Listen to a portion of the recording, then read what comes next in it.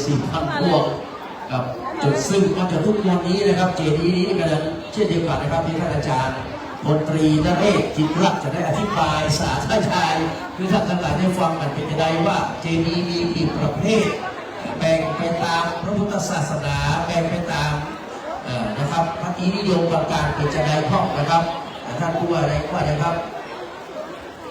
รถขอไข่จอจานเนาะ2672วีออสนะครับเชียงใหม่วีออสขอจอ2672เชียงใหม่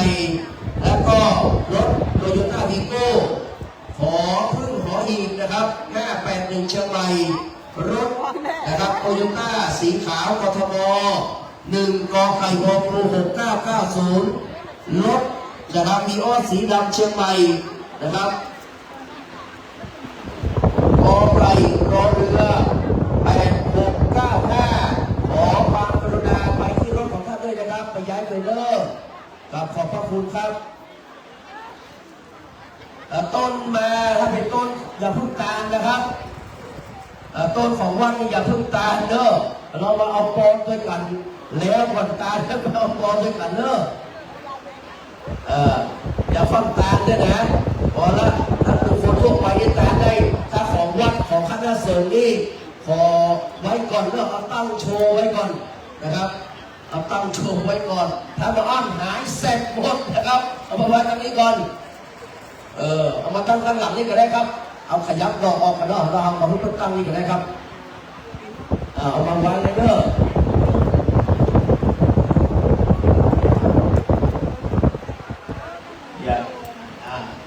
ยะถาวาริวะหาปุราปริปุเรนติสาคลังเอวะเมวะอิโตอินาเปอาจารย์สมชาติเดี๋ยวก็ตามด้วยอาจารย์สมชาตินะสิกับวันดีดังตุมาเดี๋ยวก็ตามมาตั้งไว้ก่อนปุเรตุสังกปาจันโท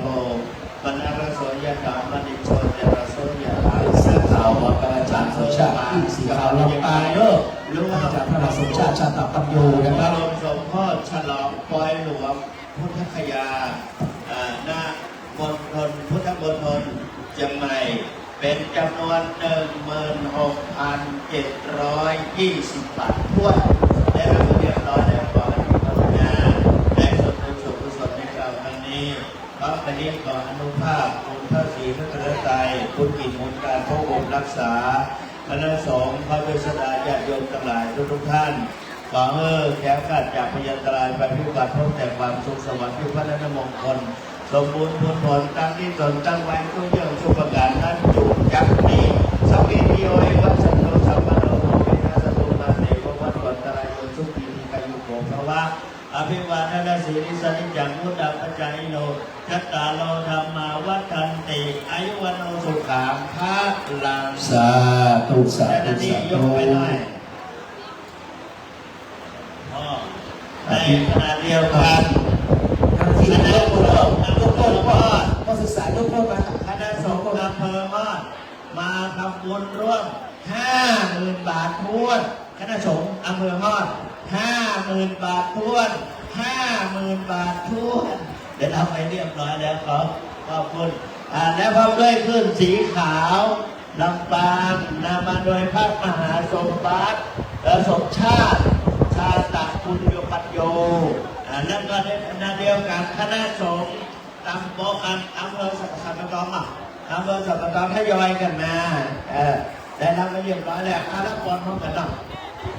อายุวัฒนโกนานาวัฒนโกสิริวัฒนโกยศวัฒนโกวรังวัฒนโกมนาวัฒนโกสุภวัฒนโกโอทุสัพพนาทุกขโลกัมยาเวลาโสกาสัตตุปัตวาอเนกาอันตรยาพิพินาสัตตุจักเกสสัสยสิทธิดังนามาโสติปัจจสุขังพลังสิริอายุจวันโนจะพงอาพุทธิสมัสสนวัสสาจะอายุจะจีวสิทธิภวันทุโวสัพพิติโยเอวัจตุสัพพะโลโกวินัสตุมาเตภวัตสนตระโยสุขีดีกายุโกภวะอภิวัตนาสิทธิสัจจพุทธปัจจโยจะตาโรธรรมาวัตติอายุวันโนสุขังพลังสาธุสาธุสาธุท่านสมชาติอาจารย์สมชาติสมชาติอนุโมทนาสาธุกับพี่น้องขึ้นสีขาวลำปางนะครับอนุโมทนาครับเป็นค่าไหมฟ้าฝ้ายนะครับชยากรการไฟฟ้าจอมทองกรรมการทีมการชาติอำเภอจอมทองร่วมทำบุญตัวแห่ง 10,000 บาท10,000 บาท10,000 บาทนะครับสาธุนะครับเดี๋ยวเพื่อนออกไปเลยครับฟ้อนเรานี่ก็ฟ้อนนะครับทำถวายการต้อนรับนะครับหลวงพ่อพระครูสุจิตรานุรัตน์ดร.นะครับเจ้าคณะอำเภอฝางวัดน้ำโบสาวานะครับพระบาทอุดมครูบายิ่งแก้วนะครับมาถึงแล้วนะครับเป็นครูบาเป็นอาจารย์ของพระดัน74เนี่ยนะครับ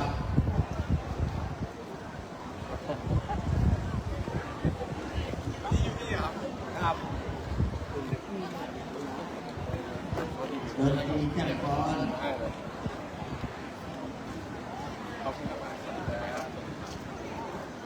คนหลายดอกแต่ผมติดตามให้ตัดเพจอยู่งานหนัก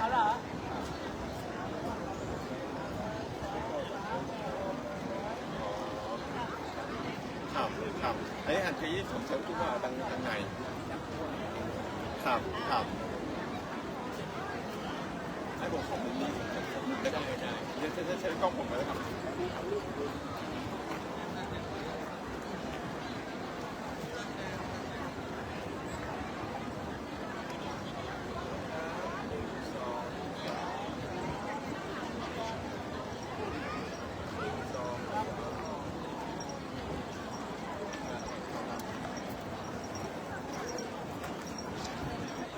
เข้ายังกินทั้งมื้อมันอ่ะโอ้เนี่ยกินด้วยกันนี่อาหารลูกปักเปิดมาลูกคุณใครดี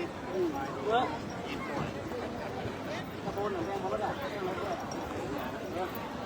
แล้วเพื่อนแค่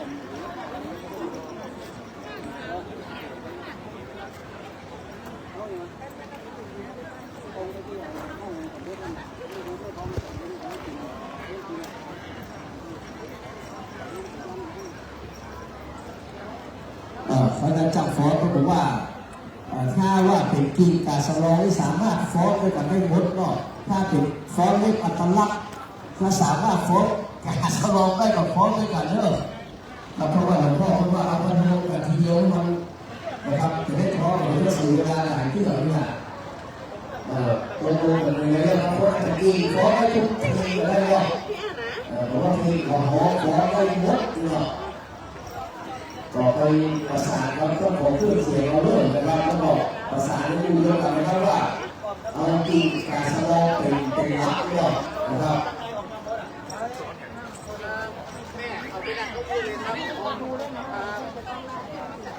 มีลูกไปนั่งข้างในบุเลยเนอะ ถ้าผมไม่บอกไม่บอกก่อนเนาะ นั่งข้างในบุเลยเดี๋ยวก็จะมีพิธีไปนั่งข้างในบุเลยไปนั่งข้างในเลยเดี๋ยวมันจะทำพิธีตรงนี้เก้าอี้มีเยอะแยะข้างหลัง หลวงปู่นะครับมีต้นตั้งมาได้เลยนะครับจะเป็นพระศรีวาจาเลยนะก็พอเลยก็เลยได้กุบาทที่สตาร์ทได้นะครับมาร่วมตัวบุญกันเลยบอกเข้าที่เลยกันหมดนะครับที่พุทธมณฑลเอาได้แล้วพร้อมเลยครับสร้างของพร้อมหรือยังถ้าพร้อมแล้วดนตรีขอเสียงปรบมือดังๆจากฟ้าทุกคณะนะครับขอบคุณครับเจ้าละกันคนแรกเนี่ยของเราตามมาเลยข้าวมาขาดเราเดี๋ยวมาขาด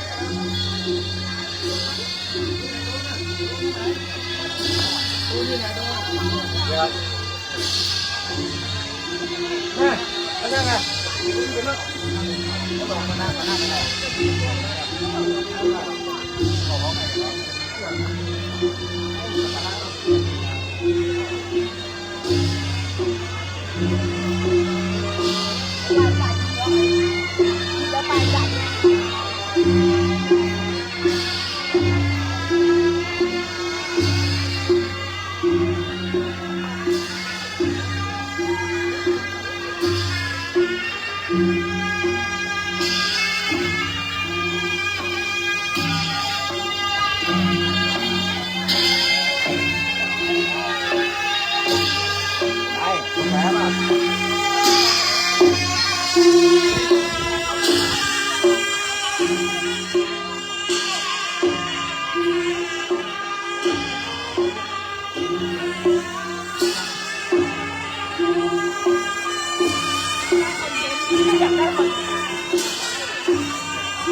อนี่เป็นไลฟ์สดเลยเหรอคะอันนี้ออกตรงช่องไหนอ่ะ นิ้วทองคำเทพเซ็นเตอร์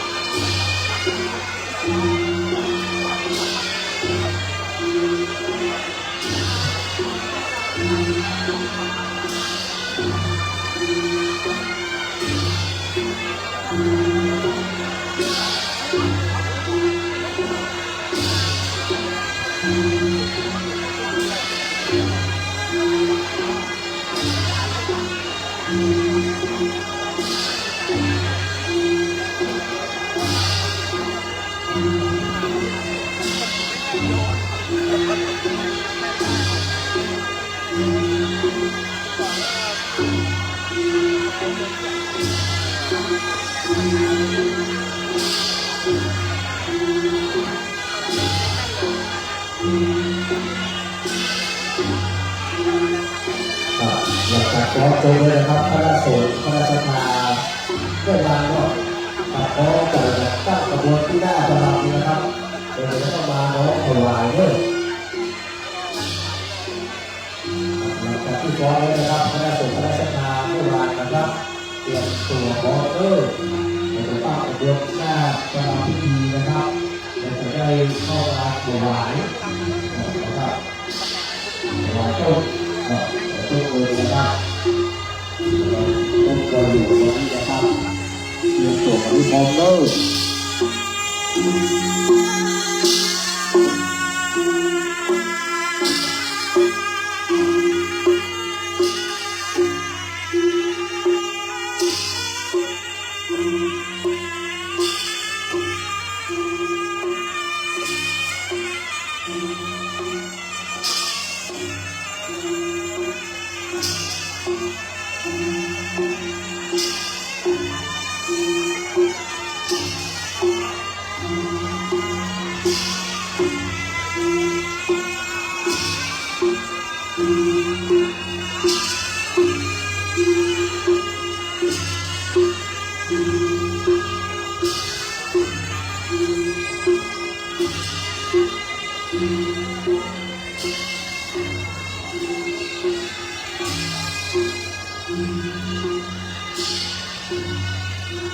เจ้าของชุดนี้นะครับ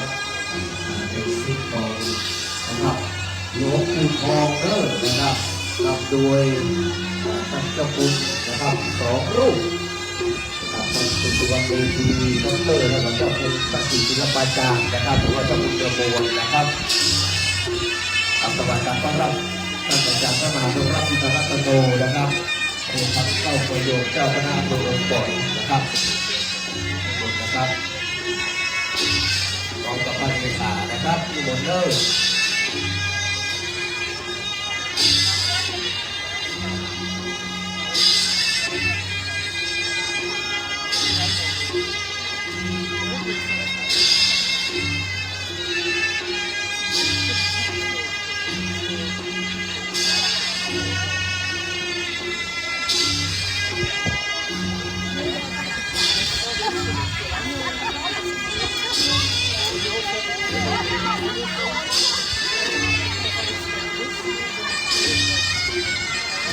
นิมนต์นะครับนิมนต์พระสงฆ์เด้อถ้าคนรักผู้ใหญ่นะครับจะนิมนต์นั่งนะครับ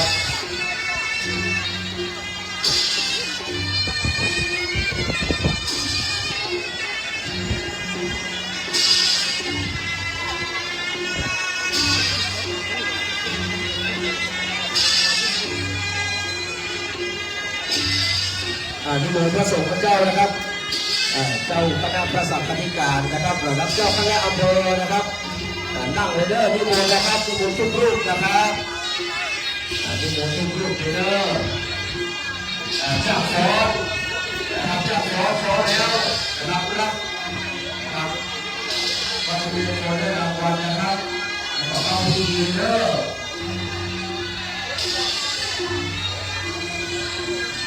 ท่านเรียนช่วยดำเนินการเรื่องมอบหมายนะครับให้กับท่านอาจารย์ดนตรีและเล่นศิลป์นะครับข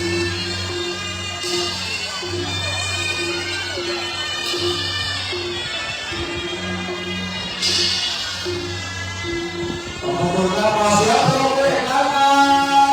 ขอบคุณครับรับรางวัลแล้วเป็นด้านหลังเลยครับจับของเป็นหน้ากันนะอันนั้นก็ลงเลยครับมารับรางวัลเด้อรับรางวัลจากพระเดชพระคุณหลวงพ่อพระเทพมังคลาจารย์ไม่ต้องนั่งนะไม่ต้องนั่งลงรถนิดเดียวพอแล้วรับแล้วก็มาเลยรับแล้วก็ออกมาทางนี้รับแล้วก็ออกมาทางนี้แม่รับออกมาทางนี้สุดยอดรับแล้วก็ออกมาทางนี้เด้อรับแล้วออกมาทางนี้นะครับเรียนเชิญเลยครับรับออกมาเลยรับหลักสายนะครับรับสายมาเลยรับสายเราออกสายนะครับรับบ่าออกสายรับบ่าออกสายระวังเล่นหาย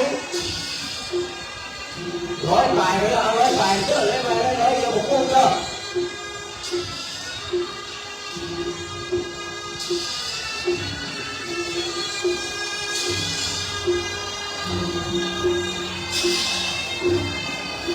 อย่าพูดไปไหนเนาะ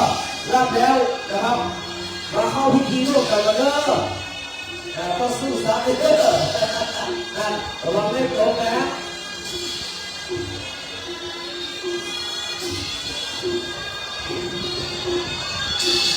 รับแล้วเขาเริ่มพิธีเลยเด้อจะได้มีรางวัลใหญ่นะครับ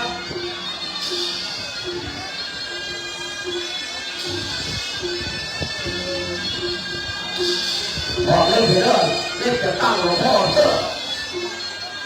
บอกเล่นไปเรื่อยระวังเล่นจะตั้งหลวงพ่อเถอะเป็นหอยเถอะไม่เพิ่มบอกเล่นเพียงเดียวไม่ดีมีทำหลายงานอยู่ถวายการต้อนรับหลวงพ่อท่านก็คือวิธีศาสนาพรผู้เชี่ยวชาญศาสนาการดร.นะครับอนุโมทนาครับแม่บัวผันบุญไวนะครับบ้านหนองครอบ140 บาทไปจอดตู้เลยขอบพระคุณอนุโมทนานะครับเจ้าขอตะพูด้าขอแล้วเทพพนมไว้เรียบร้อยแล้วนะครับรางวัลเด้อรางวัลประเภทนะครับ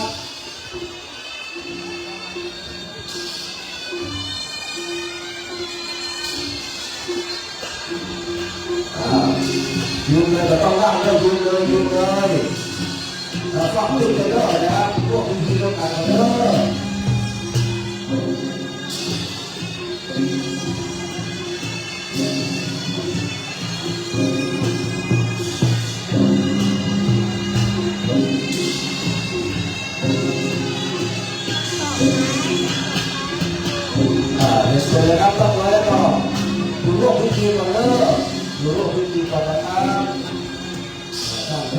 พิเศษของคณะสงฆ์อำเภอเมืองเชียงใหม่นะครับ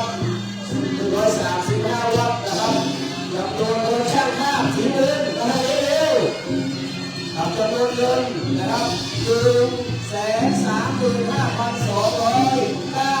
าททั่ว135,299นะครับเอาป้ายชูหน่อยป้ายชูหน่อยนะอาจารย์พิเชษเดี๋ยว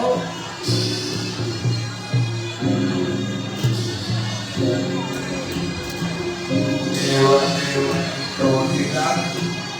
เวทานังอุปกัปปติอิทาปฏิกังโกมังคิปะเมวะสริกะโลสเปปุเรตุสังกปาอันโตมะนะสุริยันตาเว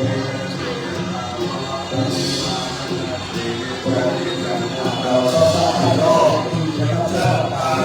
กระทรวงเกษตรและสหกรณ์และองค์กรการโปรดที่พุทธคุณนะครับจะได้เกิดมาร่วมงานในวันนี้นะครับท่านสอนลูกนะครับต้อนรับนะครับ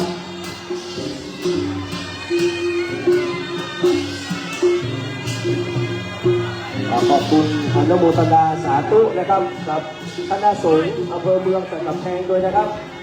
ที่ได้มาร่วมทำบุญในวันนี้นะครับมาปอนนะเขาจะได้ร่วมพิธีละพิธีละนะครับนิมนต์พระสงฆ์พระเจ้ายะตาวาเดวะครับคุณพ่อครับมาเดโมเดสักตังเอวะโตติสังเปตานังปัตตะปะติธรรมะโต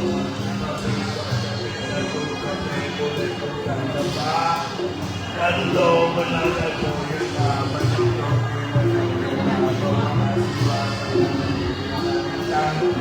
พุทธาปัญญาโนจันทาโลกะโนกัสสิอายุวันโนสุขังภะลัง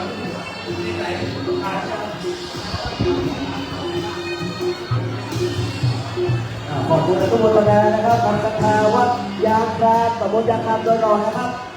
จบเลยครับจบเลยและพี่น้องสตาร์ทุกท่านเด้อขณะนี้คณะสงฆ์อำเภอไม่วางนะครับหลวงพ่อสุปฏิจาพิรมก็รักษาการเจ้าคณะอำเภอไม่วางของคณะสงฆ์นะครับจะได้น้อมมาเอาต้นมาถวายเด้อนะครับสาธุอนุโมทนานะครับ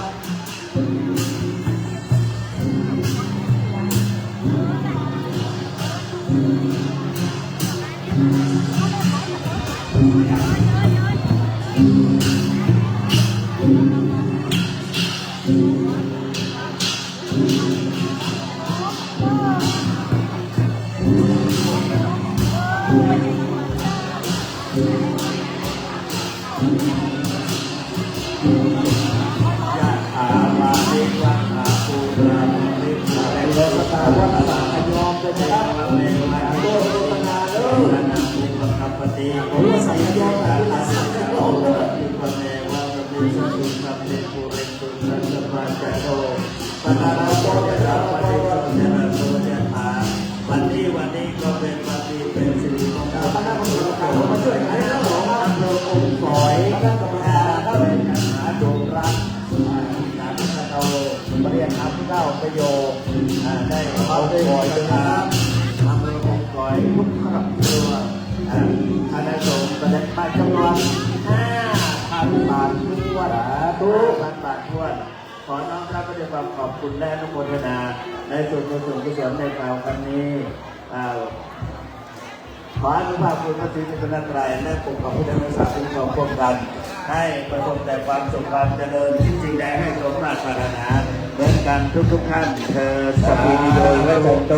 สัพพะโลกวินาศตุมาเตภวัตวันตรายโยสุขีติกายุโกภวะอภิวาทนาสีนิสนิจังวุฒาปัจจัยเงินจตาโลกรรมาวัฏทันติอายุวันโนสุขังพระลาสาธุสาธุคณะกรรมการเริ่มมาช่วยยกต้นนะครับคณะกรรมการก็เลยว่าล่ะครับยกแก่ยกต้นนะอาจารย์นายยกเลยอาจารย์สำนักพุทธนิมนต์นะครับขอบพระคุณทุกวัดนะครับตะเกียอ่านตะเสียงเนาะนะครับสัตยอมเนาะนะครับแต่เราไม่หักตัวอย่างหลายวัดนะครับ สังฆาที่อยู่ร่วมเจดีย์นะครับ เดี๋ยวท่านย้ายมาเข้ามาทางในให้หมดเนอะ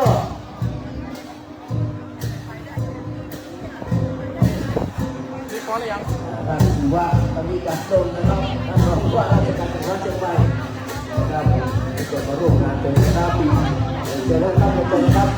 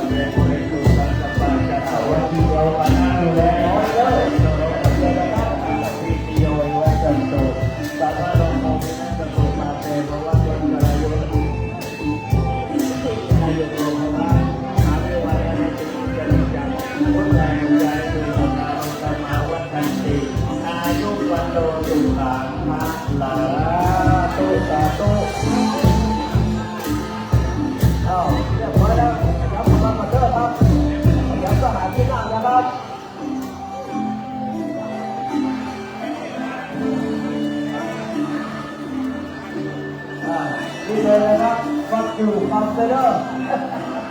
วัดอยู่ความดีแน่น้อยแต่ประกอบด้วยแหมแกที่หลวงดูแลหลวงนะครับแล้วแม่ทีโอ้หลายวัดหลายวันเนอะมาเลยครับมาเอาโปรด้วยกันเลยเนอะเอาโปรด้วยกันเลยโอ้ที่ถือโต๊ะเป็นกันแม่โอ้ที่ถือโต๊ะเป็นกันแม่เนอะประเคนที่หลวงพ่อ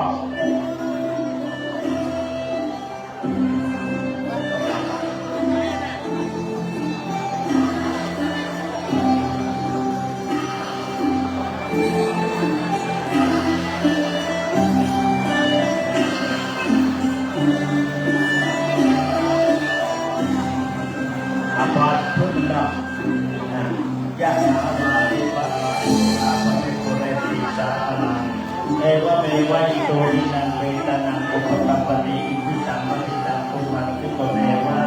สาริสตุกะเตโกเนตุดังกวาจะโตปะระโตยะอาปริโตยะโตยะอาวันนี้ก็เป็นวันที่ท่านสุภาพมังคลาขนาดเสือเข้าเพื่อที่วายันทั้งหลายวันนี้มาในวัดบ้านกาวัดบ้านกาและก็วัดคู่คำเจดีย์ทองและก็วัดคิวแลหลวงและน้อยคิวแลน้อยคิวแลหลวงหลายวัดนานาชุมชนยุคคิวแลได้ไปเองได้สรุปวัดต้องแข่งไปพร้อมรับนำมายังเครื่องพยาการสมัยในวันผมเองมาดวัดติดตามในวันนี้อย่างนี้ตัวในเราก็มีปฏิอาหารรับเอาไว้เรียบร้อยแล้วขออนุโมทนาในส่วนของผู้คนในเราวันนี้ขออนุภาพในบทพระพุทธนามพระสงฆ์ทุกที่บุญนามสงบรักษาท่านอาจารย์ทุกท่าน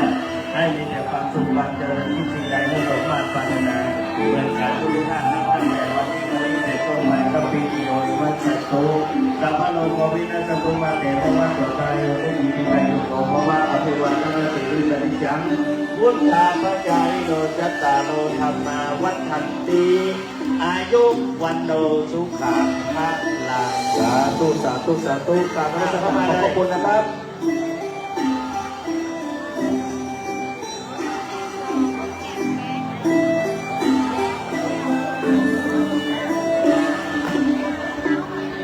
พี่แหลม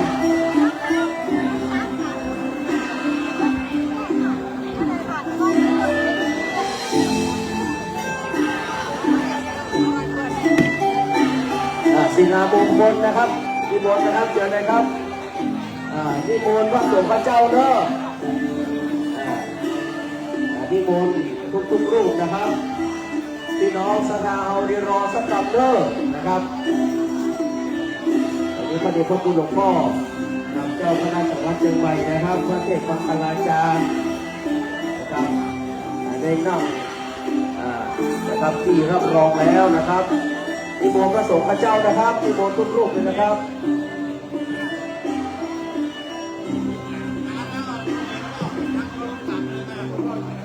บางปอนได้เลยเนาะ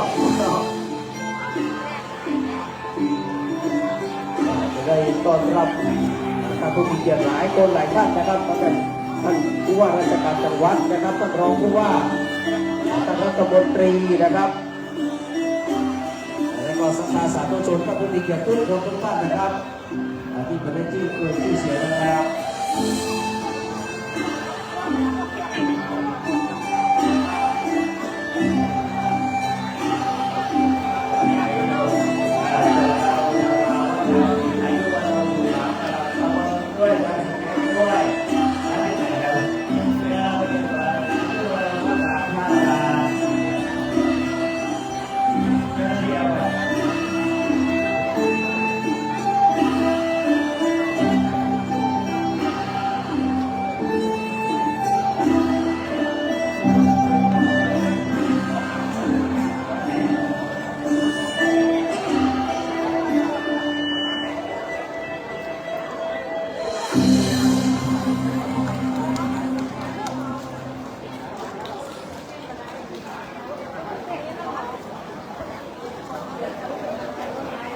กับในนามของสภาประชาชนทุกหมู่เหล่าในมณฑลพิธีนี้นะครับขอกราบถวายความเคารพและถวายการต้อนรับพระเดชพระคุณหลวงพ่อเจ้าคณะจังหวัดเชียงใหม่พร้อมทั้งพระเถรานุเถระเจ้าคณะพระสังฆาธิการที่ได้เมตตามาในงานปล่อยหลวงและสมเด็จเจดีย์พุทธคยาจำลองอย่างใหญ่และก็อย่างยิ่งในวันนี้ท่านมีพระเดชพระคุณหลวงพ่อพระธรรมเสนาบดีเจ้าคณะภาคเขตวัดพระธาตุดอยสุเทพเมตตามาเป็นประธานสงฆ์นะครับแล้วก็เสริมส่งบุญญกิริยามหากุศลในวันนี้โดยคณะสงฆ์จังหวัดเชียงใหม่ภายใต้การนำของพระคุณพระเทพมังคลาจารย์ซึ่งดำรงตำแหน่งสำคัญคือเจ้าคณะจังหวัดรูปที่13ผู้ปัจจุบันนะครับพระเดชพระคุณหลวงพ่อพระเทพมังคลาจารย์มุ่งส่งเสริมส่งพุทธมณฑลผลสวัยนะครับพระเดชพระคุณหลวงพ่อพระเทพมังคลาจารย์สมภารสงฆ์มุ่งเสริมส่งพุทธมณฑลผลสวัยเมตตาธรรมนิถิพรตปรากฏไกรล้านนาไทยต่างบูชาบารมีพระเดชพระคุณพระเทพมังคลาจารย์สมานจิตนำเหล่าศิษย์ทำงานไพศาลศรีพระเดชพระคุณนำทางสร้างความดีบุญญนฤทีกระจรไกลในล้านนาขอญาติโยมทั้งหลายถวายสาธุดังๆ3 ครั้งนับแบบนี้ครับสาธุสาธุสาธุ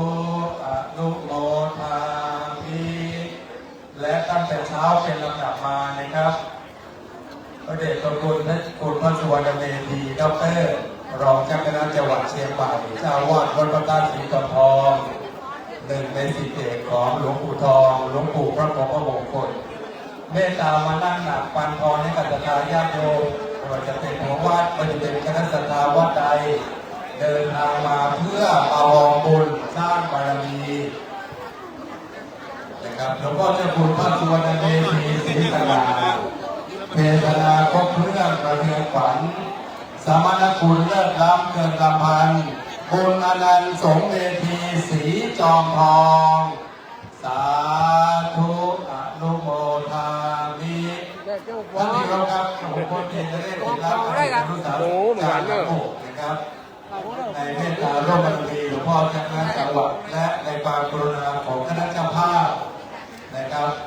อันมีคุณแม่จันทร์ฟองกิ่งแก้วผู้เป็นพระอรหันต์ในครอบครัวกิ่งแก้วเป็นเทวดาในบ้านเป็นมารดาของพี่จรเชิดพงศ์กิ่งแก้วรัตนมหาอุบาสกและคณะเจ้าภาพทั้งหมดทั้งมวลที่สร้างเจดีย์พุทธคยางามสง่าที่เราเห็นอยู่นี้เพื่อกรุณาทราบและเราท่านทั้งหลายจะได้น้อมจิตอนุโมทนากับคณะเจ้าภาพนะครับเจดีย์พุทธคยาจำลององค์นี้สร้างขึ้นที่พุทธมณฑลเชียงใหม่แห่งนี้เป็นเจดีย์องค์ที่28ในบรรดาทั้งหมด32 องค์ซึ่งคณะเจ้าภาพประกอบด้วยคุณแม่จันทร์ฟองกิ่งแก้วผู้เป็นพระอรหันต์ในครอบครัวกิ่งแก้วเป็นเทวดาในบ้านพี่จรเชิดพงศ์กิ่งแก้วผู้ช่วยศาสตราจารย์ดร.สมพรปินทยาค คุณพฤกษาทิติทาวิโชคทันตแพทย์พงเพชรกิ่งแก้วคุณน้ำเพชรกิ่งแก้วคุณวัชริศซื่อสักเวชคุณเกษราบุตรบัวเด็กชายพชระกิ่งแก้วเด็กหญิงพรชีวากิ่งแก้วคุณกัลยาคำบันบริษัทจำกัดเพชรอินทรีย์ทรานสปอร์ตบริษัทจำกัดเอกรัฐทรานสปอร์ตบริษัทจำกัดนครกรีฑโดยคณะผู้บริหารคือ CEO นครหลวงคอนกรีตทุกท่านซึ่งวันนี้ท่านกรุณามารักษาบุญเดิมเติมบุญใหม่ที่งานปอยหลวงสมโภชเจดีย์พุทธคยาจำลองแห่งนี้นะครับ เป็นเจ้าภาพทั้งหมดทั้งมวลตั้งแต่ปีพุทธศักราช 2558 จนกระทั่งถึงปีพุทธศักราช 2568 10 ปีได้สร้างองค์พระเจดีย์ถวายไว้ในพระพุทธศาสนา 32 องค์นะครับ 32 องค์นั้นเฉพาะองค์นี้ครับเจดีย์นะครับเจดีย์พุทธคยาจำลองเป็นองค์ที่ 28 นะครับ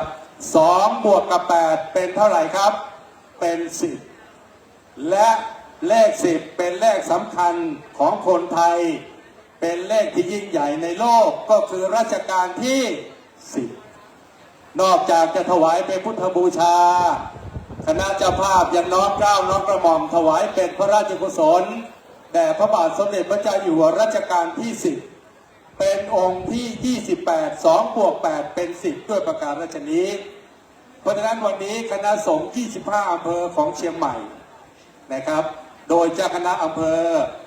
ได้นำหัววัดต่างๆในปกครองของอำเภอนั้นๆมาร่วมหอมบุญสร้างบารมีกับพุทธมณฑลเชียงใหม่ในงานปอยหลวงสมโภชพระเจดีย์พุทธคยาจำลององค์นี้อย่างเช่นคณะสงฆ์อำเภอจอมคณะสงฆ์อำเภอจอมทองครับขณะนี้ได้น้อมนำกหจาติคงต้องเปลี่ยนแบบไมค์ที่ผมกำลังพูดอยู่เนี่ยต้องแบตอ่อนแล้วอาจารย์สมบรขอเปลี่ยนไมค์นะครับอาจารย์สมบรไมค์ก็พูดไปสะดุดอาจารย์นิสงครับ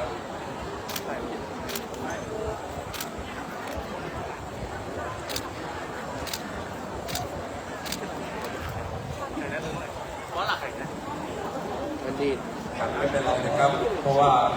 ใช้เสียงมาตั้งแต่เช้านะครับก็เป็นเรื่องปกตินะครับปัญหาและอุปสรรคมักจะประสบความสำเร็จเดี๋ยวสักครู่นะครับ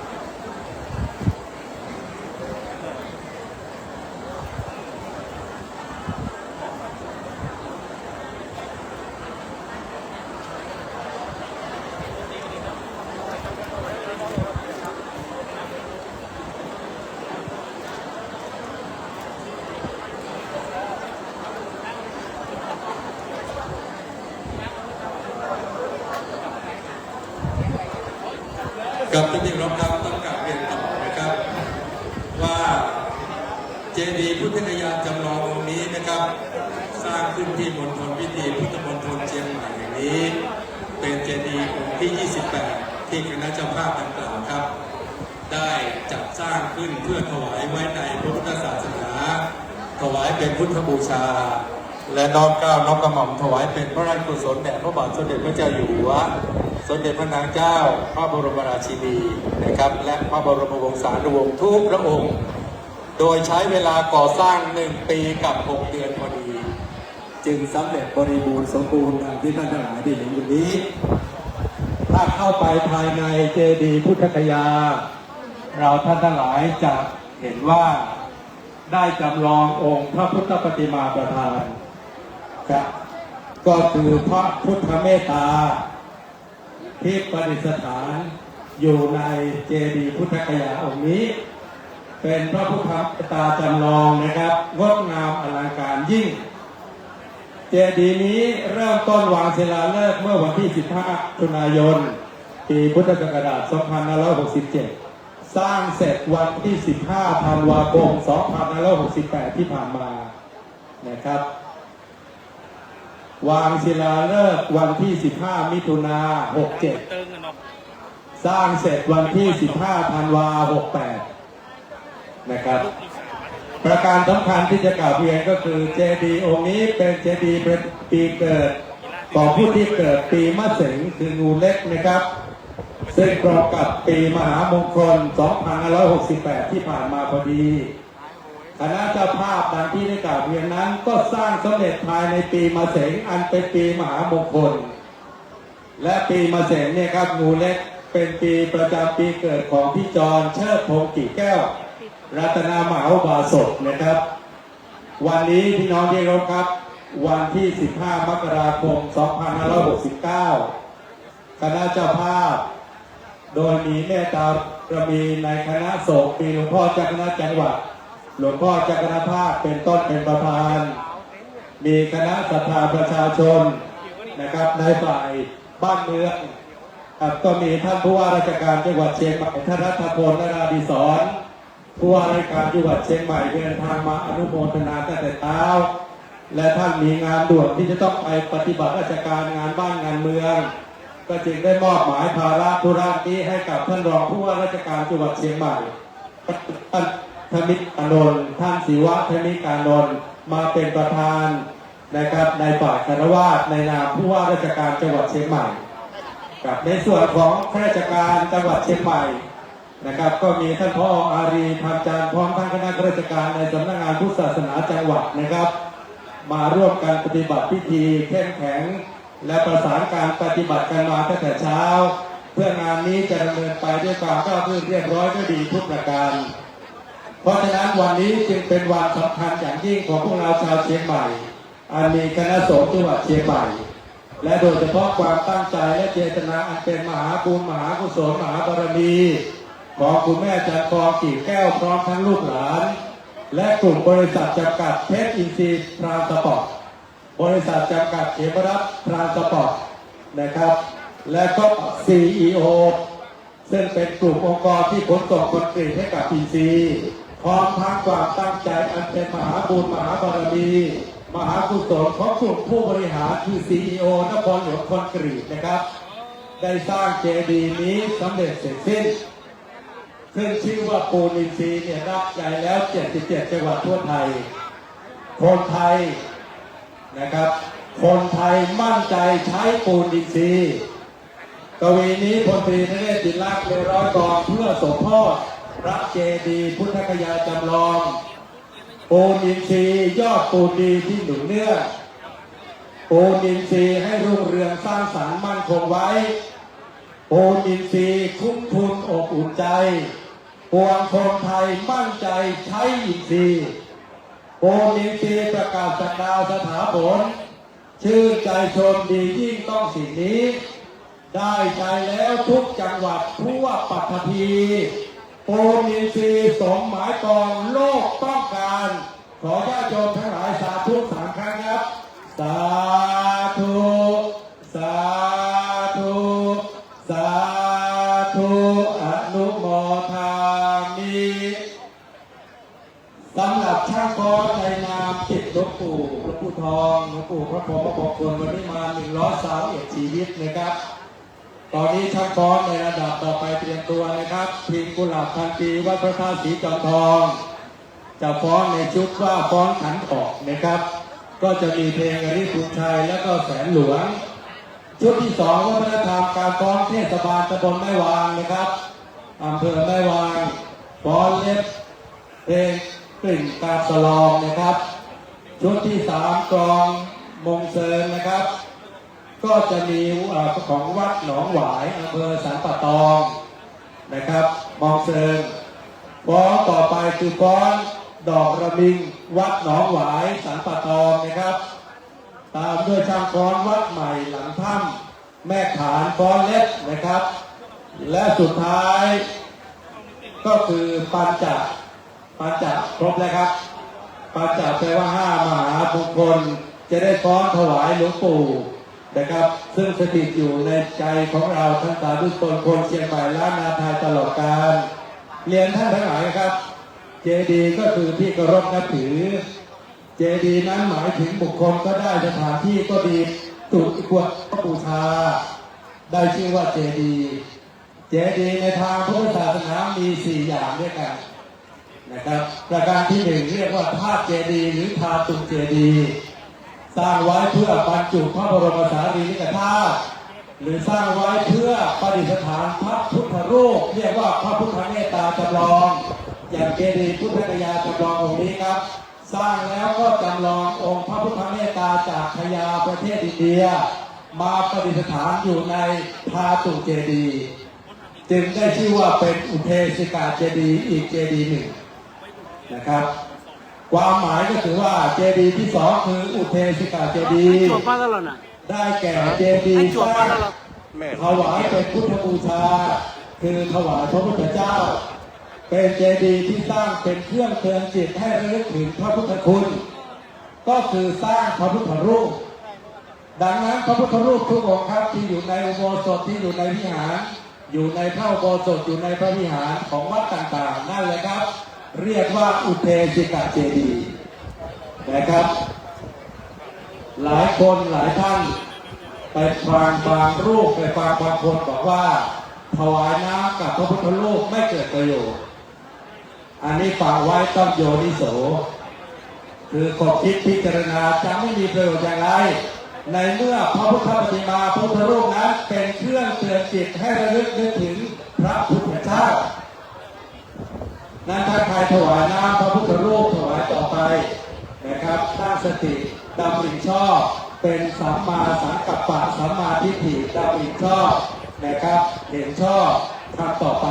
เจดีย์ที่3คือบริโภคเจดีย์บริโภคเจดีย์ก็คือสิ่งหรือว่าสถานที่ที่พระพุทธเจ้าเคยทรงใช้สอยอย่างเช่นพระญาติโยมท่านใดไปจาริกบุญจาริกธรรมที่ประเทศอินเดียก่อนที่จะไปสู่ภูสิตาราชักพานเจดีย์เกสริยาหรือว่าพระสถูปเกสริยาพระสถูปแห่งนี้ครับเป็นที่สถิตบาทของพระพุทธเจ้าที่พระพุทธเจ้าทรงเคยใช้สอยเรียกว่าบริโภคเจดีย์เจดีย์สุดท้ายเรียกว่าธรรมเจดีย์ก็คือเจดีย์บรรจุพระธรรมได้แก่บรรจุพระพุทธพจน์นะครับที่จาลงไปในใบลานและก็นำใบลานนั้นไปบรรจุในองค์เจดีย์นั้นเรียกว่าธรรมเจดีย์ด้วยเหตุนี้ครับพุทธมณฑลเชียงใหม่คณะเจ้าภาพอันมีคุณแม่นะครับคุณแม่จันทร์กองกิ่วแก้วรัตนามหาอุบาสิกาผู้มีเมตตาประดุจนาวิสาขาแห่งล้านนาแม่ได้มีจิตใจแม่ได้มีใจบุญค้ำจุนพระพุทธศาสนาแม่จึงเห็นด้วยกับลูกๆและคณะเจ้าภาพทั้งมวลนะครับให้สร้างเจดีย์นะครับให้สร้างเจดีย์ทั้งหมดสร้างมาแล้ว32เจดีย์ด้วยกันผมขออนุญาตนำเรียนครับ32เจดีย์ที่ครอบครัวกิ่งแก้วและ CEO นะครับคณะ CEO ดังที่ได้เรียนประชาสัมพันธ์ไปแล้ว คือคณะผู้บริหาร CEO นครหลวงคอนกรีตนะครับ เป็นเจ้าภาพร่วมด้วยช่วยกันเจดีย์ทั้งหมดทั้งมวลเริ่มต้นตั้งแต่ปี2558นะครับวัดที่สร้างทั้งหมด32วัดครับขออนุญาตนำเรียนเพื่ออนุวัดอินทารามอำเภอฮอดสร้างเจดีย์จำลองลำปางหลวงวัดห่วงเปาใต้จอมทองสร้างเจดีย์จำลองโดยสุเทพวัดเมืองเลนสันทรายสร้างเจดีย์จำลองพระธาตุสีจอมทองท่านสังเกตนะครับคณะเจ้าภาพสร้างนั้นเป็นเจดีย์ที่เป็นยิ่งเป็นขวัญของชาวล้านนานะครับพระอารามหลวงต่างๆมีเจดีย์สำคัญประดิษฐานอยู่คณะเจ้าภาพก็จำลองไปสร้างณอารามต่างๆวัดต่างๆวัดนางแลแม่แจ่มครับสร้างเจดีย์จำลองหริพุนชัยวัดอรัญญาวาสดอยหล่อเจดีย์จำลองพระสิงห์วัดหนองตองหางดงเจดีย์จำลองวัดเกศวัดมัคคารามอำเภอฮอดเจดีย์จำลองพระธาตุพนมครับนู่นครับจำลองพระธาตุพนมมาประดิษฐานอยู่ในล้านนานะครับวัดบ้านแอ่นดอยเต่าเจดีย์จำลองแช่แห้งนี่จังหวัดแพร่นำมาจำลองไว้ที่นี่วัดโมกการามดอยเต่าเจดีย์จำลองดอยตุงวัดมอนห้วยแก้วดอยหล่อเจดีย์จำลองเชเวดากองจำลองจากประเทศเมียนมามาประดิษฐานไว้ในล้านนานี่ไม่ธรรมดานะครับวัดวังดินจอมทองเจดีย์จำลองพ่อแฮวัดต่อเรือแม่จักเจดีย์จำลองพุทธคยานะครับครบ12ราศีนะครับเมื่อปี58นะครับครบ12ราศีแล้วก็สร้างต่อครับสร้างวัดกิ่วแลน้อยสันปะตองเจดีย์จำลองลำปางหลวงวัดมงคลวารีจอมทองสร้างเจดีย์จำลองแช่แห้งวัดสันไก่แจ้อำเภอจอมทองสร้างเจดีย์จำลองวัดพระสิงห์นะครับวัดจำลองแม่วางสร้างเจดีย์จำลองอริพุนชัยเจดีย์องค์ที่17ถึง19นะครับม่อนสีสองเมืองรอยติดต่อเชียงรายกับเชียงใหม่คณะเจ้าภาพได้ไปสร้างเจดีย์จำลองดอยสุเทพและดอยตุงครับถวายไว้ในพุทธศาสนาองค์ที่17ถึงองค์ที่19นะครับองค์ที่20วัดพระครูอำเภอเมืองเชียงใหม่เจดีย์จำลองทรงปราสาทวัดสันกาวานสันปะตองเจดีย์จำลองลำปางหลวงวัดสันตึงใหม่อำเภอจอมทองสร้างเจดีย์จำลองวัดเกศการามในเมืองเชียงใหม่นะครับวัดศพแจ่มฝั่งซ้ายอำเภอจอมทองสร้างเจดีย์จำลองช่อแฮวัดศพโป่งอำเภอฮอดสร้างเจดีย์จำลองพระธาตุสีจอมทองนี่ครับวัดป่าตันเจริญธรรมจังหวัดลำพูนครับสร้างเจดีย์จำลองอริพุนชัยวัดป่าจันเวียงป่าเป้าจังหวัดเชียงรายสร้างเจดีย์จำลองเชเวดากองวัดดงหลวงเวียงหนองร่องลำพูนครับสร้างเจดีย์จำลองโดยสุเทพพุทธมณฑลเชียงใหม่เนี่ยครับองค์ที่38ประดิษฐานอยู่ข้างหน้าท่านผู้ทรงเกียรติทั้งหลายสร้างเจดีย์พุทธคยาจำลองภายในองค์เจดีย์ประดิษฐานพระพุทธเมตตาจำลองซึ่งเป็นพุทธรูปที่งดงามที่สุดในโลกถ้าใครเคยจาริกบุญจาริกธรรมไปอินเดียพุทธคยาเจดีย์พุทธคยาข้างในเนี่ยนะครับองค์พระพุทธเมตตางดงามยิ่งใหญ่ที่สุดในโลกพระเจ้าอโศกได้ทรงสร้างถวายไว้วัดที่29วัดดับภัยครับเมืองเชียงใหม่สร้างเจดีย์จำลองดอยสุเทพสมโพธิเมื่อไม่กี่วันที่ผ่านมาวัดที่30วัดสันกัดตองลำพูนสร้างเจดีย์จำลองแช่แห้งวัดที่31วัดห้วยงูในอำเภอฝางสร้างเจดีย์จำลองวัดเกศการาม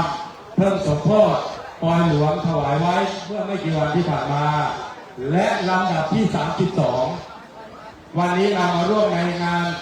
32เจดีย์อาการ32พี่น้องเจดีย์องค์ที่32คือวัดหนองผำอำเภอหางดงสร้างเจดีย์จำลองดอยสุเทพแล้วท่านยังสร้างอุโบสถหรือโบสถ์3วัด เพื่อให้พระสงฆ์ได้ปฏิบัติสังฆกรรมนำพระพุทธศาสนาให้สถาพรตราบดินตราบฟ้าตราบนิรันดร์สร้างโบสถ์ถวายไว้วัดดงหลวงลำพูนวัดวังดินเชียงใหม่แล้วก็วัดดงเหนือจังหวัดลำพูนพี่น้องที่เคารพครับจุดประสงค์อีกจุดประสงค์หนึ่งคณะเจ้าภาพเป็นศิษย์หลวงปู่ทองและเล็กนึกถึงร่องบารมีหลวงปู่อย่างเช่นจำได้ว่าหลวงปู่เคยให้ไว้ว่า5ได้เริ่มแต่นิ่งได้2ก็รอได้อย่างเช่นตอนนี้เรากำลังรออย่างที่3คือทนได้ตอนนี้เราต้องอดทนได้ที่4คือช้าได้อย่างนี้เป็นต้นไม่ต้องเร่งไม่ต้องรีบได้ที่5ก็คือดีได้กระผมพลตรีนเรศ จินลักษณ์ขอประทานเมตตาหลวงปู่ร้อยกรองถวายหลวงปู่บอกเอาเลยอาจารย์นเรศผมถวายอย่างนี้ครับคนจะได้สิ่งดีๆมีบุญหนักขึ้นกับหลักความดีมี5สถาน1นิ่งได้ใจพระชนะมาร2เบิกบานรอได้ไม่กังวล3ฝึกจิตทนได้ไม่ทุกข์หนัก4ใจรักช้าได้ไม่สับสน5ดีได้ทุกระดับไม่อับจนเป็นมงคลให้บุญหนักศักดิ์ใหญ่เอ่ยสาธุดังๆครับและจากนี้เรียนเชิญทุกท่านนะครับรับชมการฟ้อนจากอำเภอจอมทองกุหลาบพันปีหน้าบัดนี้ครับขอเสียงปรบมือดังๆครับในนามวัดพระธาตุศรีจอมทองจัดฟ้อนมาถวายหลวงปู่โดยความเคารพนอบน้อมกตัญญูบูชาหลวงปู่ตราฟ้าดินเรียนเชิญครับ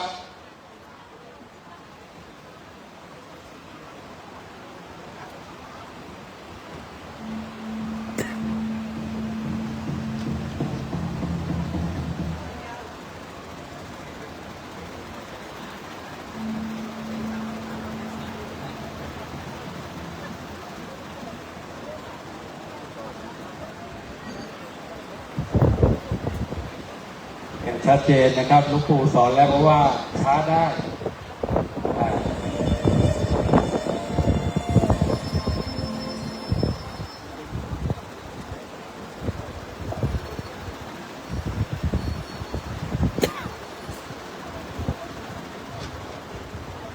เปิดปิดเปิดใหม่ได้นะครับอย่าลืมครับหลวงปู่ดูเราอยู่นะครับทนได้ช้าได้สุดท้ายดีได้ต่อไปเรื่อยครับ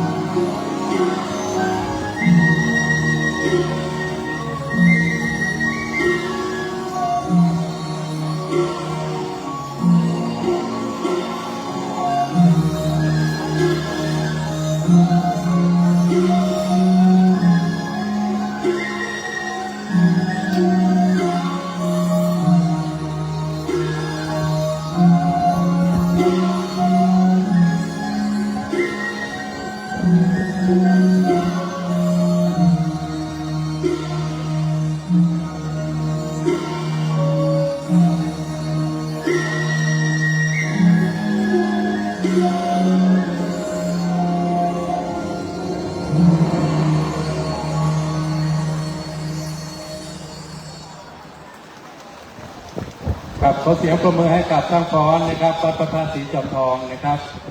ในเมตตาร่มระมีของพระเดชพระคุณท่านเจ้าคุณพระสุวรรณเจดีย์เจ้าวาดรับเมตตาน้ำใจบารมีจากหลวงพ่อเจ้าคณะจังหวัดเชียงใหม่นะครับพี่น้องครับที่นี่แล้วมาอิ่มจริงๆนะครับ1อิ่มตาสบายตา2อิ่มหูสบายหูนะครับ3อิ่มปากสบายปาก4อิ่มท้องสบายท้องต้องเรียนว่างานวันนี้นี่เจ้าภาพนะครับเจ้าภาพทั้งหมดนะครับที่ผมเรียนประชาชนมาไปแล้วจัดเลี้ยงอาหารกลางวันเลี้ยงอาหาร5เส้นนะครับเส้นที่1คือเส้นข้าวซอย1,000 ชุด2เส้นก๋วยเตี๋ยว1,000 ชุด3เส้นขนมเส้น500 ชุด4เส้นก๋วยจั๊บ500 ชุด5เส้นหมี่ผัด500 ชุดอันนี้คืออาหาร5เส้นมงคลมหามงคลสิริมงคล5เส้นตามด้วยขนมครกและลูกชิ้นทอดทองนะครับอลังการงานบุญใหญ่ให้ก็เห็นอาหารเส้นทั้ง5มหากุศลถวายเจดีย์พุทธคยามหามงคล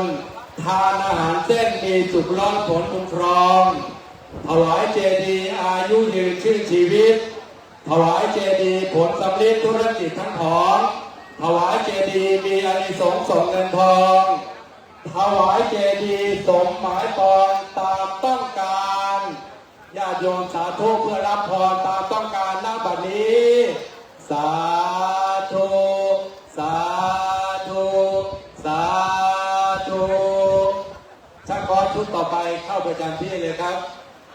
ตอนนี้ดังที่หลวงปู่บอกว่าเราได้ดับนะครับหลวงปู่บอกต้อง5ได้วันนี้เราครบทั้ง5ได้นะครับเรียนเชิญช่างฟ้อนชุดต่อไปครับที่มาลงไว้นะครับซึ่งมีอยู่หลายชุดด้วยกันครับชุดใดพร้อมเชิญเลยครับเข้าประจำที่นะครับผมเรียนอย่างนี้นะครับท่านทั้งหลายอานิสงส์การถวายเจดีย์พุทธคยาองค์นี้นะครับเจดีย์พุทธคยาจำลององค์นี้เป็นความหมาย2เจดีย์ด้วยกันนะครับเจดีย์ที่1ก็คือธาตุเจดีย์หรือธาตุเจดีย์บรรจุพระบรมสารีริกธาตุและประดิษฐานพระพุทธเมตตานะครับจำลองจากพุทธคยาประเทศอินเดียและความหมายที่2คือเป็นอุเทศิกเจดีย์เราเห็นเจดีย์องค์นี้แล้วทำให้น้อมจิตรำลึกนึกถึงพระสัมมาสัมพุทธเจ้าพระสัมมาสัมพุทธเจ้าผู้เป็นศาสดาของเราทั้งหลายพระองค์ทรงไว้ซึ่งพระปัญญาคุณตรัสรู้ดีตรัสรู้ชอบด้วยพระองค์เองทรงไว้ซึ่งพระวิสุทธิคุณทรงบริสุทธิ์หมดจดจากกิเลสเครื่องเศร้าหมองทั้งหลายทรงไว้ซึ่งพระมหากรุณาธิคุณทรงสงสอนเวรในนิกรทุกทั่วหน้าข้าพเจ้าทั้งหลายขอน้อมถวายอภิวาทพระผู้มีพระภาคเจ้าพระองค์นั้นแล้วเราก็กล่าวคำนมัสการอาหังสัมมาสัมพุทโธพระภวาพุทธังพระภวันตังอภิวาเทมินี่นะครับถวายเป็นพุทธบูชากราบถวายอนุโมทนากับคณะสงฆ์อำเภอแม่แตงนะครับได้เมตตาระดมนะครับมหาปณปัจจัยนะครับตามกำลังของแต่ละวัดต่างๆคณะศรัทธาต่างๆปัจจัยน้อมนำมาปล่อยหลวงสมโภชองค์พระธาตุเจดีย์พุทธคยาถวายไว้ณพุทธมณฑลเชียงใหม่นี้ 27,330 บาทที่กระผมจะกล่าวเรียนอนุโมทนาในส่วนของ CEO นะครับในส่วนของ CEO ซึ่งท่านเป็นในกำลังสำคัญนะครับ CEO บริษัทจำกัดนครหลวงคอนกรีตนะครับโดยคณะผู้บริหารวันนี้ท่านมาเป็นครบเลยนะครับตั้งแต่ท่านมนตรีนิติคุณนะครับท่านมนตรีนิติคุณประธานเจ้าหน้าที่บริหารธุรกิจปูนซีเมนต์ของประเทศไทยบริษัทปูนซีเมนต์นครหลวงจำกัดมหาชนนะครับท่านสิทธิศักดิ์เราจินตนาศรีนะครับท่านเป็น CEO ประธานเจ้าหน้าที่บริหารธุรกิจคอนกรีตผสมเสร็จนะครับท่านกสิเดชนะครับยันยงเวโรจน์ผู้อำนวยการฝ่ายขายธุรกิจคอนกรีตผสมเสร็จ นะครับท่านณัฐวัฒน์ศรีวิชาผู้จัดการทั่วไปฝ่ายผลิตและขนส่งคอนกรีตผสมเสร็จ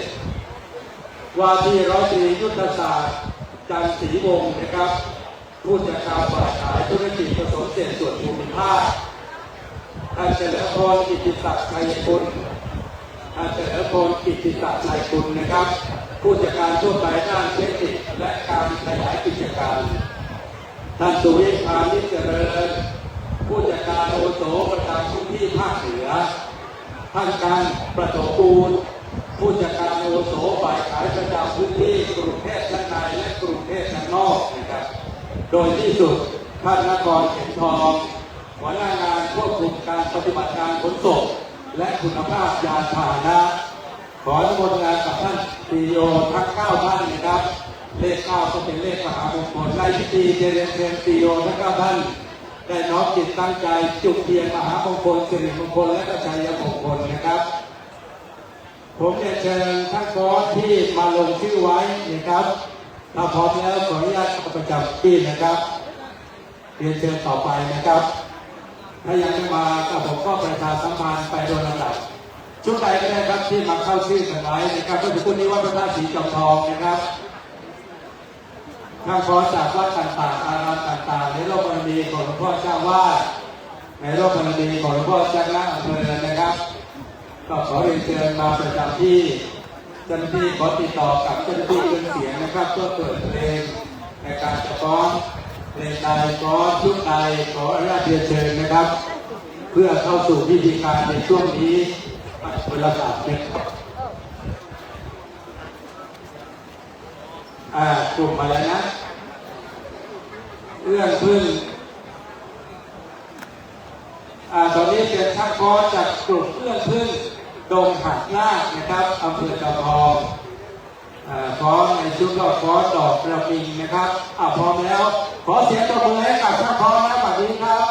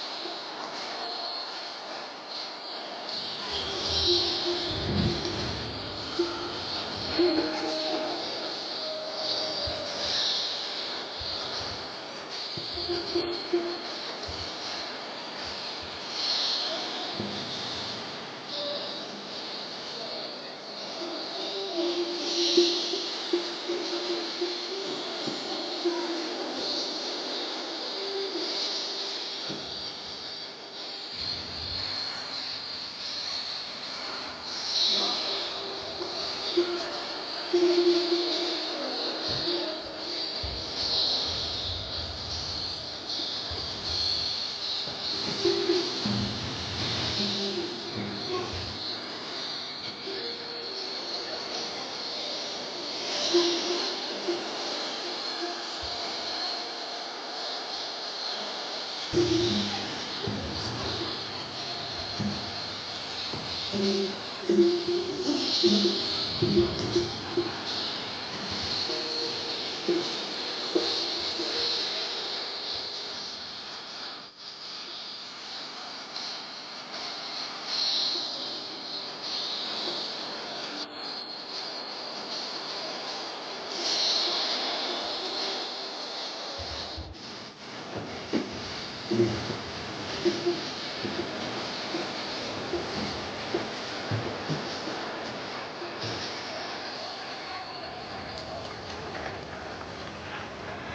อบคุณทุกคนกับตัดเองทุกอาจารย์พ่อครับขอพบนะครับมารับพระราชทาน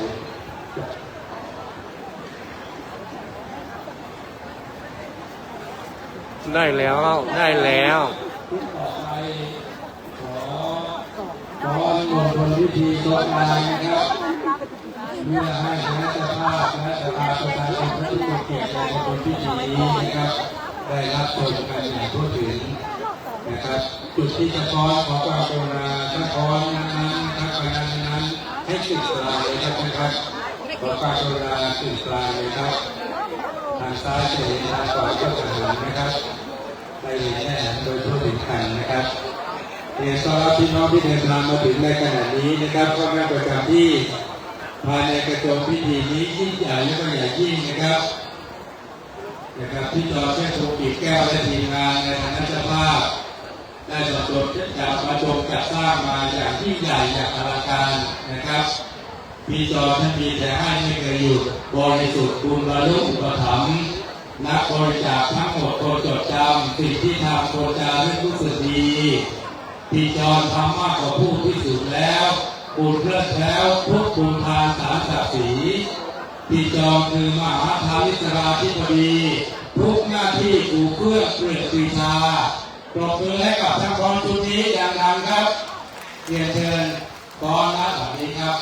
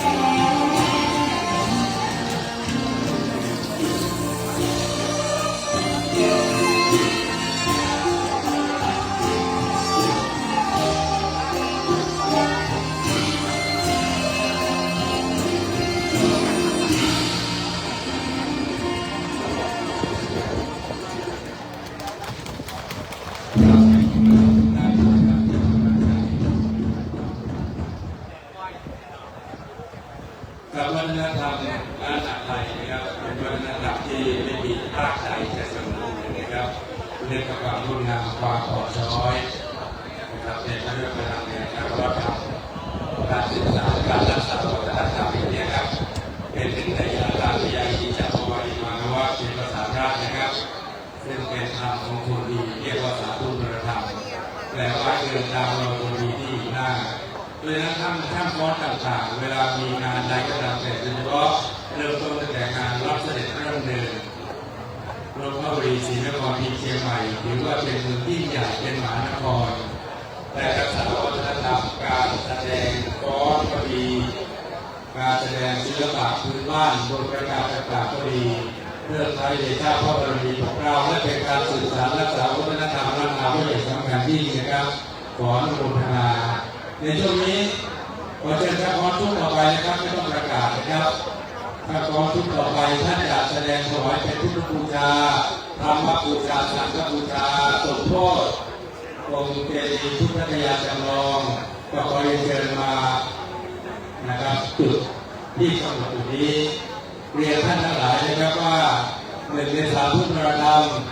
อำเภอใดสามัคคีเป็นที่ตั้งอำเภอนั้นมีพลังสุขสันต์ทั่วอำเภอใดมีศีลหน้ารักษาตัวอำเภอนั้นไม่ยอมตัวจากปลอดภัยอำเภอใดญาติโยมประเพณีทานการกุศลอำเภอนั้นบุญบรรดลมงคลให้อำเภอใดเจริญภาวนารักษาใจคนในอำเภอนั้นจะพ้นภัยไปอีกนานนะครับญาติโยมอำเภอใดกตัญญูรู้หน้าที่ญาติโยมอำเภอนั้นเกิดคนดีที่สื่อสารญาติโยมอำเภอใดมีเมตตาสาธุการญาติโยมอำเภอนั้นสุขสำราญเบิกบานใจโดยที่สุดญาติโยมอำเภอใดฟังธรรมคำพระสอนญาติโยมอำเภอนั้นจักนั่งรอเป็นสุขใสญาติโยมอำเภอใดกราบไหว้พระรัตนตรัยญาติโยมอำเภอนั้นจักเกิดไกลอายุยืนชื่นสุขเทินขอเชิญท่านพ่อประจำจุดนะครับที่มาลงชื่อไว้เข้าชื่อไว้ที่กระปุกนี้มีอยู่หลายคณะด้วยกันนะครับตอนนี้เราต้องอนุวัตตามประเพณีศีลล้านนาเมตตาร่วมบารมีหลวงพ่อเจ้าคณะภาคเจ็ดวัดพระธาตุศรีจอมทองราชบรมีหารพระเดชพระคุณพระธรรมเสนาบดีเดินทางมาใกล้จะถึงวันรถพิธีนี้แล้วเมื่อหลวงพ่อเจ้าคณะภาคมาถึงเราจะเข้าสู่พิธีไปโดยลำดับขอเชิญทุกท่านปรบมือให้กับท่านพรณบัดนี้ครับ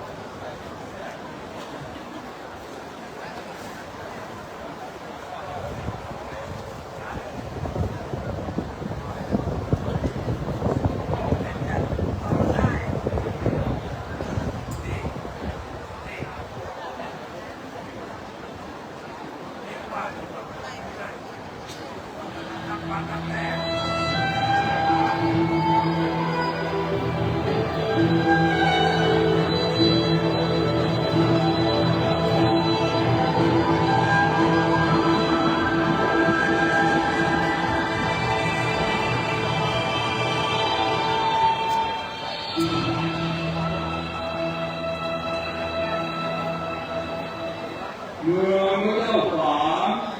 โดยหางสูงซ้อนน้ำผู้ร้อนเย็นลือเรื่องเมืองเกษตรกรรมแหล่งวัฒนธรรมล้านนาล้ำเนื้อผ้าน้ำมัน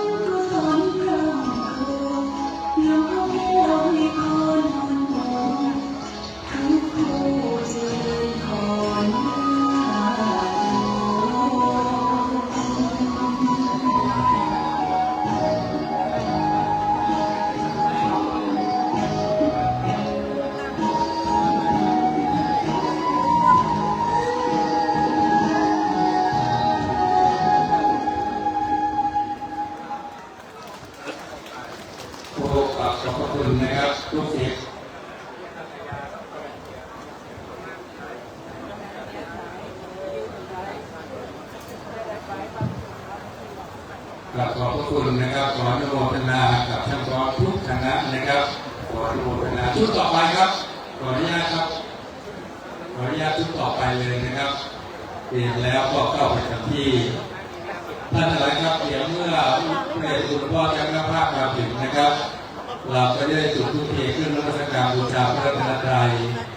พี่น้องประชาชนเราทั้งหลายจะได้อธิษฐานนักปราชญ์เวทีท่านบอกว่าทำบุญได้อธิษฐานประกอบพิธีการได้ทั้งความปรารถนาโดยนั้นทุกความปรารถนาหรือทุกอธิษฐานด้วยบุญญาณฤทีวันนี้ครับก็จะเป็นที่มาแห่งความสำเร็จทุกประการเมตตาร่มเรามีในพระเดชคุณหลวงพ่อพระธรรมเสนาบดีหนึ่งในที่เราต้องอธิษฐานกันด้วยนะครับ ก็คือร่มพลังบุญญามหากุศลร่มมงคลปกปักภูศักดิ์ศรีร่มพระเดชพระคุณพระธรรมเสนาบดีร่มธรรมนี้ให้อายุมั่นทุกท่านเถิดทำบุญให้อธิษฐานนะครับเรื่องประกอบพิธีการให้ตั้งความปรารถนาพระพุทธศาสนาโดยพระพุทธองค์ได้ทรงสอนว่าเหตุดีผลดีนะครับพอช่วงสุดท้ายนะครับก้อนอันนี้คุณชายเรียนเชิญประจำที่เลยครับแม่ครูสายพินกับแม่ครูสายชนนะครับแม่ครูทั้งสองก้อนอันนี้คุณชายคำเดียวสั้นๆจะมีความหมายทุกคนเกิดมาทั้งหญิงทั้งชายรู้ดีว่าหมายถึงใครหนึ่งคนคนที่คอยพูดคนที่คอยแก้คนที่คอยแนะคนที่คอยผลคนให้ความรู้คนกู้ปวงชนคนที่รักคนนี้แหละครูนั้นแม่ครูทั้งสองท่านได้สุดหาซักซ้อมก้อนอันนี้คุณชายเพื่อถวายไว้ในแผ่นดินณที่นี้เจดีย์พุทธคยาจำลองนะครับจะเป็นอีกหนึ่งสถานที่ศักดิ์สิทธิ์ประดิษฐานอยู่ณพุทธมณฑลเชียงใหม่ในร่วมกรณีของพระเดชพระคุณหลวงพ่อเจ้าคณะจังหวัดเชียงใหม่ได้จัดสร้างถวายไว้ในพุทธศาสนาอย่างสำคัญนะครับพระเดชพระคุณพระเทพมังคลาจารย์นะครับเมตตามาประดิษฐานพุทธศาสนาที่นี่นำคณะสงฆ์คณะศิษย์คณะศรัทธามาสร้างพุทธมณฑลเชียงใหม่พระเทพมังคลาจารย์สมภารสงฆ์หลวงพ่อเสริมส่งพุทธมณฑลผลสวัยจากเมตตาธรรมวิถีพจน์ปรากฏไกลล้านนาไทยตากบูชาบารมีพระเดชพระคุณพระเทพมังคลาจารย์สมานจิตนำเหล่าศิษย์ทำงานไพศาลศรีหลวงพ่อนำทานสร้างความดีบุญญาณฤทีกระจองไกลในล้านนาขอเสียงปรบมือให้กับน้องๆในชุดสุดท้ายนี้ครับ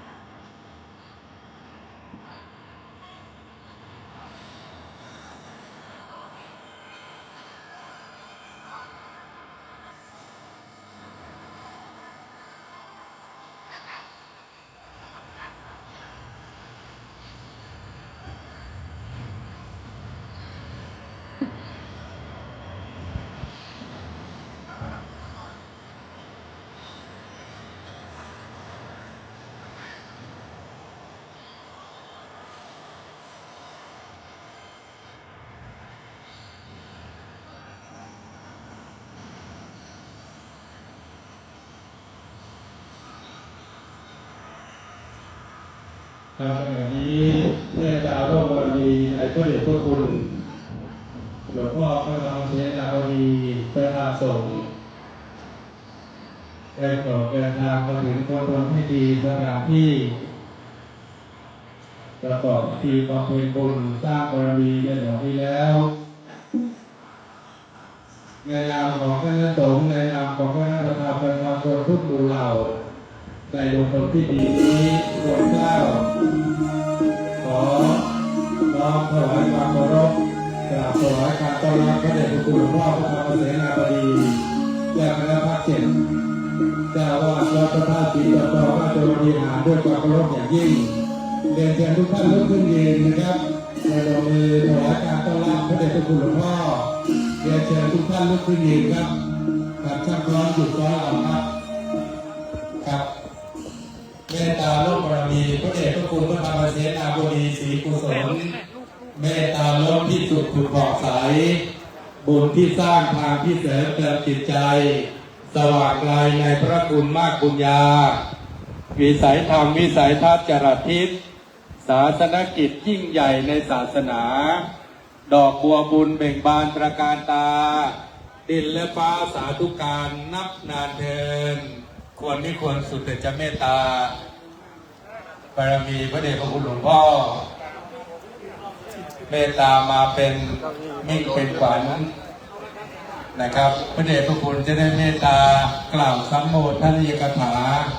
ก่อนที่คณะสงฆ์ในพิธีจะถวายอนุโมทนาและอนุโมทนา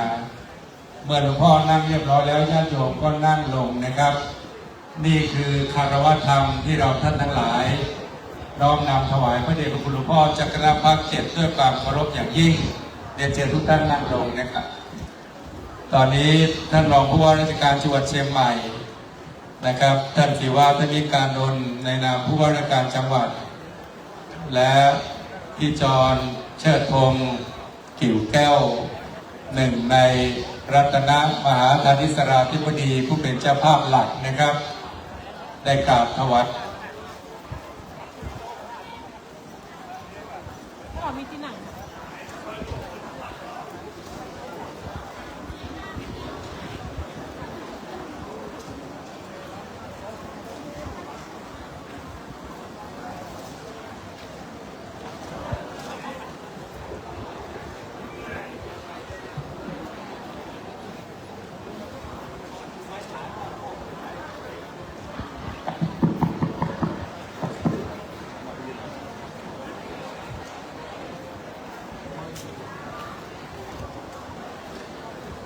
กับท่านที่เคารพครับเรียนท่านทั้งหลายนะครับการก่ออิฐติดแน่นแผ่นละครั้งยังเป็นพังสูงเยี่ยมเทียบสิงขอนทีละหยดของวาลินซอฟดินดอนเป็นสาครใหญ่กว้างเวิร์กว่างพลันสร้างเจดีย์พุทธกยามหากุศลเป็นมงคลทุกสิ่งอย่างบุญสร้างสรรค์สร้างเจดีย์ณพุทธมณฑลผลอนันต์ทุกชีวันอายุยืนชื่นสุขเทินบัดนี้ขอด้วยเวลาอันวังควรยิ่งแล้วนะครับกระผมพลตรีนเรศศิลป์อดีตอนุศาสนาจารย์ฐานบกขออนุญาตนำท่านผู้ที่เคารพท่านผู้ทรงเกียรติที่เคารพทุกท่านเข้าสู่พิธีกรรมบำเพ็ญกุศลสร้างบารมีแต่นี้เป็นต้นไปเริ่มต้นนะครับจะเป็นการจุดธูปเทียนเครื่องนมัสการบูชาหน้าพระพุทธเมตตาในองค์พระเจดีย์นะครับขอเรียนเชิญพลตำรวจเอกประจวบวงศ์สุขอดีตผบ.ตร.ที่ปรึกษารองนายกรัฐมนตรีร้อยเอกธรรมนัส พรหมเผ่าและที่ปรึกษารัฐมนตรีว่าการกระทรวงท่องเที่ยวและการกีฬาได้เป็นประธานจุดธูปเทียนเครื่องนมัสการพระพุทธเมตตาในองค์พระธาตุเจดีย์แบบนี้ครับขอเรียนเชิญครับญาติโยมทั้งหลายก็ตั้งกายให้ตรงดำรงสติให้มั่นนะครับในระดับที่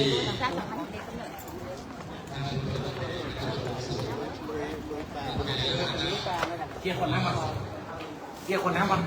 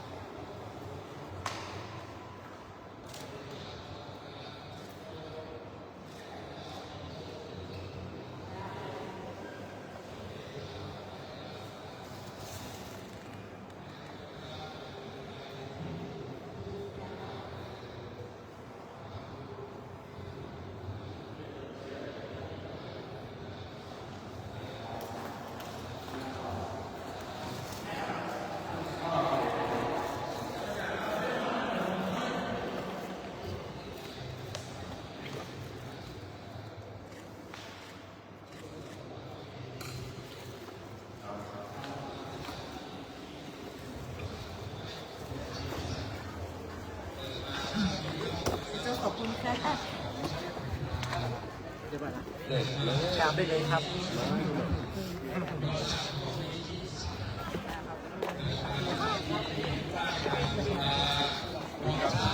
ครับ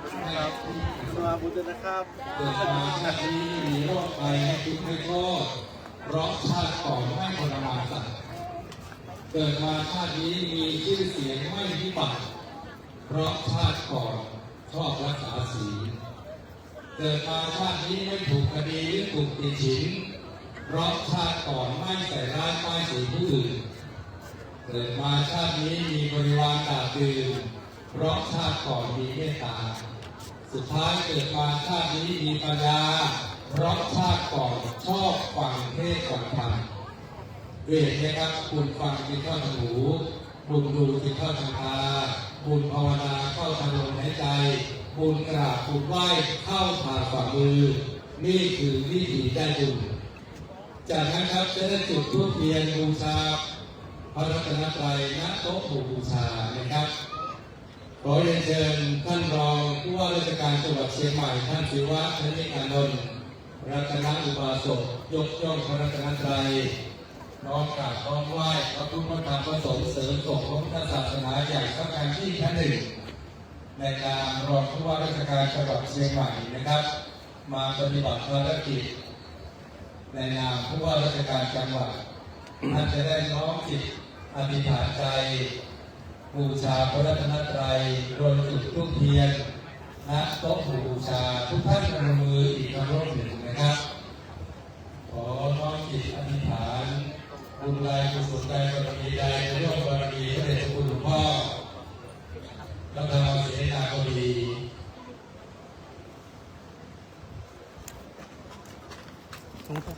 เอาเลยจัดไป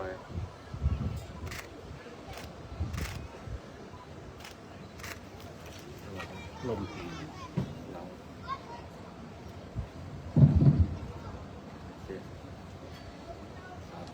อุปสรรคและปัญหาที่มาในความสำเร็จในวันนี้เวลาที่เสด็จมาที่มณฑลาครับทุกท่านเป็นมือไว้นะครับอธิษฐานบุญใดบารมีใดร่วมพลังบุญญามหากุศลร่วมมงคลปกปักคุณศักดิ์ศรีร่วมพระเดชพระคุณหลวงพ่อพระธรรมเสนาบดีอย่าไปชุดบาตรม ร่วม น ทางนี้ บาตรมนไหน ให้ข้าพเจ้าอายุมั่นนิรันดร์เถิดจากนั้นก็ขอกราบรัตนาพระเดชพระคุณท่านเจ้าคุณพระศรีศิลปาจารย์ที่ปรึกษาเจ้าคณะภาค7ผู้ช่วยเจ้าวาดวัดพระธาตุศรีจอมทองวรวิหารได้จุดธูปเทียนเครื่องทองน้อยถวายสักการะบูชาหน้ารูปเหมือนของหลวงปู่เบาได้มาคโลหรือหลวงปู่พระพรหมมงคลประธานประชาชนประดมไว้นะครับท่านเจ้าคุณพระศรีศิลปาจารย์ที่ใหญ่ท่านรับใช้หลวงปู่ทองปู่ผ่องใสท่านเจ้าคุณพระศรีศิลปาจารย์ละนาไทยน้อมกราบไหว้หลวงปู่อยู่ที่นั่นหลวงปู่ยังสถิตอยู่ในจิตใจในใจที่เรากราบไหว้บูชาหลวงปู่ได้ให้ธรรมปัญหาถ้าใครเป็นศิษย์หลวงปู่ก็ตามมาได้นะครับ1ได้2รอได้3ทนได้4ช้าได้และ5ดีได้ในสิทธิ์ของหลวงปู่พี่จอดครับพี่จอดเชิดโลกิจแก้วสนองงานหลวงปู่ทองชีวิตทั้งหลายทั้งมวลที่ผ่านมา10 ปีเจดีย์สร้างแล้ว32 เจดีย์นะครับและหลังนี้เราท่านทั้งหลายน้อมจิตส่งใจ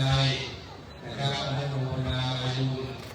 มาบำเพ็ญกุศลรักษาบุญเดินมาเจริญใหม่เพื่อหน้า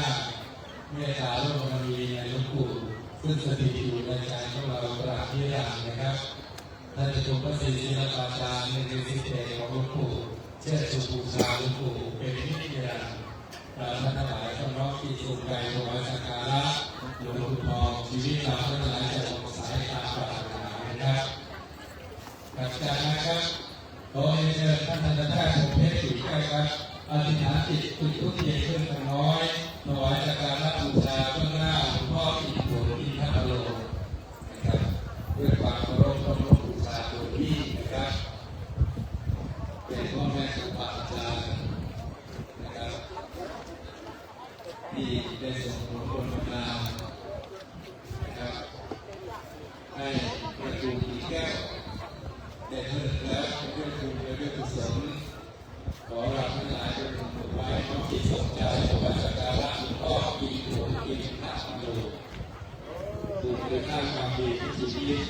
บุญคือจิตน้อมไปในกุศลบุญคือความหลั่งไหลจากใจตนบุญคือผลกรรมดีที่ได้มาบุญคือแหล่งสร้างความหวังกำลังจิตบุญคือมิตรผู้เข้าสู่ข้างหน้าบุญคือแสงรวมสุขทุกเวลาบุญคือราคนทักใจกำลังตนคนมีบุญมีประสาทกันน้อยปัญหากันน้อยแต่ถ้าเวลาบุญลดหรือได้ผลอุปสรรคเยอะปัญหาจะมากยากที่จะแก้ไขเราจึงต้องรักษาบุญเดิมจนบุญไว้นะครับจากนั้นจะเป็นการจุดเทียนมหามงคลสิริมงคลและก็ชัยมงคลจำนวน3 ชุดชุดละ9 เส้นเริ่มต้นนะครับชุดที่1ขอเรียนเชิญ นี่เลยมือจุดนี้ด้วย ตอนนี้จุดมาหมดน้อยแล้วสิริมงคลนั้นเรียนเชิญคุณน้ำเพชรกี่แก้วนะครับอธิษฐานจิตจุดธูปเทียนเครื่องน้อยด้านหน้ารูปของคุณโนรัตน์กี่แก้วนะครับซึ่งเป็นน้องสาวของพี่จอนะครับเชื่อพงกี่แก้ว1 ใน 4 โลนะครับว่าจะเป็นบริษัทจำกัดเพชรซีทรานสปอร์ตบริษัทจำกัดเป็นรัฐทรานสปอร์ตบริษัทจำกัดนครหลวงคอนกรีตนะครับนี่คือเวลาที่จะได้รับว่าปูนหัวข้าปูนบุญบุญสร้างสรรค์พยายามที่บริการงานกันห่วงใยกันคนไทยใช้ จับด้วยจับด้วย ขออนุโมทนากับทุกจิตแก้วและทุกท่านและท่านผู้ชาและท่านผู้รู้คุณเป็นบุญใหญ่คุณหนึ่งใดมีวัตถุมหาแม่เทียบความกตัญญูเรียกว่าคุณบูชาพระคุณอกคุณใจกระทูลหญิงแก้วพันธุสร้างคุณค่ากตัญญูตาปรากฏคุณสดใสสามัคคีเลื่อนล้ายคุณกายภัยน้องกราบไหว้น้องหมู่ชิดนิรันดร์ขออนุโมทนานะครับต่อไปจุดเทียนมหามงคลสิริมงคลและก็ชัยมงคลชุดที่1ครับขอเรียนเชิญพี่จอมเชิญพงศ์กิจการครับจุดเป็นปฐมมงคลครับชุดที่1มีมหามงคลสถิตประดิษฐานอยู่บนสัตตมันนะครับ ชุดใด ซึ่งเป็นผู้สูงชนิดหนึ่งสร้างไว้เพื่อ สามล้านน่ะพูดได้เหรอ หน้านี่ก่อนหมอฮะ นะครับประตูกีแก้วก็มีบริษัทจำกัดชั้น3ก็มี นี่เราหน้าก่อนเนาะเหมาหน้านี่เลย จึงมีแต่ผู้ที่ชื่อ ฮะนี่โอเคเลย บนพื้นฐานของพลังบุญคือสุเมริจะมีทุกอย่างเล่มที่2นะครับขอเรียนเชิญต่อไปครับผู้ช่วยศาสตราจารย์ดร.สมพรปิ่นพิดาครับขอเรียนเชิญครับท่านที่ สาธุสาธุสาธุ สาธุโชค โอ้โห มหามงคลจุดมหามงคล เก่งมากเก่งมาก ครับจะมหามงคลเรียนเชิญอาจารย์แพทย์พงษ์เพชรกิ่งแก้วปัจจุบันมหามงคลเรียนเชิญคุณน้ำเพชรกิ่งแก้วฉัตรมหามงคลเรียนเชิญคุณวัด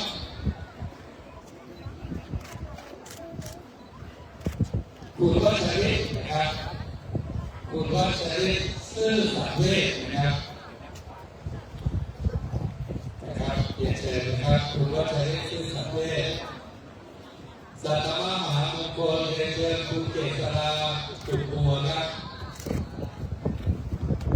อัตตมมหามงคลเรียนเชิญขอเชิญเด็กชายชุนนาถกิ่งแก้วและเด็กหญิงพรชีวากิ่งแก้วนี่คือประตูกิ่งแก้วครับส่งเสริมสุขสุขภูมิปัญญาหาผู้ส่งให้กับลูกชายลูกสาวหลานชายหลานสาวเป็นครูที่ต้องครูเนี่ยเป็นดีนะครับให้กับลูกชายและก็ลูกสาวหลานชายหลานสาวอย่างสมบูรณ์ที่เราต้องมาหาคนในที่นี้นะครับเป็นคณะกรรมการยา ได้เข้ากันดีพูดหน่อยครับ จุดเทียนมาเหมือน เริ่ เริ่ ม ม จุดตั้งหน้า แทนที่หรือเราอยู่ใกล้ จุดเทียนมหามงคลเป็นลำพามหากุศลจุดเทียนมหามงคลคือยอดบุญญามหามงคลจุดเทียนมหามงคลมีจุดล้อมผลคุ้มครองเทียนมหามงคลส่งอายุยืนขึ้นชีวิตเทียนมหามงคลส่งผลสำเร็จธุรกิจทั้งของเทียนมหามงคลสมหวังดังบุญทองเ และเพียรมหามงคลสมหมายปองตามต้องการเชื่อมั่นในวันไหวคิดสิ่งใดอธิษฐานสิ่งใดสิ่งนั้นจะทำสำเร็จโดยความตั้งใจดุจการสร้างเจดีย์พุทธคยาไม่เกิน2 ปีก็เสร็จสำเร็จทำใจเช่นเดียวกันนะครับนี่คือชุดที่1นะครับซึ่งวันนี้ทุกท่านเป็นทางมาร่วมกันอธิษฐานมีประโยชน์ทุกอย่างควรเป็นการเป็นสายชนล้นหลากสายทีละเม็ดก็โกรธมีและดินทรายก็เป็นการที่เห็นเป็นแผ่นดินสังเกตดูนัก1 บวก 1 บวก 1เกินแล้วเสร็จ นี่ได้ป้ายกูงานละ หรือว่าจริงเสร็จแล้วบุญเพิ่มนะปรากฏว่า โอ้เนี่ยน้องประคอง3 เจดีย์พุทธคยาร้อยดีอนุโมทนาสาธุการ ขอไปร้อง ชุดที่2นะครับขอเรียนเชิญท่านซีโอคณะผู้บริหารซีโอนครหลวงคอนกรีตนะครับทั้ง9 ท่าน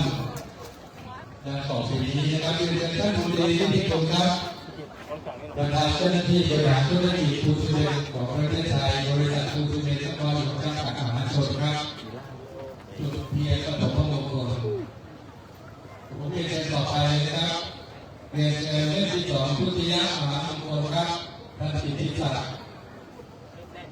เล่าจินตนาศรีครับเล่าจินตนาศรีนะครับท่านประธานเจ้าหน้าที่บริหารธุรกิจคอนกรีตผสมเสร็จท่านที่3ครับเรียนเชิญท่านกฤษเดชครับยานโนเวโรนะครับท่านกฤษเดชยานโนเวโรครับผู้บริการฝ่ายขายธุรกิจคอนกรีตผสมเสร็จท่านที่4ครับท่านณัฐวัฒน์ศรีวิชาผู้จัดการทั่วไปฝ่ายผลิตและขนส่งคอนกรีตผสมเสร็จ กลับได้เลยครับกลับที่เดิมได้ ท่าน เลย ที่5ครับเรียนเชิญว่าที่ร้อยตรียุทธศาสตร์จันทร์ศรีวงศ์ผู้จัดการฝ่ายขายธุรกิจผสมเสร็จส่วนภูมิภาคท่านที่6เรียนเชิญท่านเฉลิมพลกิติศักดิ์ชัยกุลผู้จัดการทั่วไปด้านเทคนิคและการบริหารกิจการท่านที่7ครับเรียนเชิญท่านสุวิทย์พานิชเจริญผู้จัดการอาวุโสประจำพื้นที่ภาคเหนือท่านที่8เรียนเชิญท่านการประดิษฐ์ภูมิครับผู้จัดการอาวุโสฝ่ายขายประจำพื้นที่คือกรุงเทพชั้นในและก็กรุงเทพชั้นนอกนะครับโดยที่อยู่ข้างวัดมหามงคลเรียนเชิญท่านนครปิดทองครับหัวหน้างานควบคุมการปฏิบัติงานขนส่งและคุณภาพยานพาหนะนี่คือรัตนอุวาโสยกย่องพระรัตนตรัยเดินทางมารักษาคุณแม่เมืองบุญใหม่ถึงจังหวัดเชียงใหม่ในนาม CEO นครหลวงคอนกรีตนะครับซึ่งเป็นกำลังสำคัญในการส่งเสริมพระพุทธศาสนาสร้างทางเจดีย์สร้างอุปจักรเจดีย์ถวายไว้ในพระพุทธศาสนา2 ปีที่ผ่านมา32 เจดีย์เป็นที่ปรากฏในล้านนานะครับโดยจำลององค์พระธาตุเจดีย์จากพระอาการนั้นๆไม่ว่าจะเป็นในล้านนาหรือจังหวัดภาคตะวันออกเฉียงเหนือนะครับเช่นพระธาตุพนมเป็นต้นชุดที่3ครับขอเรียนเชิญท่านปรีชาสิรินันท์ครับนายอำเภอหล่อ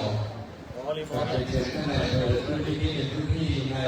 ความกรุณาของท่านนายอำเภอนะครับท่านนายอำเภอปรีชาสิรินันท์รัตนอุบาสกสนับสนุนส่งเสริมการเจริญส่งและพระพุทธศาสนาอย่างสำคัญที่ตลอดมาในนามราชการในพระองค์ส่งเสริมพุทธศาสนาเป็นสำคัญท่านจังหวัดพันธุ์ตำรวจเอกไกรศรีจุลพันธ์ครับผู้กำกับการสืบสวนสอบสวนตำรวจภูธรภาค 5เรียนเชิญครับท่านที่3พันธุ์ตำรวจเอกสิโนไทยยิริธรรมผู้กำกับการสถานีตำรวจภูธรผู้พิพากษานิเวศครับท่านที่4ครับเรียนเชิญคุณบุญช่วยสุขศรี CEO บริษัทไทยเซฟคอนแอนด์ เอนจิเนียริ่งจำกัดนะครับไอเซสคอมแอนด์เอนจิเนียริ่งจำกัดครับท่านที่ห้าครับเรียนเชิญดร.อภิชาติชุมมานนท์หลายท่านอาจจะไม่รู้จักแต่ถ้าบอกว่าคุณอ้ำชุมมานนท์ดาราทั่วฟ้าเมืองไทยไม่มีใครไม่รู้จักนะครับประธานเจ้าหน้าที่บริหารบริษัทอาทิตย์แมคโครบอนจำกัดนะครับไม่มีใครไม่รู้จักอาทิตย์อมฤตสมุนไพรที่อ้ำที่นิพนธ์ตามหาเครื่องดื่มสมุนไพรชนิดนี้นะครับอ้ำนั้นเป็นนักแสดงชายดีเด่นสูงสุดปี 55 นะครับเป็นนักแสดงเป็นผู้จัดละครเป็นผู้ผลิตรายการเป็นนักธุรกิจที่พิชิตความสำเร็จเพราะคุณเวริศเพราะอภิชาติชุมมานนท์อ้ำรักษาคุณเดิมเติมคุณใหม่เช่นเดียวกันท่านโยมก็เป็นเชิญคุณสรวัตรคณะพาณิชย์คุณครับคณะพาณิชย์คุณเป็นเชิญครับคุณสรวัตรท่านที่7ครับเป็นเชิญคุณรัชนนท์แท้เจียครับกรรมการบริหารบริษัททีมแบรนด์เลือดจำกัดครับท่านที่8ครับเป็นเชิญคุณ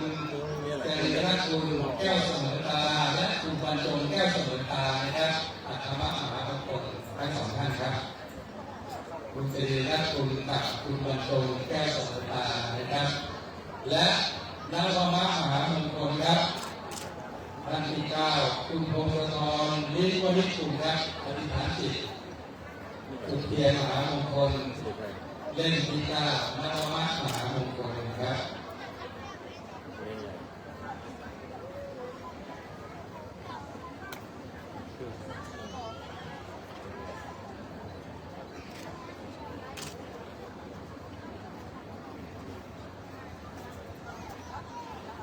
เจ้าของรถ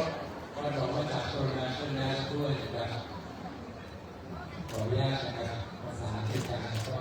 รถออกมาจากนะครับคนละกับรถเป็นเรื่องที่ยากนะครับ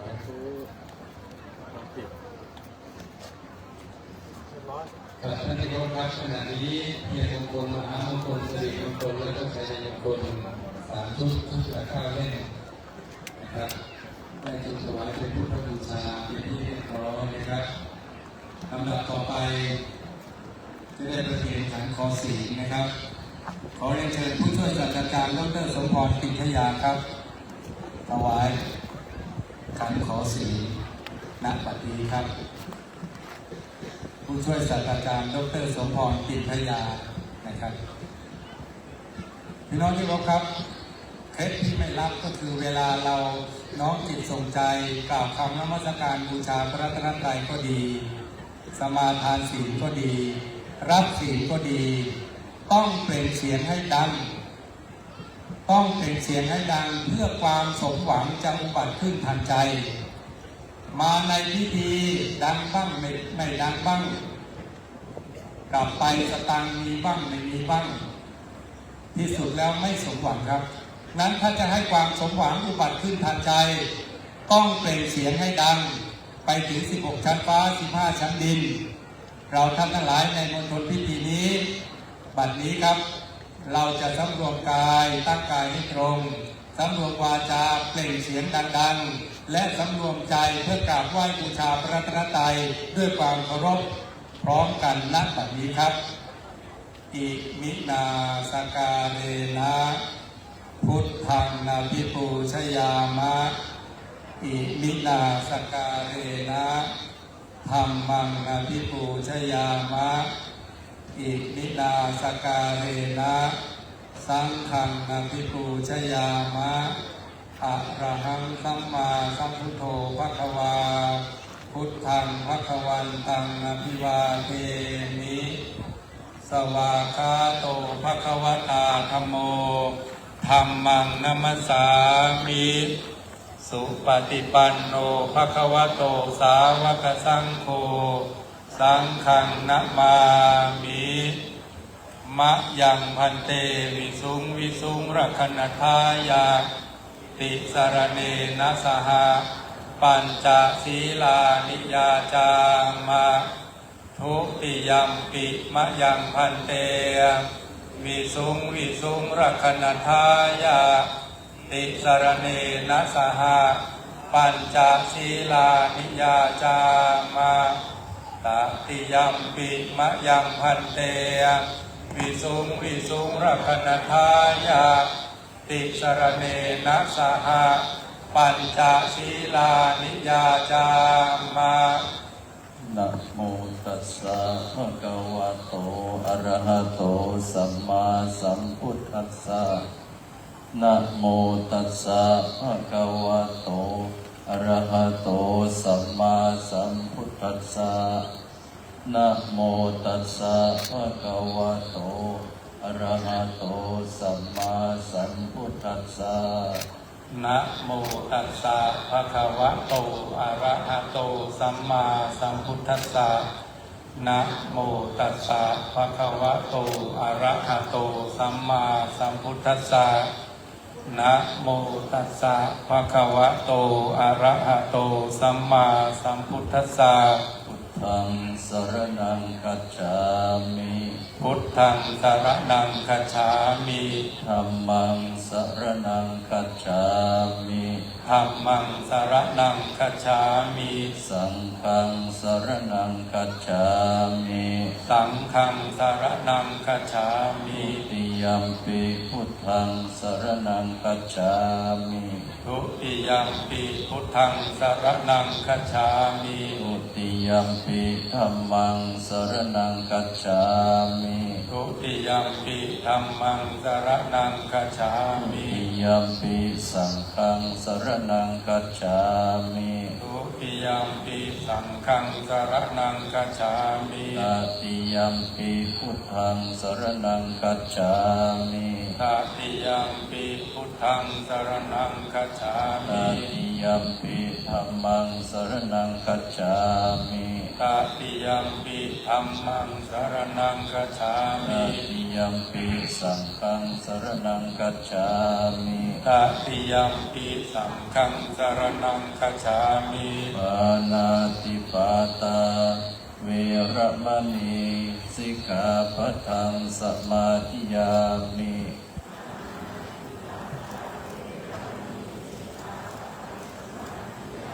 อะทินนาทานาเวรมณีสิกขาปะทังสมาธิยามิอะทินนาทานาเวรมณีสิกขาปะทังสมาธิยามิกาเมสุมิจฉาจาราเวรมณีสิกขาปะทังสมาธิยามิกาเมสุมิจฉาจาราเวรมณีสิกขาปะทังสมาธิยามิมุสาวาทาเวรมณีสิกขาปะทังสมาธิยามิมุสาวาทาเวรมณีสิกขาปะทังสมาธิยามิสุราปาทฐานาเวรมณีสิกขาปะทังสมาธิยามิ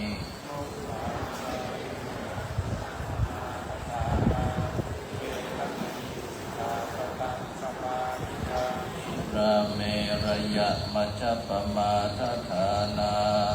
เวรมณีสิกขาปะทังสมาธิยามิสุราเมรยะมัจจปมาทฐานา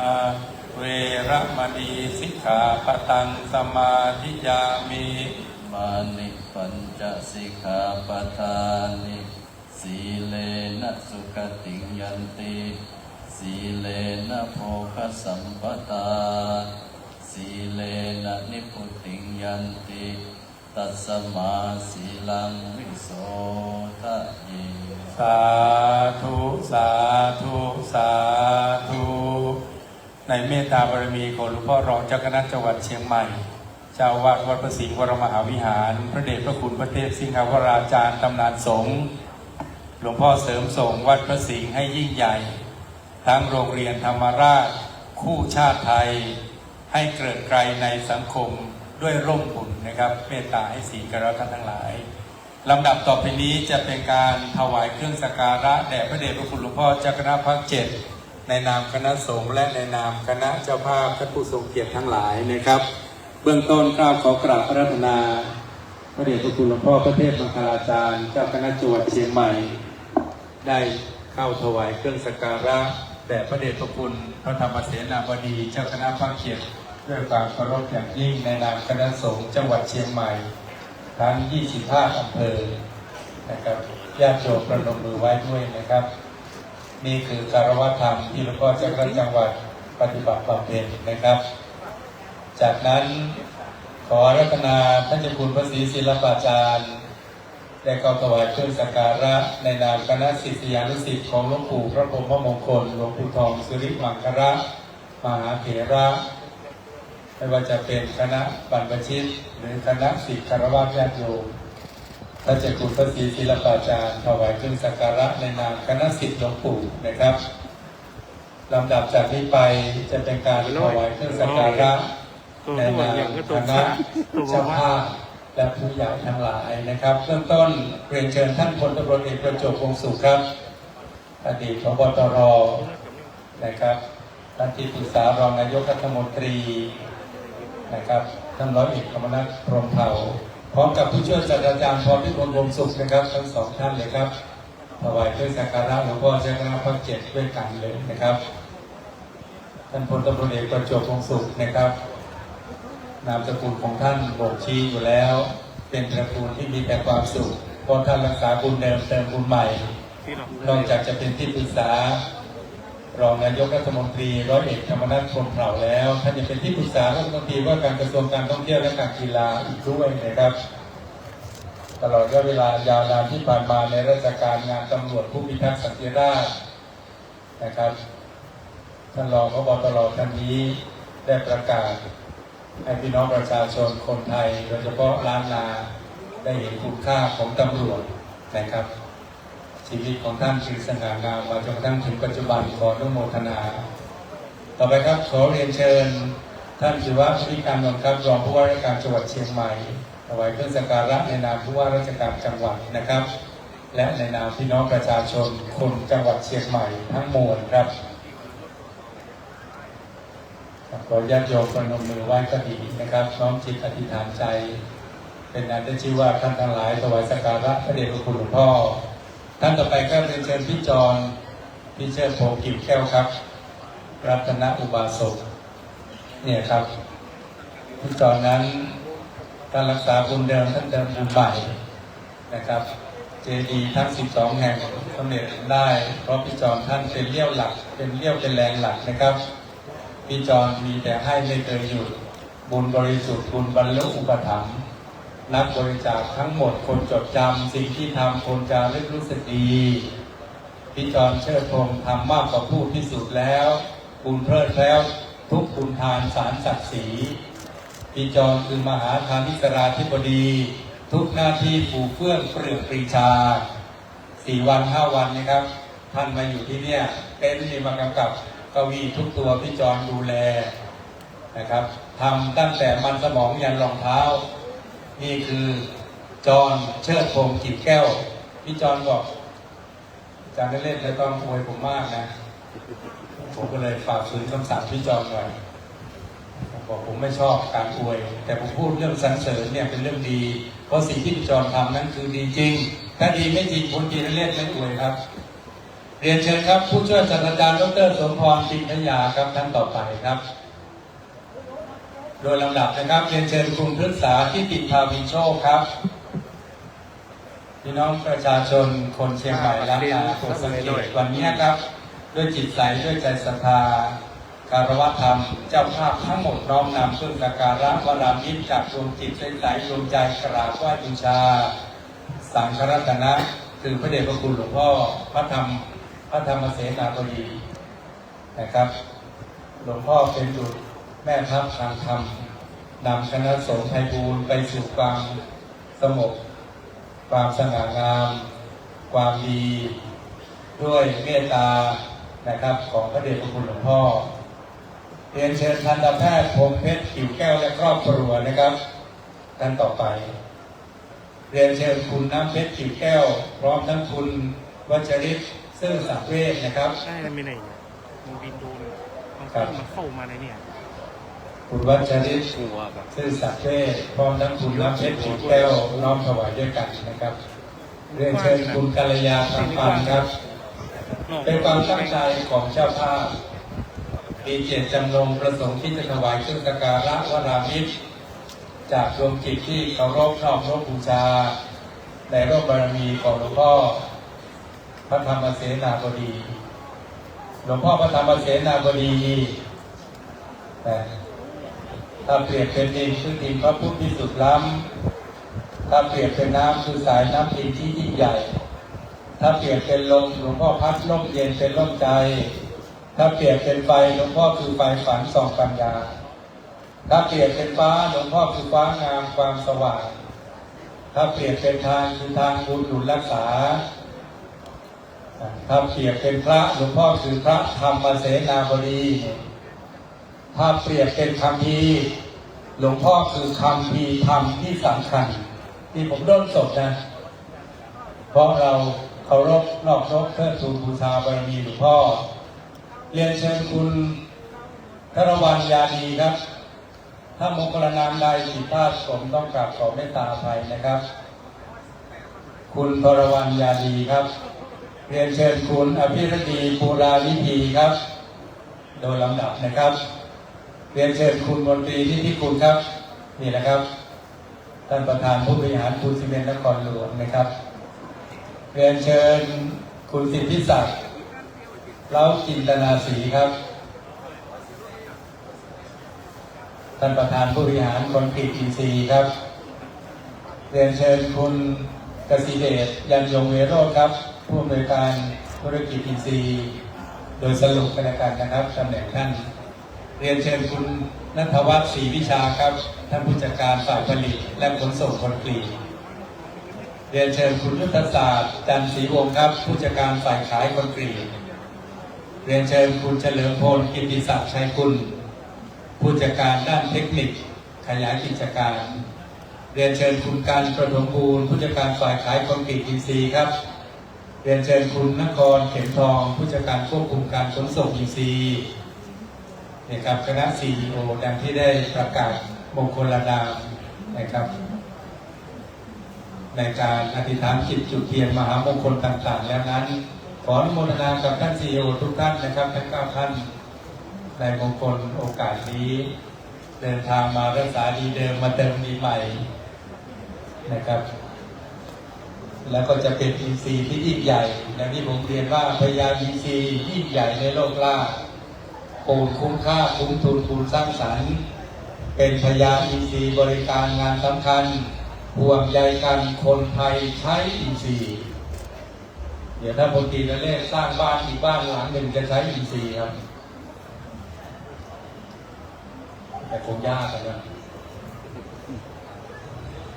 นอกจากว่างวดนี้ผมจะถูกครับมางวดที่ผ่านมาถูกรางวัลนะเดี๋ยวงวดนี้อธิษฐานกันให้ดีครับขอพรครับต่อไปครับเรียนเชิญท่านอำเภอตะหล่อครับท่านปรีชาเจริญนามครับโอ้ครับท่านอำเภอนั่งดูก่อนก็ได้ครับท่านครับผมประกาศถูกต้องนามไว้ก่อนนี่ครับข้าราชการงานบ้านเมืองวันนี้พอได้ยินชื่อไม่ได้ขยับทันทีครับนี่ข้าราชการในพระองค์นะเสริมส่งในรัตนอุบาสกนะครับขอโทษนะครับข้าราชการคนใดและย่ำยีพระพุทธชักฉุดพระธรรมได้เหยียบย่ำพระสงฆ์ไปไม่นานหรอกไม่ไกลเดี๋ยวก็หกกระเมนแต่ว่าเนี่ยท่านรองศิวะก็ดีท่านนายอำเภอปรีชาก็ดีเนี่ยยกย่องพระสงฆ์กราบไหว้บูชาพระรัตนตรัยพระพุทธเจ้าตรัสนะครับพุทโธธรรมสโพเทตาธัมโมสังเกนะทาริโตสังโฆจะสาวโกพุทธัสสะอิเจกาพัทเมวิทังพลตรีนเรศเรียนทำ8ประโยคนี่ไม่ผิดหรอกเพราะประโยค9นั่งอยู่ที่นี่เยอะนะพระพุทธเจ้าเป็นผู้ตรัสรู้พระธรรมพระธรรมอันประสงค์ทรงจำไว้และพระสงฆ์ก็เป็นสาวกของพระพุทธเจ้าเหตุนี้แหละพระพุทธพระธรรมพระสงฆ์จึงเนื่องเป็นอันเดียวกันดังนั้นทุกโทษที่เกิดขึ้นกับคนโดยทันตาพยายามมีพระสงฆ์ดูหมิ่นพระสงฆ์ด่าพระสงฆ์นี่ทุกโทษจะเกิดขึ้นกับคนนั้นเพราะด่าพระสงฆ์เท่ากับด่าพระพุทธเจ้าด่าพระธรรมครับ เหตุนี้แหละจึงเป็นครุกรรมกรรมหนักนั้นอย่าประมาทในพระสงฆ์นะครับพวกเราทั้งหมดทั้งมวลนี้เราไม่ประมาทอยู่แล้วนะครับต่อไปเรียนเชิญคุณอ้ำอธิชาติชุมนนท์ครับท่านดร.อ้ำดร.อธิชาติชุมนนท์ครับเด็กครับดาราขวัญใจคนไทยตลอดเวลาอ้ำมารักษาบุญเดิมเติมบุญใหม่ถ้าใครอยากจะดูบทบาทของอ้ำคลิกเข้าไปครับขุนศึกยังตาตรึงยังนึกถึงอ้ำอยู่ตลอดเวลาเสมานี่แหละแต่ครับอ้ำนั้นชะตาให้มาสง่างามในล้านนาเสมอแต่ไม่ใช่อยู่เฉพาะล้านนาอ้ำท่านไปรักษาบุญเติมบุญทั่วประเทศครับขออนุโมทนาเรียนเชิญพันตำรวจเอกไกรศรีจุลพันธ์ครับภูมิกับตำรวจภูธรภาค 5ครับงานสืบสวนสอบสวนตำรวจภูธรภาค 5พันตำรวจเอกไกรศรีจุลพันธ์เนี่ยครับมีความหวังต่อไปนะครับหลวงปู่ท่านสอนว่าคนจะได้สิ่งดีๆมียศศักดิ์ขึ้นกำลังความดี4สถาน1กุศลผลบุญหนุนบันดาล2ภาคเพียรสู้การงานทั้งปวง3น้ำใจไมตรีมีเรียบร้อยทั้งอ่อนน้อมทั้งให้ไม่แหนหวง4รู้แจ้งสรรพสิ่งจริงหรือลวงย่อมข้ามห่วงอุปสรรคสู่หลักชัยดูท่านศิวะเราเลยครับเป็นตัวอย่างเมื่อก่อนเป็นนายอำเภอสันทรายตอนนี้เป็นรองผู้ว่าแล้วก็ขึ้นเป็นผู้ว่าเพราะท่านมารักษาบุญเดิมเติมบุญใหม่เรียนเชิญพันตำรวจเอกสิโนไทยลิลิตธรรมครับผู้กำกับการสถานีตำรวจภูธรภูพิงค์ราชนิเวศตอนนี้เป็นผู้กำกับเดี๋ยวก็เป็นรองผู้การแล้วเป็นผู้การแล้วเดี๋ยวก็เป็นผู้บัญชาการไม่เชื่ออย่าลบหลู่นะครับทีนี้เพราะว่าอยู่กับบุญแล้วแต่ถ้าวัดไม่เข้าเล่าไม่ขาดฝันไม่ใส่เล่นไพ่ไม่ละเอาหัวพระลงไปที่ดินเนี่ยเรียบร้อยไม่รอดนะครับ แต่ว่าพวกเราไม่เป็นเช่นนั้นขออนุโมทนาเรียนเชิญคุณบุญช่วยชมศรีครับ CEO บริษัทไทยเซฟคอนแอนด์เอนจิเนียริ่งจำกัดนะครับไทยเซฟคอนแอนด์เอนจิเนียริ่งครับท่านบุญช่วยชมศรีมงคลนามนี้น่าชื่นใจนะครับชื่อบุญช่วยเพราะบุญจะช่วยชูชุบอุปถัมภ์ให้ประสบความสำเร็จในสิ่งที่หวังทุกประการเรียนเชิญคุณสรวัฒน์ธนพานิชกุลครับเรียนเชิญคุณทัชนนท์แท้เจียงครับกรรมการบริหารบริษัทคิวแคริเออร์จำกัดนะครับเรียนเชิญคุณเกษมสารเนื่องคำอินครับเรียนเชิญคุณเอกพลคุณยศยิ่งเรียนเชิญคุณวสันต์จันทรัตน์เรียนเชิญคุณสมบัติอิ่มสมบูรณ์เรียนเชิญคุณรัญญดามหาเดชสุรชัยเรียนเชิญคุณนภาดาวงขัดเรียนเชิญคุณนัทลินีศรีพิเชียนเรียนเชิญคุณสุพรรณษาคุ้มบัวนะครับเรียนเชิญคุณสุรเชษฐ์เกตขาวและโดยที่สุดท่านที่33ครับ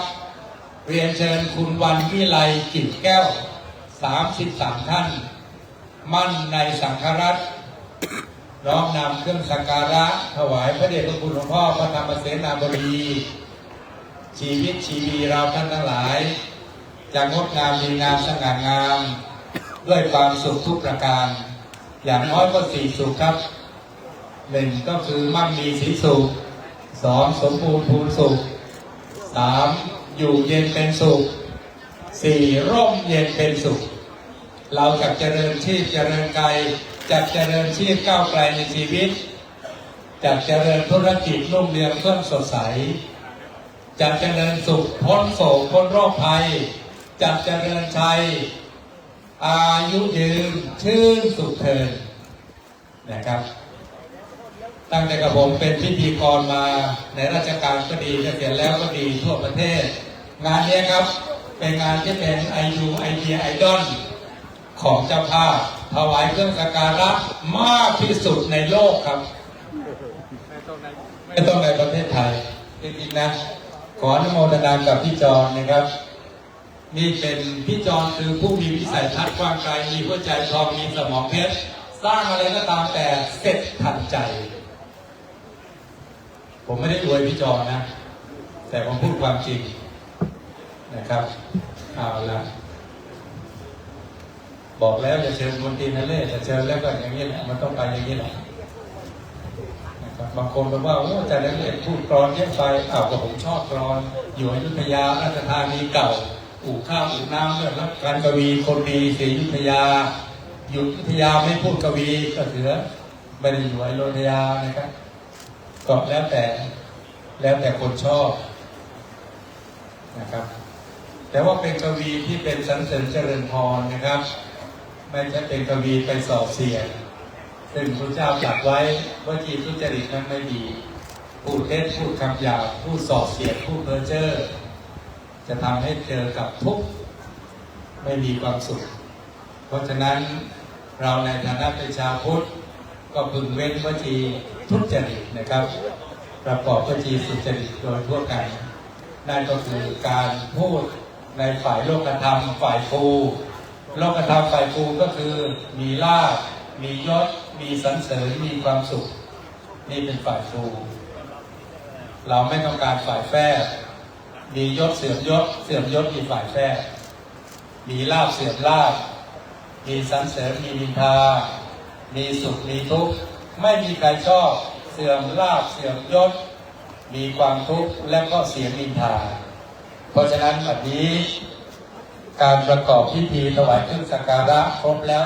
33ท่านนะครับขออนุโมทนาครับขอเรียนเชิญคุณพฤกษาทิติชาวิโชคอธิษฐานจิตจุดเทียนน้ำพุทธมนต์ครับเรียนเชิญครับก่อนที่จะอาราธนาพระปริตรพระเดชพระคุณสงฆ์ทรงสมณศักดิ์ทั้ง25อำเภอในร่มบารมีหลวงพ่อเจ้าคณะภาค7จัดเจริญพระพุทธมนต์สมโภชเจดีย์พุทธคยาและมนต์อันศักดิ์สิทธิ์พระเดชพระคุณหลวงพ่อพระสงฆ์ในพิธีจัดอธิษฐานให้ศรัทธามีเจ้าภาพต้นเป็นประธานเราทั้งหลาย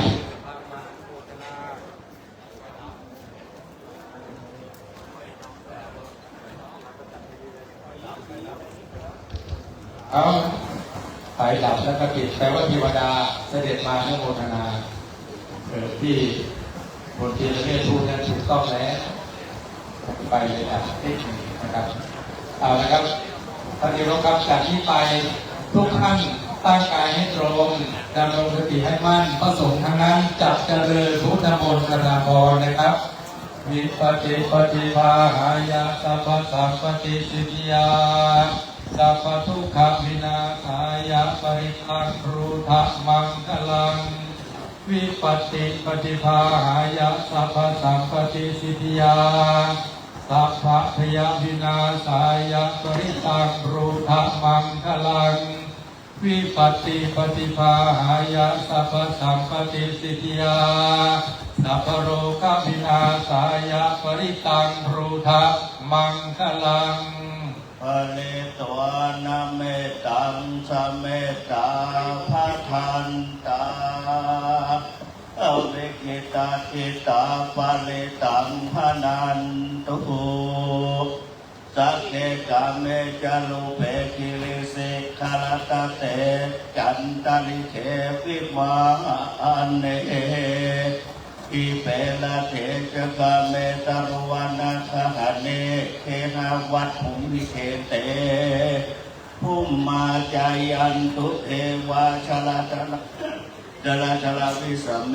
ยักขะคันทัพนาอาคา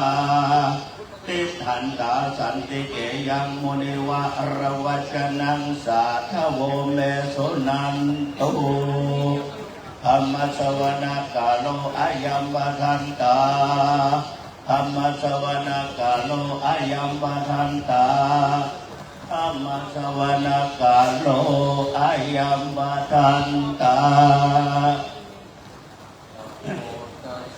ภะคะวะโตอะระหะโตสัมมาสัมพุทธัสสะนะโมตัสสะวะโตอะระหะโตสัมมาสัมพุทธัสสะนะโมตัสสะภะคะวะโตอะระหะโตสัมมาสัมพุทธัสสะพุทธังสรณังคัจฉามิธัมมังสรณังคัจฉา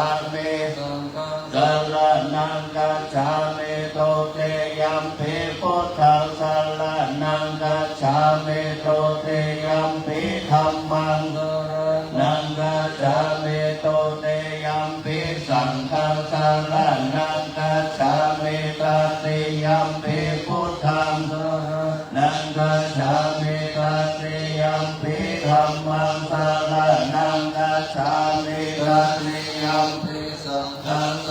รณังคัจฉามิสัมพุทธังอะระเวสัจจทาวานาสัจจสหัสสะเกปัญจสัพพะสหัสสะเนนามาเมเตนะสาเตสะนามาจะสังฆัญญาทะเลนะนามาเวหันนามาการานุภาเวนะอัมปะสะเทวะปะทะเวอเนกาอันตรายาภิเวนะสันตุอาเสสะโตสัมพุทเทปัญญาสัญญาตุวิสติสหัสสะเกนะสัสสะตัสสะหัสสะเตนะมาเปเสรัสสะระหังเยสังฆมัจจาตัสสะจา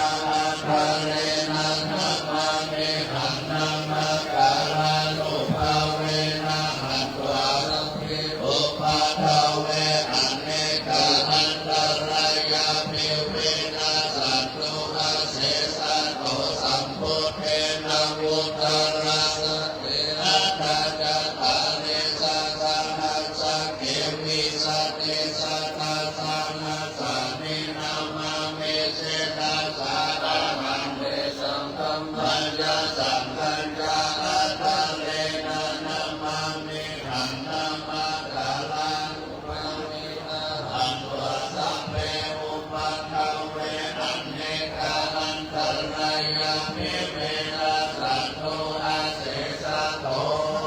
อะระหะโตสัมมาสัมพุทธัสสะนะเหติโนนะโมอุตัมมะธัมมะกัสสะวะกะตะเสวะตินิทันนะโมมหัสสังคัสสะปิวิสุทธังสีลาทิภิโนนะโมอุปัฏฐยารัสสะสัตตนาตยาสัสสะทุกขันนะโมโอมังคะติปัสสะตัสสะวัตถุตยาสัพพินะโมกะระปะภาเวนะวิคัสสันโต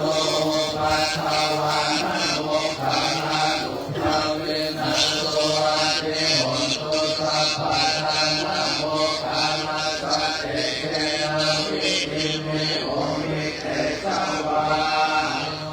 จะพานานาปันเตกานัญญาเสวานาปูชาจาปูชานิยานาเกตัมมังคลาโมตัมมังภะเกโลภะเตสวะโสจะโพเมยักขะปุญญาตา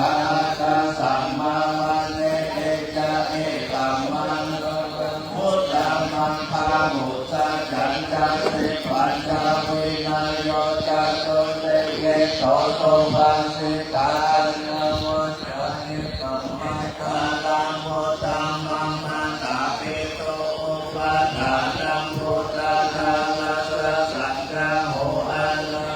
ราชสัมมันตาเอกัมมันตาลามุตตัมมันทานาจะสัมมาจาเลยะจายะสัตตานาจะสักขะโหอะนะ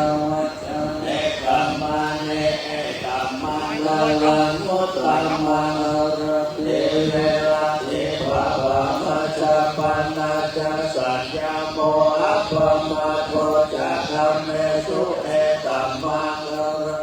ตัมมังคารวะจะนิวัตโตจะสันตุเตจะกะตัญญูตะตะเรนะธัมมะสวะนังเอตัมมังมุตตัมมังสันติจะโสวะจะสัตตะปะมานานันจะทัสสะนังกาเลนะธัมมะสารจาริธัมมังสลามุตตัมมังตะโพจะภัมมะจาเลยังจะอาเลยาสัจจานาทัสสะนังนิพพานังเยเลยาจะเอตัมมังคลามุตตัมมังพุทธัสสะโลกะธัมเมนิจิตัญญาสนะสัมปติส เวลาสังเกมังเอกัมมังคาลัมมุตตัมมังเอตาทิสานิกัตสวนาสัพพะธัมมะปานาติตัสสะปะดาโตเตกะจันเตตันเตสัมมังคาลัมมุตตัมมันเตมะขามังกัลลาสุตังยังกิเยเวตังเอตาวาหุลังวาสัพเพสุวายังรัตนังปันเนตังนาโนสัมมังอาเนตาทาคาเตนะนิตัมปิพุทเตรัตนังปันเนตังเอเตนะสัจเจนะสุวัตเตอุตโตขัจยังเวตังคังอมตังปันเนตังสัตตยังโมนิสัมมาหิโตนะเตนะธัมเมนะสัมมาเทอิเจเอธัมเมธัมเมรัตนังปันเนตังเอเตนะนะโสมาเตหุนตุยังพุทธเสโตปะริวันนะเยสุติสัมมาทิมานันตาริกัญญามาหุสัมมังนะสัมโมนะเวสะนิอิธัมเมคัมเมรัตนังปันเนตังเอเตนะนะโสมาเตหุนตุเยปุคัลลาอัตถัสสะกัมมัสสะทาจัตตาเนเอตาเนโยกาเนโอติเตทักขินายังเอเตสุตินานิมังคัพพลานิอิตัมเปสังเกนัตตานังปันเนตังเอเตนะนะโสวัตเตมุตตุเยสุปายโยธัมมานาสัทธานาเอนะนิกาเมโนโคตัมมาสัสสะนามิเตอัมมาตังอิคัยมะลัตตาโมทันเนโมเทโมจะมานาอิคัมเมสังเกรัตนังปันเนตังเอเตนะโสอันเตโมตุขีดังปุรานังนาวังนาเทปะภาวังเวลากาเจตายะเตเกภาวะสะมิเตกินังเวโรตาหิสันทันติพันเตเทรายะทายัมปะเทโพอิทัมเปสังเกรัตนังเอเตนะสัจเจนะสุวัตเตหุนตุ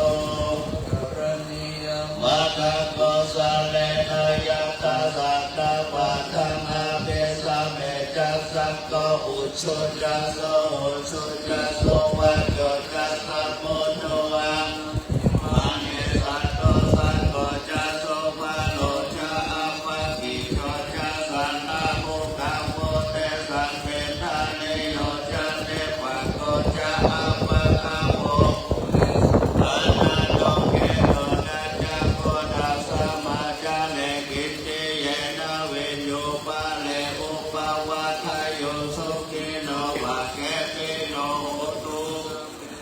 อาวาวันตุสุเกตตาเยเกจิปันนาโภตติตัสสะธรรมะลาวะอันตาวะเสสาลิกาวะเยปะหันตาวะมัสสิมังกาโนกาโนลาติทาวะเยจะอันติทาเยจะทุเลวะสันติอาเวทุเลอุทาวะสัพพะเวสัพเพสัตตาวะวันตุสุขิตังตานาปะโลปะลังเตกุเปทานาติมาเยขังกาตาตินังกิเจสนาปฏิกาสัญญาณัญญามัญญาสัตตุคามิสยามาตายาธานิยาวุตังอายุสาเอกปุตตมันุนักเอสัพพะโพเทสุมานะสัพพะวะเยอปาริมานังเมตัจจะสัพพะโลกัสสมิงวะเยอปาริมานะพุทธังอะโตจะเตเมยะจะอาสัพพะทังอเวลังอะสัพพะตังเตตัจจะนานิสิโนสยโนวะยาวะตัสสะเวกัตตะเมโตเอตัสสะตินะเตไดยะภะมะเมตังเวนะลังอินะมาโหนิติจาปะมะเทระวะกัสสะเนนะสัพพันโนกะเมโสเวนายะเกตังนาหิ กาปัสสยาปุณณะเรติติกาลันเมตตาสุตาปโนพุทโธอาปะปะโนตัมโมอาปะปะโนสัพโพปะปะนาวันตานิสิเนสัพพะริอานิเวเสกะสัตตะปะทิอุณนานังสรภูโมเสกะกะตะเมละกะกะตะเมวะนิตาปะติกะมันตุพุทธานิโสหันนะโมภะคะวะโตนะโมสัทธานะธัมมาสัมพุทธานันติปิโสภะคะวะอะระหังสัมมาสัมพุทโธวิชชาจารณะสัพพโนสุขโตโลกวิโนอนุตตโลโอเรตธัมมัสสารติเทวมนุสสานาพุทโธภะคะวะติสวะโตภะคะวะตานะโมสันติโกอะระหิโกเอหิปัสสิโอปะนายโกปัจจตังเวทิตาโมมิโยหิติสุปฏิปันโนภะคะวะโตสาวกสังโฆอุชุปฏิปันโนภะคะวะโตสาวกสังโฆยายาปฏิปันโนภะคะวะโตสาวกสังโฆสัมมิติปฏิปันโนภะคะวะโตสาวกสังโฆทิฆังจัตตาริปุเรสายโยกานิอัตตาปุเรสาภุคลาเอสะภะคะวะโตสาวกสังโฆอาหุนายโยโยนักขินายโยอัญชลิกาลานิโยอันโตตาลามุญญเกตังโลกัสสาติอาสัมมาเวเนเมตาสาวดันตังคิเมตาลามุติตาโกนาสเสนามาลังธานาทิธรรมวิธินังตวะโมเนโตตันเตสะสะภวัตุเตชะยมังคลานิมาลานิเลกามะพิโยสิตาสัพพะระภิโกลัมปันดาราวังกามันดายังกันกันติสุนันตเวเทนาสิตวะโมเนโตตันเตสะสะภวัตุเตชะยมังคลานินาลาคิลิกัสวะลันติมัทธพุทธานาวะกิจักขมาสนิวะโสตาโลนันโตเบตาโพเชกเวเทนาสิตวะโมเนโตตันเตภวะตุเตชะยมังคลานิอุกิตะคะคะมะติหัตถโสตาโลนันตนาวันติโยชนะปัตตะโคเรมาลาวันตาอิทิสังฆกัมมโนสิตวะโมเนโตตันเตสะสะภะวะตุเตชะยมังคลานิกัตวะนะกะตะโมทะลังอิวัคคปิเนยามจันตุวะจนะชยกายามะเสสันเตนะโสมาเวเนนะจิตตวะโมเนโตตันเตสะสะภะวะตุเตชะยมังลานิสัจจังวิหายามะติสัจจกวาทะเกตุวาทาภิโลภิตมนาคัตติอัตถพุทธปัญญาปฏิปัสสานิโตโตตันเตสะสะภะวะตุเตชะยมังคลานินันโทปนัตถะปุชกังวิบุตมะอิติพุทเตนะเทนะปุชเกนะมาปยันโตอิตุปะเนสะเวเทนะสิตวะโมเนโตตันเตสะสะภะวะตุเตชะยมังคลานิภูคาติเตโมชเกนะสุตระตระตัมภมังเวโสเตสุติเมเตภะกะปิดานังยานาคาเทนะเวเทนะนิโตตันเตสะสะภะวะตุเตชะยมังคลานิเอทาเวปุถะชะยมังคลานะตะคาทายโยวัจจโนทินาทิเตสะละเตปะคันติลาเวเวทานิจุปัฏฐวานิโมกขสุขังนาติกามายะนะโนสัพพัญโยมหากรุณิโกนะโตอิกายสัพพะปานินะปุเรตวะปารามิสัพพะปะโตสัมโพธิพุทธมังหิเตนะวัชเชนะโอโตเตชะยมังคลาชยันโตโพธิยามุเรสังกายานันนันเทวะทโนเอวังกัมมังวิชโยโหหิเอสุจยมังคเลอปะลาจิตต นังเกสิเสปัทธวิโภคเลอภิเสกเกสัพพพุทธนังอัคคปะโตปะโมทันติสุนัขตังสุมังคลังสุปะปันตังสุโมนิตังสุกาโนสุโมโหโตจะสุเยตังภะมัจจาริสุปะทักขินังกายังกัมมังวาจากัมมังปะทักขินังปะทักขินามโนกัมมังปณิทิเตปะทักขินาปะทักขินานิกัตตัวนาลักมันตะเทปะทักขิเนยัตถุนิมิตังอวามังคลัญจโยจามานาโพธัตโตนะสัสสะโทปะปะกะโอตุสุปินังอาคันตังพุทธาอุปาเวนะวินาสเมตุยันตุนิมิตังมังคลัญจโยจามานาโพธัตโตนะสัสสะโทปะปะกะโอตุสุปินังอาคันตังธัมมาอุปาเวนะวินาสเมตุยันตุนิมิตังอวามังคลัญจโยจามานาโพธัตโตนะสัสปะปะกะโอตุสุปินังอาคันตังสังฆาอุปาเวนะวินาสเมตุสักขะตัวโมดาลักขณะโอสังฆะพุทธมังวานามิกันเทวมนุสสานังพุทธเตเชนะโสตินานะสันตุปัฏฐวาพระอุปสมเมตุเตสักขะตัวธรรมลักขณะโอสัตถะพุทธมังวาลังปณิลังอุปสมนังธรรมเตเชนะโสตินานะสันตุปัฏฐวาสัพเพปยาอุปสมเมตุเตสักขะตัวสังฆรัตนังธรรมวาลังอาหุนยังปะหุนยังสังฆเตเชนะโสตินานะสันตุปัฏฐวาสัพเพโลกาอุปสมเมตุเตทัตถิเมสรณังอัญญโมโนเมสรณังวาลังอิเทนะสัจจวะเจนะโหตุเตชัยมังคลังลัทธิเมสรณังอัญญังโมเมสรณังวาลังอิเทนะสัจจวะเจนะโหตุเตชัยมังคลังลัทธิเมสรณังอัญญังสังโฆเมสรณังวาลังเตนะสัจจวะเจนะโหตุเตชัยมังคลังยังกิจเจรัตนังโลเกเวสติเวเวนังโพธิรัตนังโพธิสัมมานัตถิตัสสะมะโสติภวันตุเตยังกิจเจรัตนังโลเกเวสติเวเวนังโพธิรัตนังธัมมาสัมมานัตถิตัสสะมะโสติภวันตุเตยังกิจเจรัตนังโลเกเวสติเวเวนังโพธิรัตนังสังฆสัมมานัตถิตัสสะมะโสติภวันตุเต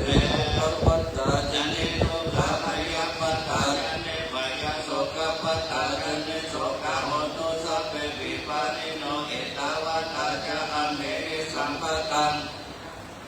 สัพเพเทวานุโมทันตุสัพพะสัมปติสิทธิยานานาทันตุสัตตายาสีลาทันตุสัพพะตาภาวนาคิลกาหุตุจันตุเทวตาตาตาสัพเพตุตาปะระปะตาปะเจกานัญจยังปะลังอันลังอันตานัญจตัสสินรักขังวันทามิสัพพะโสสุโขพุทธนาโมปะโนสุขัสสะธัมมาเดสนาสุขัสสังฆัสสะสัมมากิสัมปะกานันตะโพสุโขกัตติโยเสโนสะเนตัสสะมิกายโยวิจัจจานานาสัพพะโนโสเสโนเทวามโนเสเทวะกัปปะติอาทิโยลันติมาวะติจันติมาสัตตะโลกัตติโยตัปปะติจายิตาปะติวะมโนตตาโวโดตัปปะติเตชะสะอันโนขยาปะระมาลาภาเทปะละมันทานาเวสาสะปะละมายาตินิพพานังปะละมังสุขัง สาธุสาธุสาธุเพื่อศึกษารักษาประเพณีศีลนานะครับลำดับต่อไปนี้ท่านพระครูปลัดธนกรคณะปัญโยวัดมังคารามอำเภอฮอดจะได้กระทำพิธีประกาศโอกาสเวทานและสุมาโคทานหน้าบัดนี้ครับ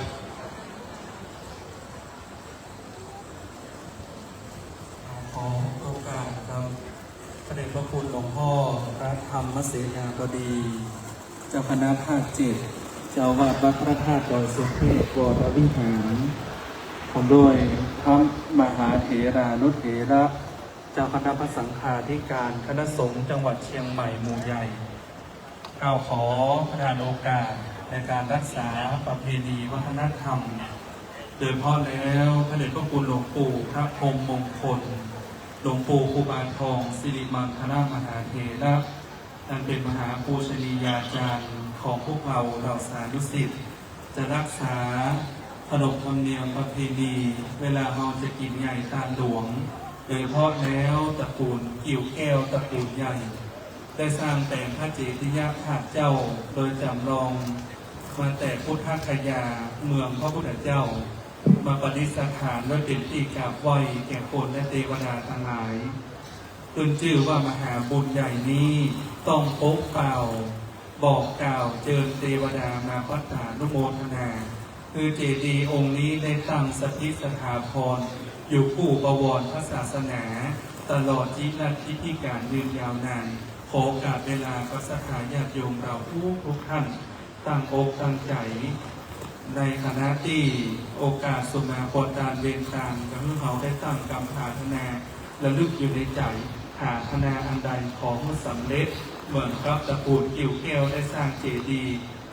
32 องค์สำเร็จดังพระเจ้าอโศกได้สร้างถาด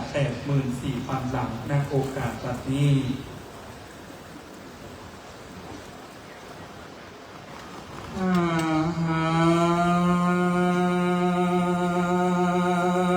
วันตามิสัพพ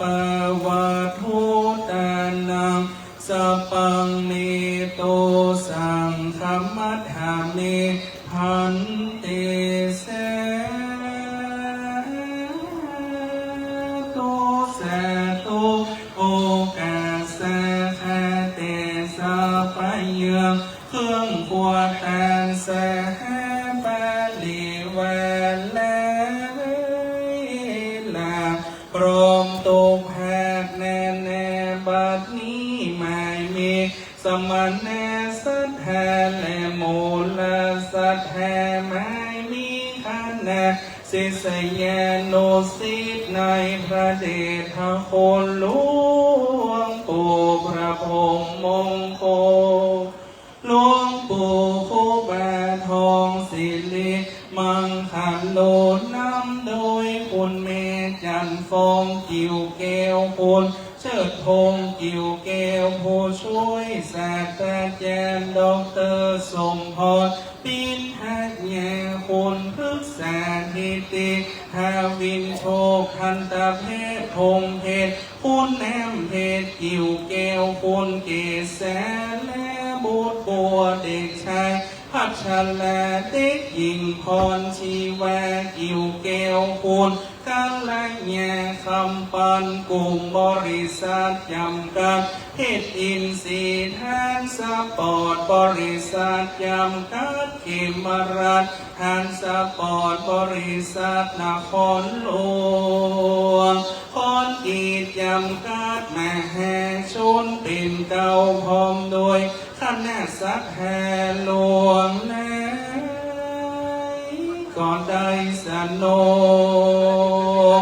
องค์ไฟตกแต่งสปาแห่งตันแนอันหาบันไดโดยชอบประกอบโดยกีตันแนแย่เมื่อดาแต่งแห่งคือน้ำแสงของแตนบอดได้เม่งปอนหยุดหยอดหลอนได้กินก่อนแตนโลนบอดได้แอ่งโกนเป็นส่วนหลอนได้ด่วนยุบเอาเย่เมื่อมัวเมาตกแต่งแห้งโดยความประมาทและแสก็กลัวเป็นให้แง่ต้นใหญ่จริงได้สนงคงไฟ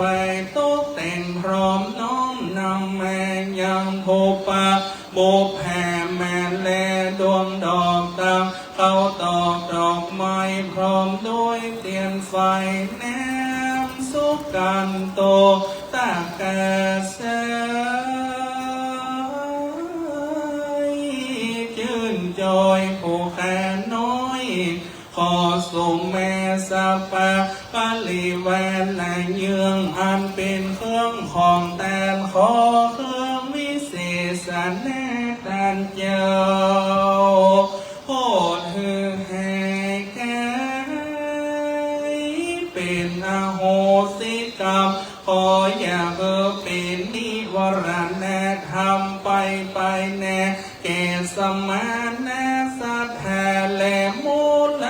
สัทธาภูคาตั้งในจุโพจุคนจุใหญ่น้อยใจยิงนั้นจุงจักมีเตียงแต่ดีลีกายะตัวเลว่าจีตัวเลมโนตัวเลสันจิแจสันจิแจอติตาโตสังอเนกตาโตสังปัจจุปันเนโตสังสัพพังโตสังขมันตุโนโยสันนิสิโนวรโพธิโมเลมาลังสัสสินังมหันติวิจโยสัมโพธิแม่กันจริงอนันต์ตัญญโนโยโลกุตตโมตังปะเนแมมิปุถทังตังปะเนแมมิธรรมังตังปะเนแมมิสังฆังสุนันตุเตวะจะพรัมแมยามาโลกปะเลทะลนิจาคุตตาสิลิแมพิธานาอวสาลคาปุภกาลาตัสสะเสเทตัสสะมาตุมหิอนุโมตมะนะโหนโตเตวะสังฆโยโดกันละเตปะกันแน่ตั้งหลายมวลหมู่อันสัทธิตั้งอยู่โกวิแมนสุรนันโตจงจักฟังเสียงแสนนั้นแค่จะเป่า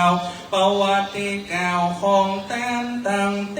วดาอันรักษาขันธะสันแดนสัทธาจุมโพรักษาผู้ห่อเหือนอันรักษาปีเดือนวันแยมตั้งเทวดาอันรักษา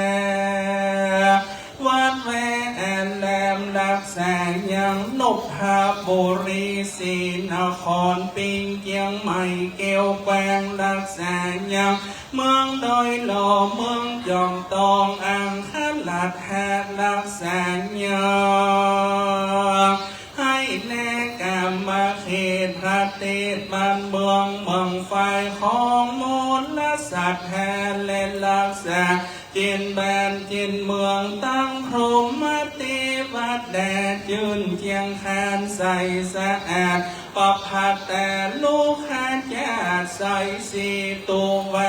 กกับมันนีมีแค่และจืนเทวดาติบจงมานอมนิ้วนิดโมตาแนแตนหาอินแต่ผู้บานตนองค์แขนฝ่าเฟืองตั้งเต้าเยืองคุณพรหมจะตนโลกตั้งสี่ยักษ์แสมมีฤทธิ์แท้อนุภาพตั้งกลุ่มพันธาไพลีตั้งแนงทรณีตนจำบนและตนจำบาปตนจำน้ำหยาดไม่ตัดตั้งหันยามันตนใจแห้แถวติดเตบเต้าไปบนหุ่นแอกาศกว้างไปใต้ลาดเถิงทอรักนีสัตลีกุนตาอัมแมตังนามปรมัยอา ส่วนอันเจิญมนต์หมดเยาเอามาสู่โมตันแหล่แตนซึ่งวาระขีแย่แต่อันผู้แค่ตั้งหลายจักได้เฮือแต่ในที่แค่แก่ละบัดนี้แย้มดีเตียงแต่ดีลีแสแสโตโอกาส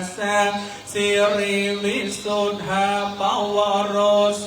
อุดมบรมพุทธแห่ทิ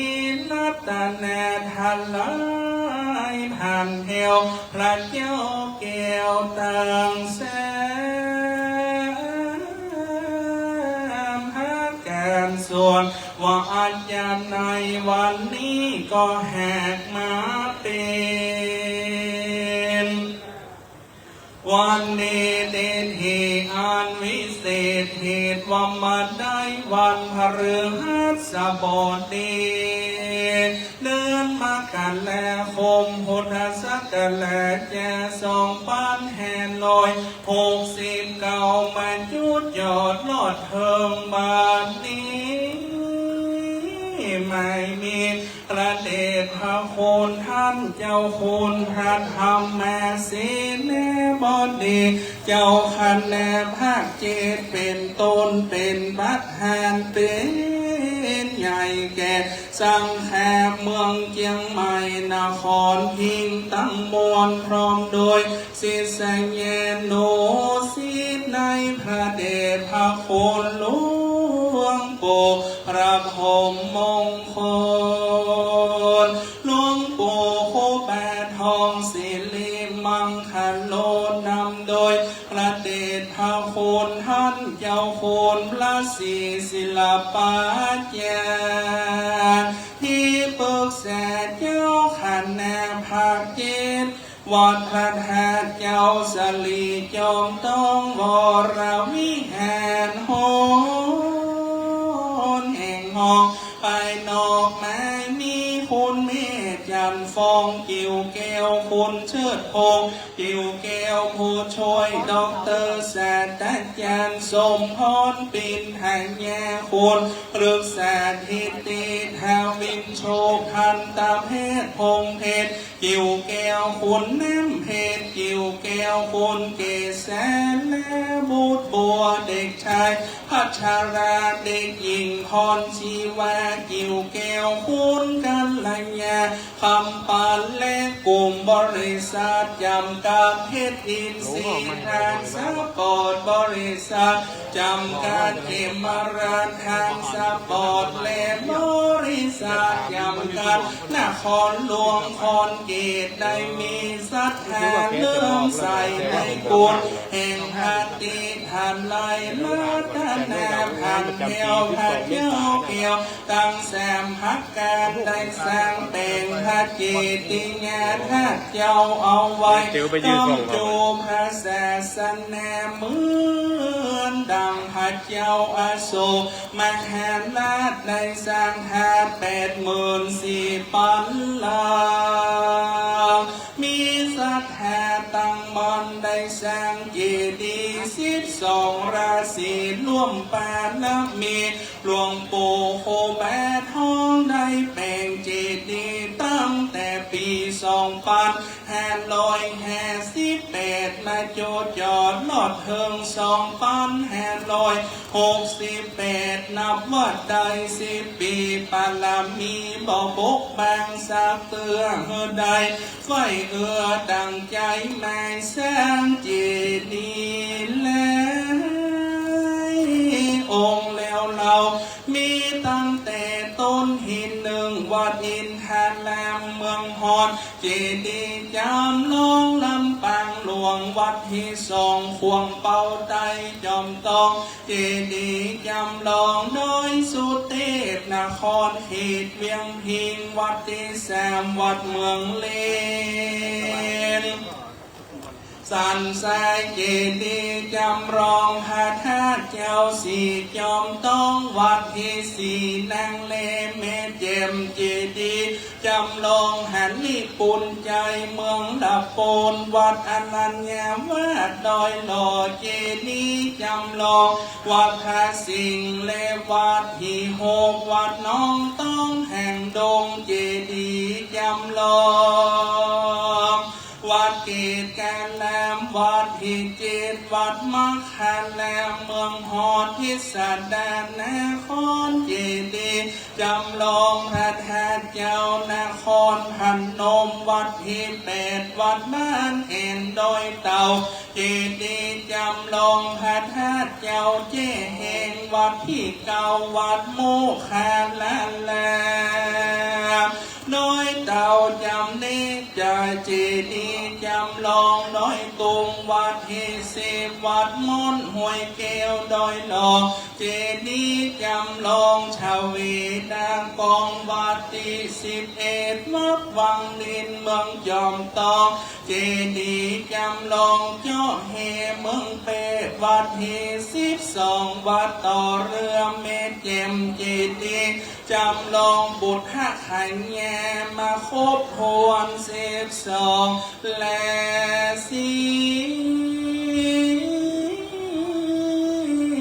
วัด13วันกิวเลนน้อยสันป่าตองเจดีย์จำลองลำปางหลวงวัด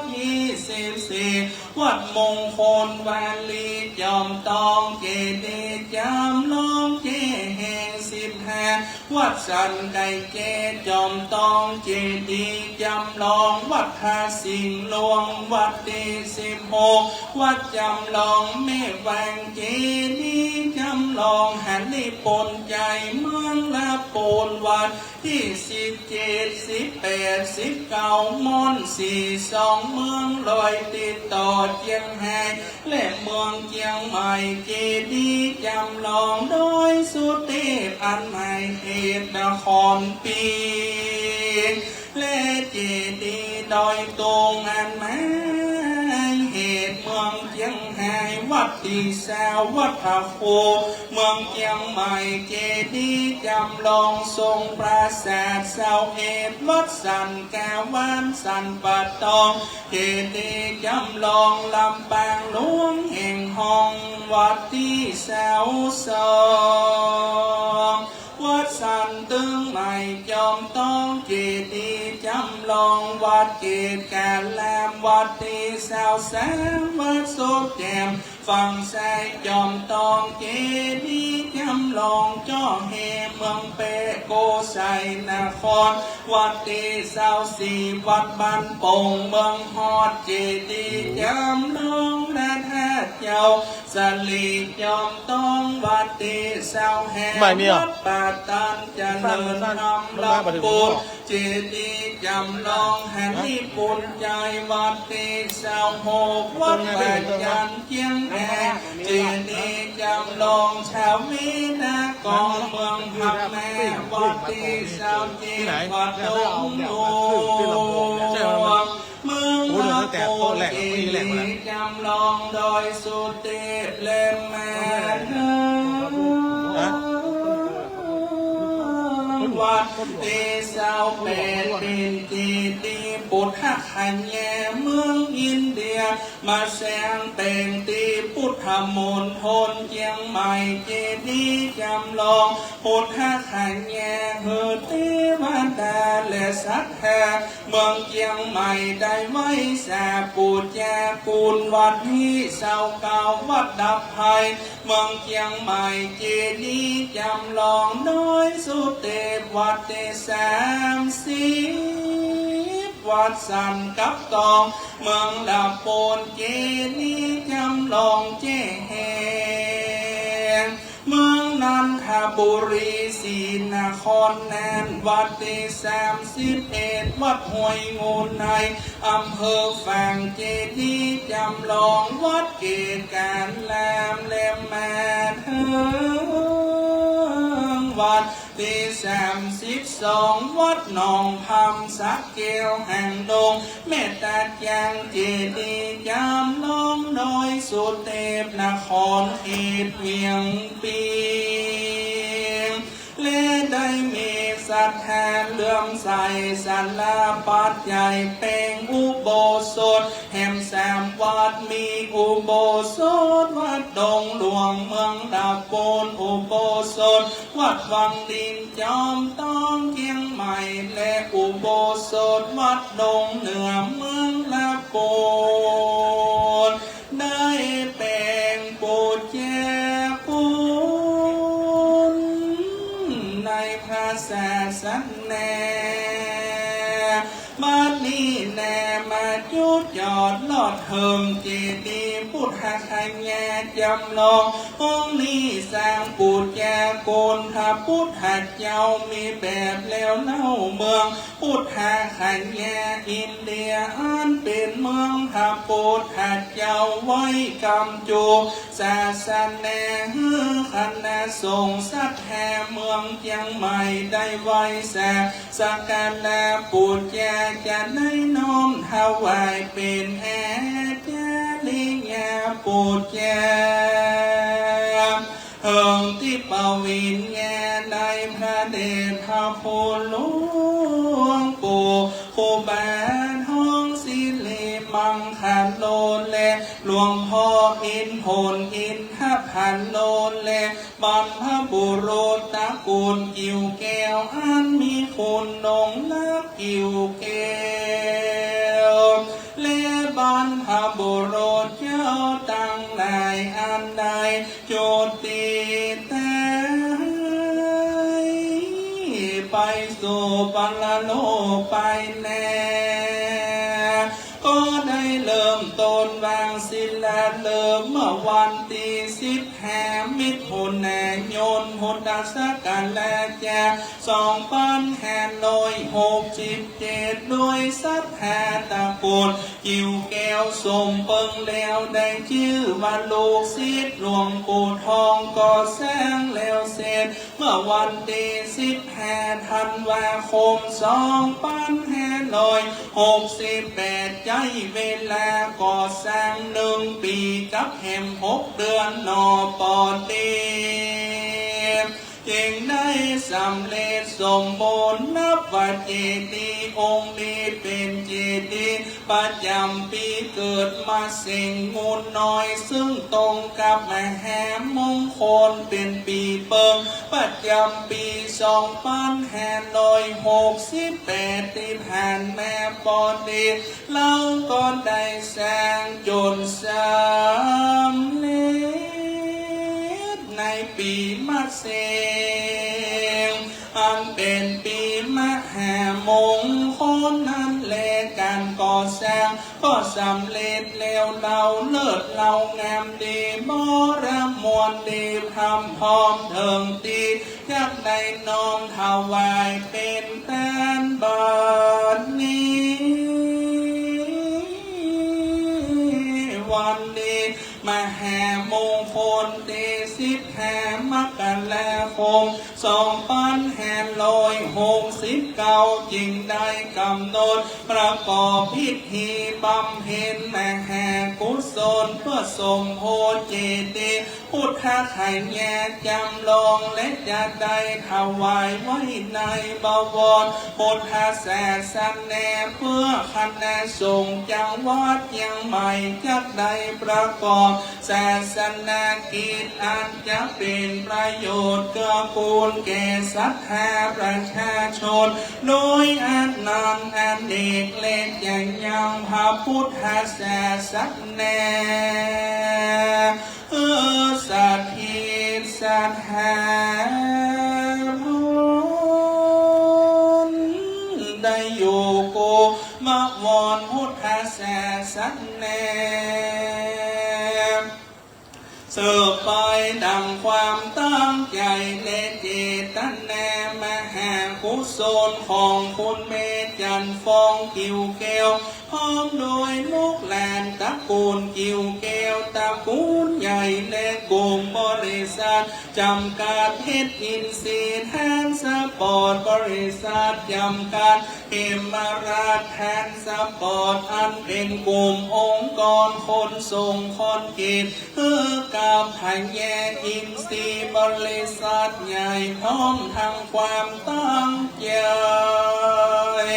อันเป็นมหาบุญกุศลของบริษัทกลุ่มบริหาร CEO นครหลวงคอนกรีตด้วยเจตนาบุญอันบริสุทธิ์นี้กุศลบุญอย่าลอยสิอันนี้แน่จากอุทิศเป็นอา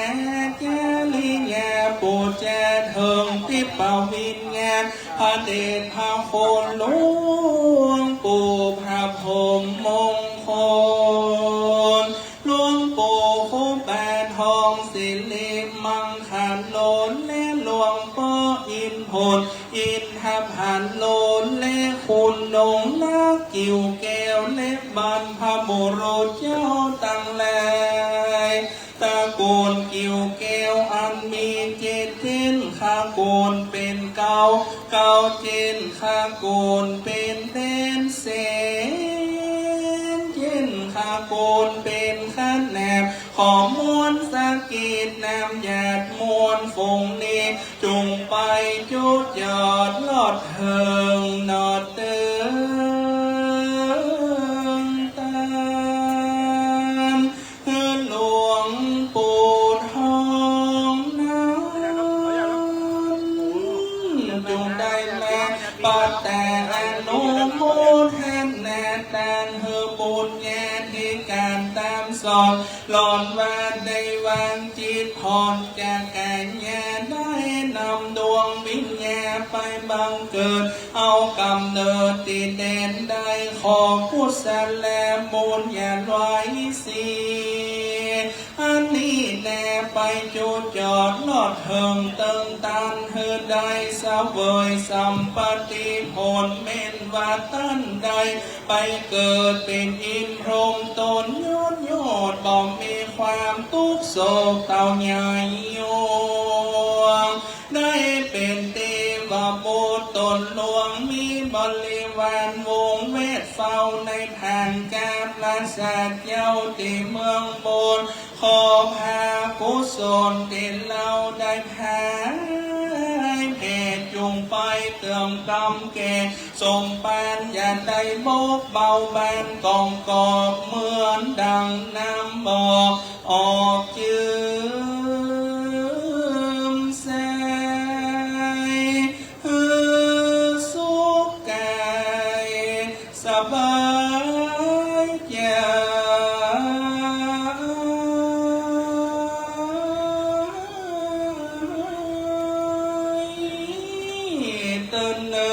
หล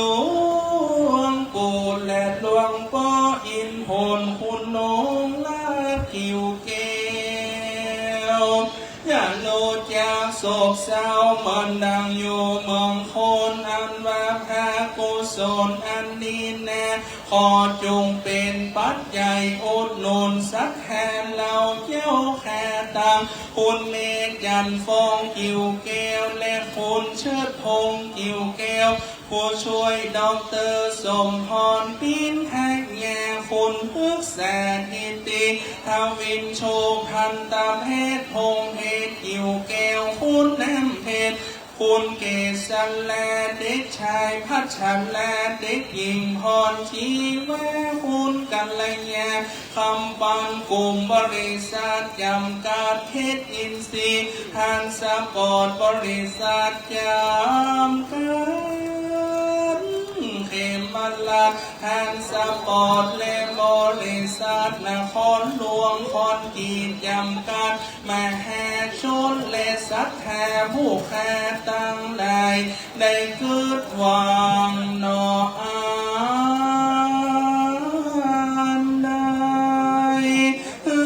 ได้สมใจ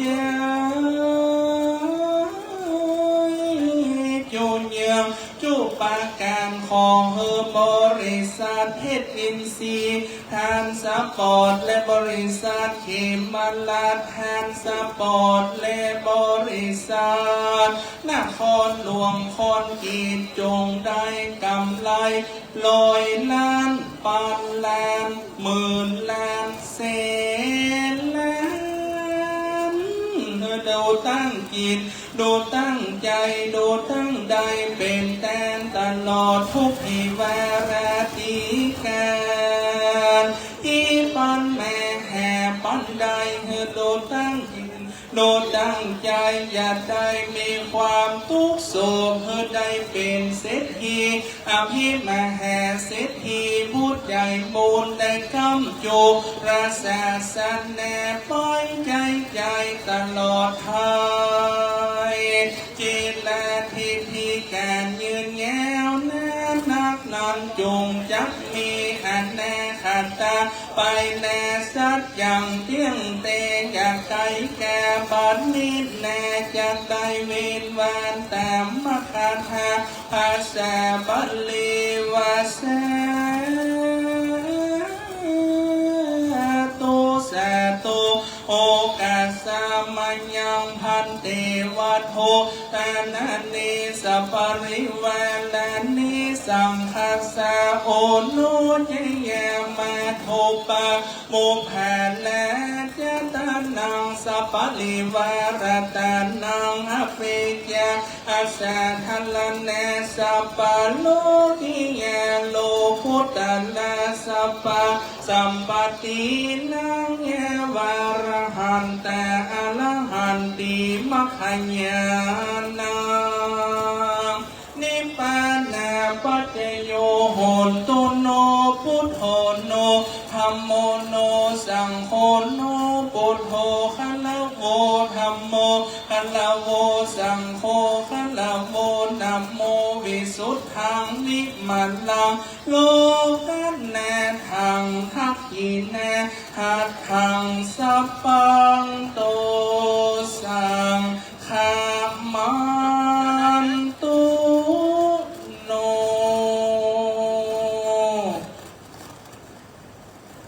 ครับญาติโยมสาธุดังๆนะครับสาธุสาธุสาธุอนุโมทามิท่านพระครูประหลัดธนกรธนปัญโยวัดมังคารามอำเภอฮอดได้ประกาศโอกาสเวรตาลนะครับและสุมาครัวตาลอันเป็นที่ทอยประเพณีศีลล้านนาอันสำคัญยิ่งนะครับจบลงแล้ววันนี้ท่านทั้งหลายครับโปรดสังเกตนะครับคณะสงฆ์จังหวัดเชียงใหม่ลำพูนในนามภาค 7ภาค 7นั้นก็คือปกครองคณะสงฆ์3 จังหวัดมีจังหวัดเชียงใหม่จังหวัดลำพูนและจังหวัดแม่ฮ่องสอนพระเดชพระคุณหลวงพ่อเจ้าคณะภาค 7คือพระธรรมเสนาบดีปกครองคณะสงฆ์3 จังหวัดนี้และวันนี้พระสงฆ์ทรงสมณศักดิ์เมตตามานะครับในพิธีอันสำคัญยิ่งตั้งแต่ร่มบารมีพระเดชพระคุณพระธรรมเสนาบดีหลวงพ่อเจ้าคณะภาค 7เป็นประธานพระเดชพระคุณหลวงพ่อพระเทพมังคลาจารย์เจ้าคณะจังหวัดเชียงใหม่พระเดชพระคุณหลวงพ่อพระเทพรัตนนายกเจ้าคณะจังหวัดลำพูนพระเดชพระคุณพระเทพสิงหวราจารย์ดร.รองเจ้าคณะจังหวัดเชียงใหม่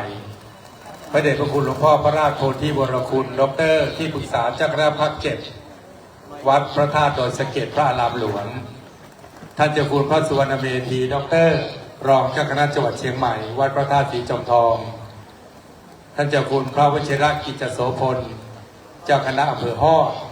เจ้าวาดวัดบ้านขุนซึ่งเป็นสำนักเรียนบาลียอดเยี่ยมดีเด่นที่สุดของภาค 7นะครับและโดยที่สุดท่านเจ้าคุณพระวิมลมุนีดร.วัดศรีโสดาพระอารามหลวงพระสงฆ์สมณศักดิ์องค์สำคัญจำนวน8 รูปมักมีองค์8แล้วถวายเจดีย์พุทธคยาจำลองศักดิ์สิทธิ์นี่เป็นบุญญาฤทธิ์อันวิเศษอย่างยิ่งนะครับและทั้งหมดเนี่ยครับหนึ่งในอธิษฐานที่ครอบครัวกิ่วแก้วน้อมจิตอุทิศถวายแด่หลวงพ่อผู้เป็นบิดาของบุตรของธิดาก่อนที่จะบรรพชาอุปสมบทในตระกูลกิ่วแก้วก็คือหลวงพ่ออินผลอินทพโล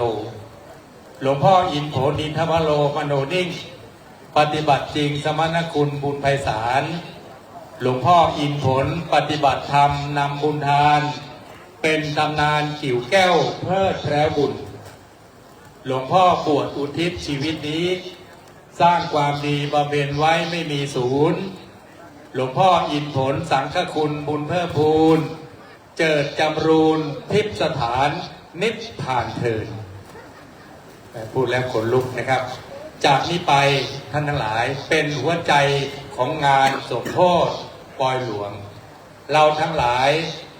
จะได้กล่าวคำถวายเจดีย์พุทธคยาจำลองด้วยจิตใสด้วยใจศรัทธาและมหาบุญมหากุศลใจเป็นนายกายเป็นบ่าวปราดกล่าวไว้ใจเป็นใหญ่เป็นประธานการทุกอย่างใจเป็นผู้เนรมิตนำทิศทางทุกสิ่งสร้างร้ายหรือดีอยู่ที่ใจบัดนี้ใจของเราตั้งเรียกว่าตั้งใจอานิสงส์การกล่าวถวายเจดีย์พุทธคยามีมหากุศลครับถวายเจดีย์มหาบุญหนุนเนื่องให้รุ่งเรืองก้าวหน้าสถาผลถวายเจดีย์ยอดบุญญามหามงคลถวายเจดีย์ร่ำรวยล้นผลบุญรองถวายเจดีย์อายุยืนชื่อชีวิตถวายเจดีย์ผลสำเร็จธุรกิจทั้งของถวายเจดีย์บุญอุดมสมหมายปองสุขสอดคล้องพ้นโรคภัยไปยิ่งเทินเบื้องต้นคำถวายเป็นภาษาบาลีเรียกว่าพระพุทธภาษาจะกล่าวคำถวายเป็นประธานในการกล่าวนำคำถวายโดยดร.อธิชาติชุมมานนท์หรือคุณอ้ำประธานเจ้าหน้าที่บริหารบริษัทอาทิสเมกโกลบอลจำกัดมีอาทิตย์อมฤตสมุนไพรที่อ้ำทุกคนตามหาคุณอ้ำดร.อ้ำจะเป็นผู้นำกล่าวคำถวายเป็นภาษาบาลีจากนั้นคำถวายภาษาไทยทันตแพทย์พงเพชรกิ่งแก้วและคุณน้ำเพชรกิ่งแก้วจะเป็นผู้กล่าวนำเราทั้งหลายจึงกล่าวตามทั้งสองท่านไปโดยลำดับนะครับณบัดนี้ครับขอเชิญดร.อ้ำครับและขอเชิญทันตแพทย์พงเพชรกับคุณน้ำเพชรครับ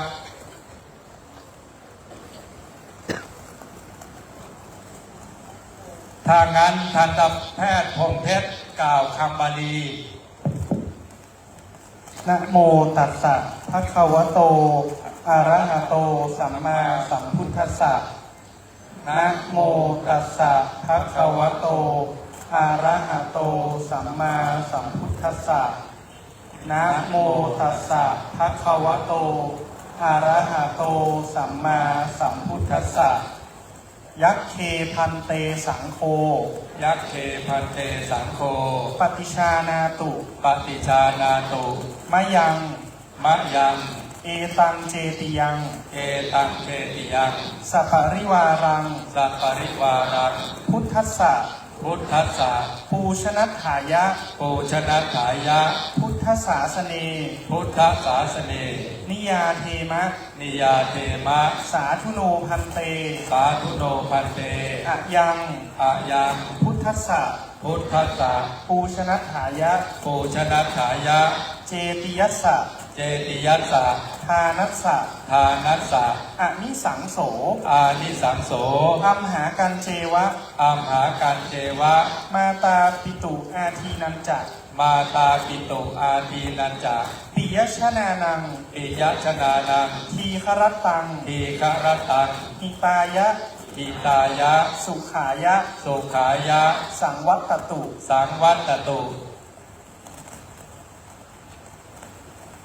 ข้าแต่พระสงฆ์ผู้เจริญ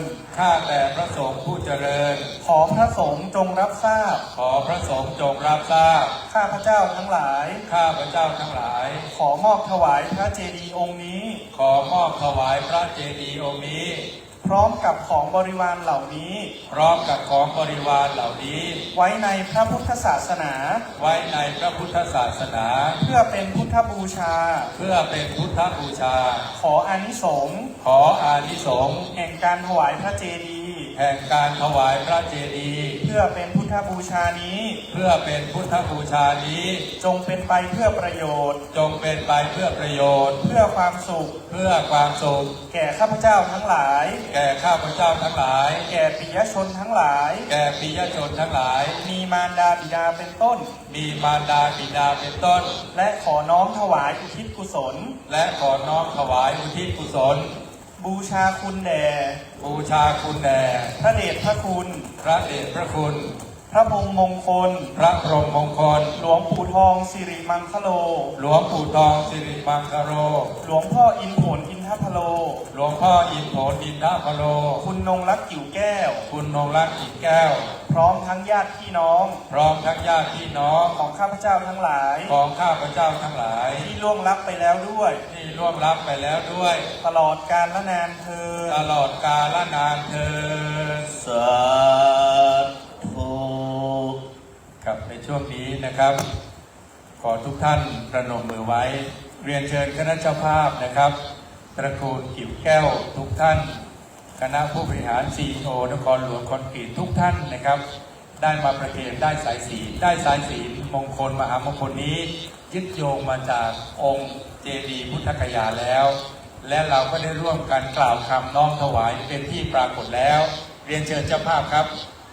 ครอบครัวกิ่วแก้วนะครับ อันมีคุณแม่เป็นต้นเป็นประธาน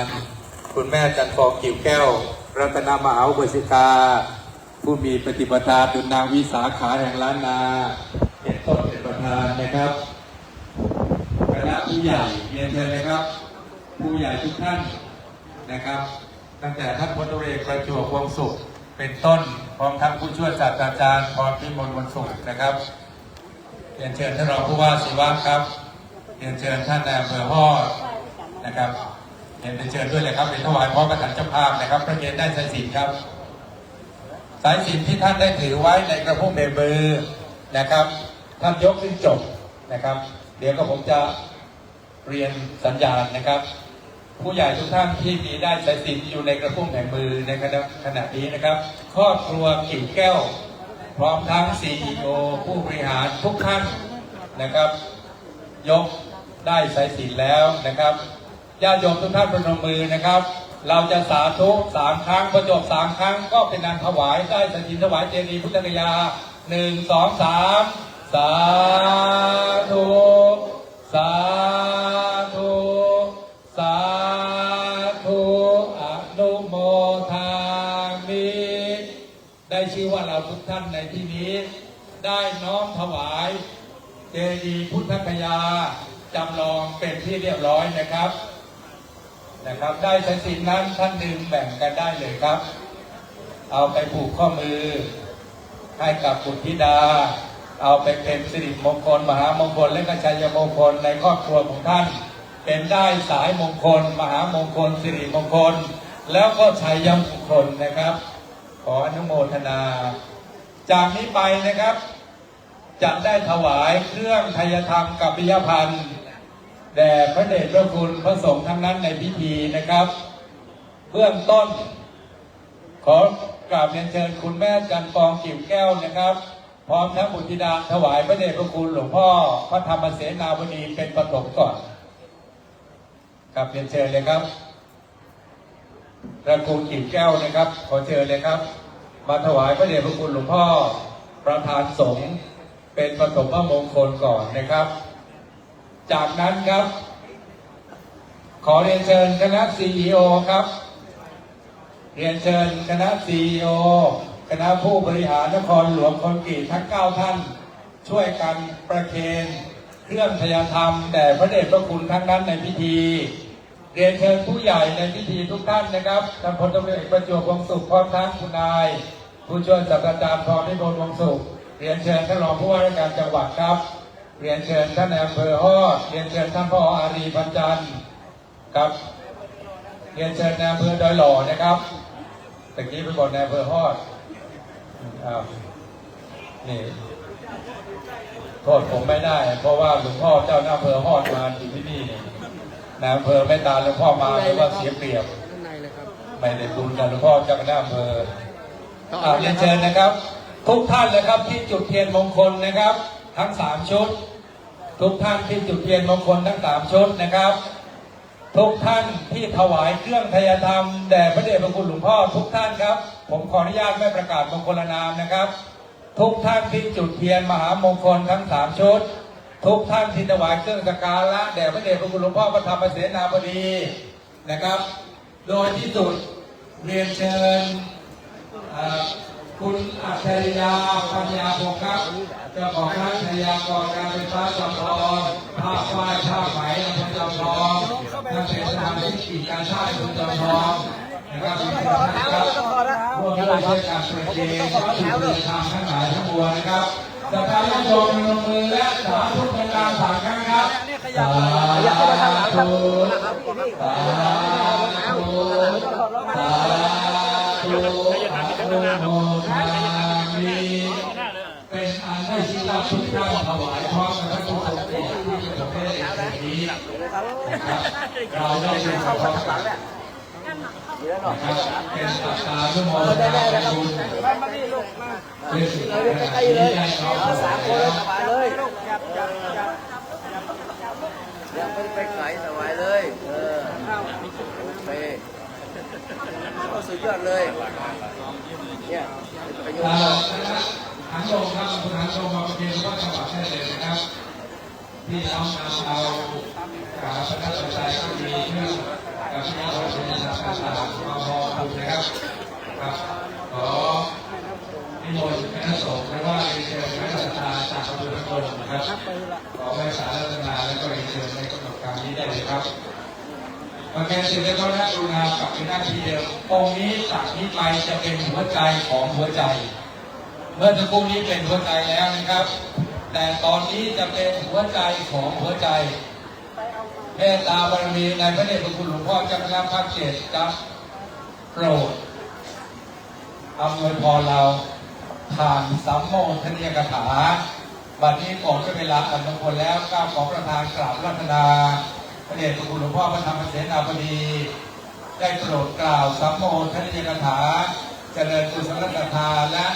อำนวยพรแก่เจ้าภาพและสถาธุชนทั้งหลายณการระดับนี้ควรที่ควรสุดเด็ดจะเมตตา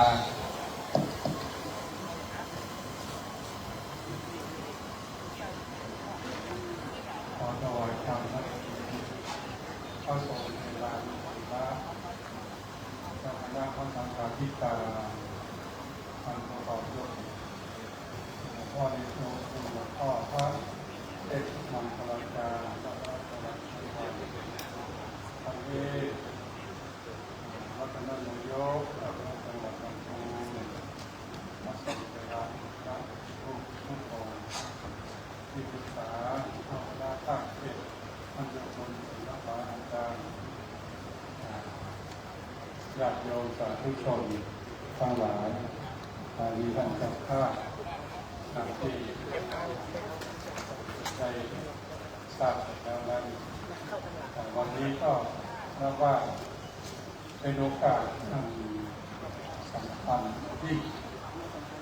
แล้วก็เป็นมงคลการอันประเสริฐเพราะเริ่มต้นปีใหม่พุทธศักราช 2569 วันนี้เป็นวันที่ 15 มกราคมพระเจ้าภาพได้สร้างพระพิธีองค์ที่ 32 มาถวายเป็นพุทธบูชาไว้ประจำที่พุทธมณฑลเชียงใหม่เราพุทธมณฑลเชียงใหม่เรานี้ก็ถือว่าเป็นสถานที่สำคัญเป็นสถานที่พระบวรพุทธศาสนาได้ตั้งมั่นเพื่อความยั่งยืนขออานุภาพแห่งคุณพระรัตนตรัยโดยเฉพาะอย่างยิ่งพระพุทธรัตนะพระธรรมรัตนะพระสังฆรัตนะ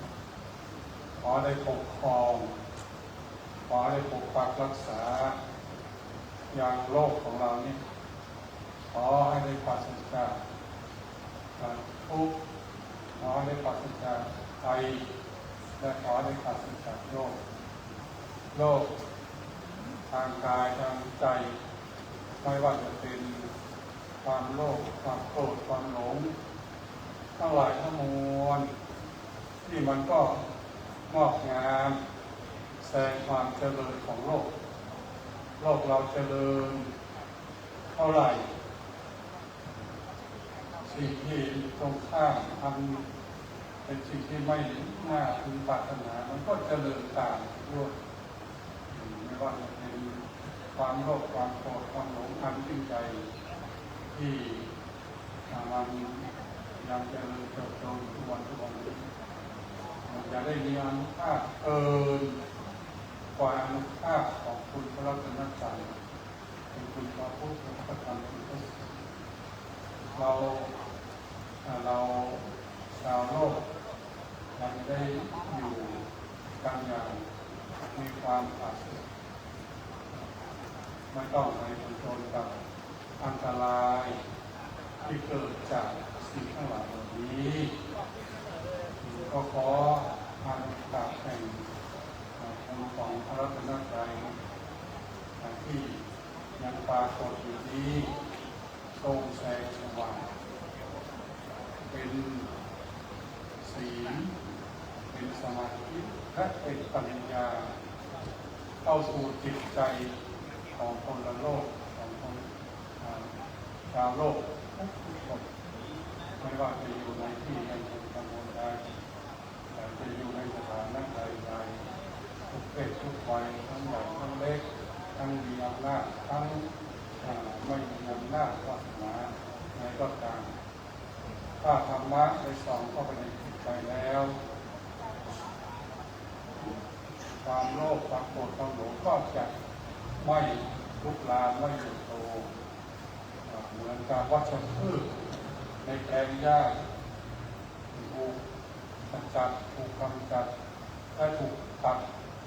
ให้เรียบให้เกลี้ยงในสนามหญ้าให้สนามหญ้าคือโลกนี้จิตใจของมนุษย์เรานี้ในสงบและร่มเย็นต่อไปอานิสงส์ที่จะพึงได้ที่จะพึงมีเช่นนี้ก็จะ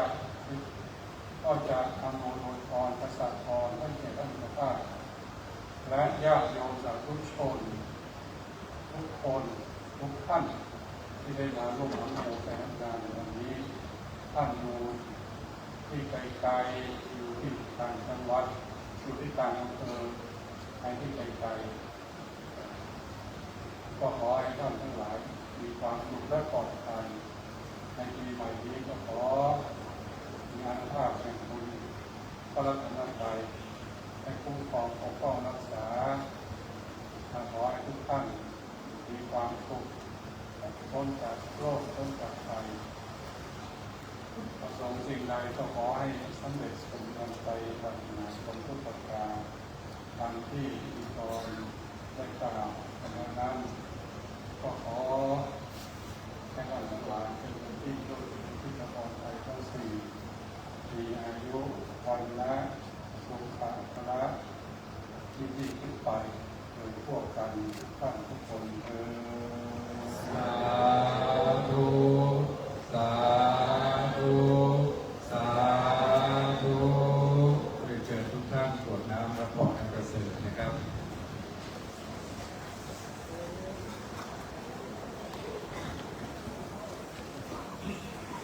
ยะถาวาริวะหาปุราปริปุเรนติสาครัง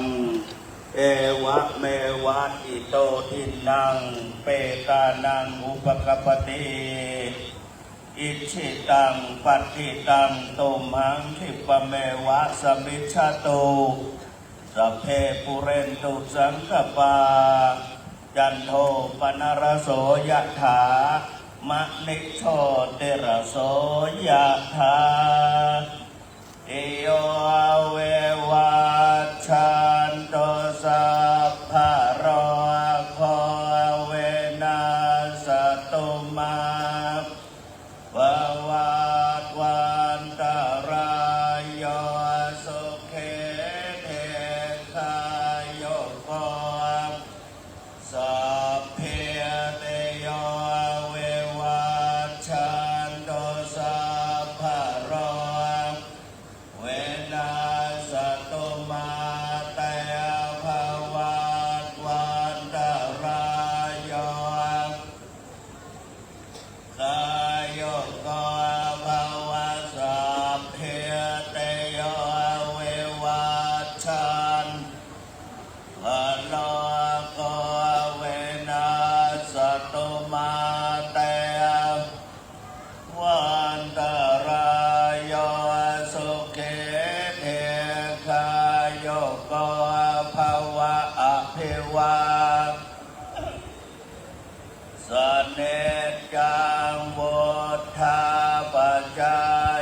โน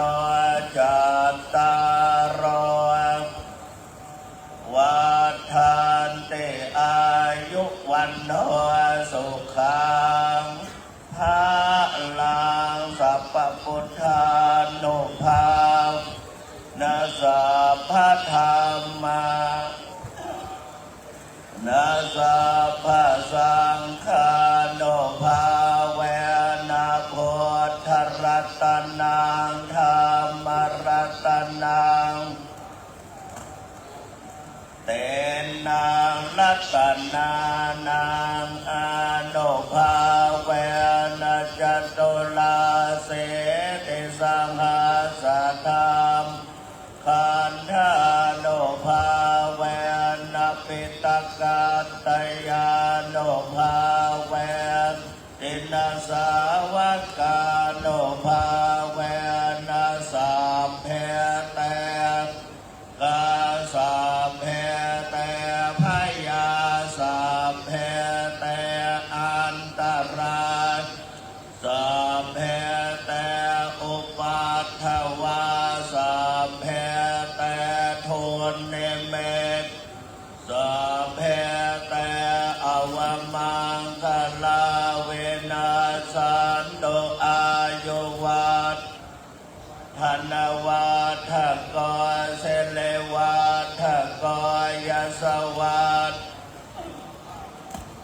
ตะกรวานวัฏกรสุขวัฏกรโหตุสัพพทาขพยาเวลาโสกาสัตตุจุปัฏฐวาอเนกาอันตรายเวเวนาสันตุจัตเตชะสาสยเสเตทานังโสเทภคยาโสขังพันลาเสเลอายุจวันโนโวเทจยสวาสตวาสาจะอายุจะเชวสิทธิวัตโตแต่ภวัตุสัพพมังคลังลาคันโตสัพพเทวตาพุทธานุภาเวนัสธาโสเทภวันภวตุสัพพมังคลังลาคันโตสัพพเทวตามโนภาเวนัสธาโสเทภวันตุแต่ภวตุสัพ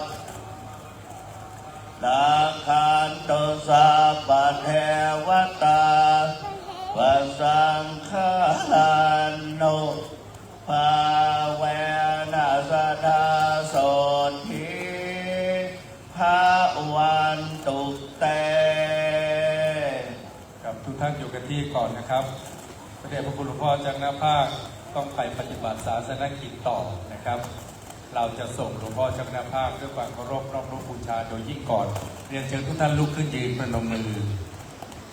เป็นบุญญกิริยาเมตตาร่วมบารมีในหลวงพ่อเจ้าคณะภาค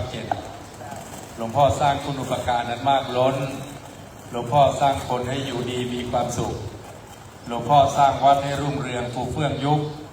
หลวงพ่อคอยปลุกทุกพลังความตั้งใจหลวงพ่อใส่ความรู้ชูหน้าที่หลวงพ่อสร้างวัดดีที่มุ่งมั่นทันสมัยหลวงพ่อเสริมค่านิยมศีลธรรมมากน้ำใจหลวงพ่อบำเพ็ญไปบริหารงานทั้งมวลหลวงพ่อสร้างสิ่งประเสริฐเลิศล้ำยิ่งหลวงพ่อทำทุกสิ่งสร้างสรรค์นั้นดีล้วนหลวงพ่อนำชาวประชาพาชี้ชวนหลวงพ่อกินครบถ้วนทุกสิ่งอย่างสร้างความดีขอศรัทธาญาติโยมถวายสาธุดังๆ3 ครั้งครับ ดังอีกครับ ดังอีกครับ ไปกันได้ขอบพระคุณการมีส่วนร่วมนะครับ เราร่วมกายพ่อร่วมใจไม่ขัดแย้งญาติโยมร่วมออกแรงสมทบให้หลบหนีทุกอย่างร่วมเรียกว่าสามัคคีญาติโยมนั่งลงก่อนนั่งลงก่อนกันเถอะ ดี๋ยวเราต้องทำสมาธิตามแนวหลวงปู่ทองยังไม่จบนะและเดี๋ยวเราจะแผ่เมตตาญาติโยมนั่งลงก่อนนะแล้วสุดท้ายอย่าเพิ่งลุกหลวงพ่อเจ้าคณะจังหวัดเชียงใหม่จัดถวายกหาปณะปัจจัยเป็นการเฉพาะกับพระสงฆ์สามเณรทุกรูปเลยครับก่อนจะเดินทางกลับหลวงพ่อจังหวัดลำพูนกลับก่อนไปว่าไม่ได้ไม่เอาหลวงพ่อเจ้าคณะจังหวัดเชียงใหม่จะถวายเป็นพิเศษนะครับอยู่กันที่ก่อนครับเอาละครับจากนี้ไปไหว้สารัตนาครับท่านพระครูประหลัดธนกรจะนำศรัทธาญาติโยมบำเพ็ญจิตภาวนาและแผ่เมตตาเป็นภาษาพื้นเมืองทุกท่านสงบนิ่งนะครับเรียนเชิญศรัทธาญาติโยมเราผู้มีบุญทุกท่านได้สำรวมกายวาจาใจอนามัยบุญใหญ่ในการเพื่อการเจดีย์ชื่อว่ามหาบุญเราได้ให้แล้วบุญสำเร็จด้วยการให้ทานศีลนามัยบุญสำเร็จด้วยการรักษาศีลต่อไปลูกศิษย์หลวงปู่ทองวัดพระธาตุศรีจอมทอง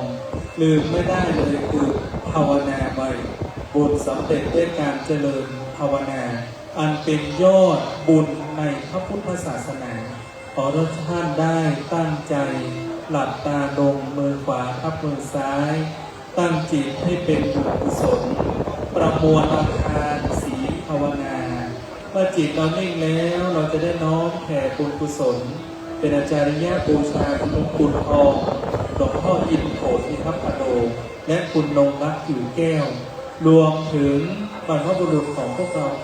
ทุกท่านให้พวกเราตั้งใจหลับตาลงแผ่เมตตาผ่านสมาธิจิตสักครู่หนึ่งนะ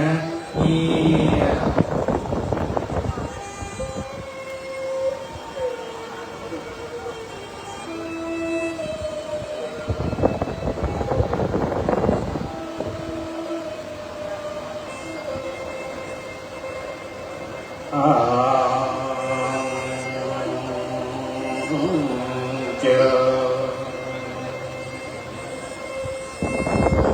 อิเตฟ้า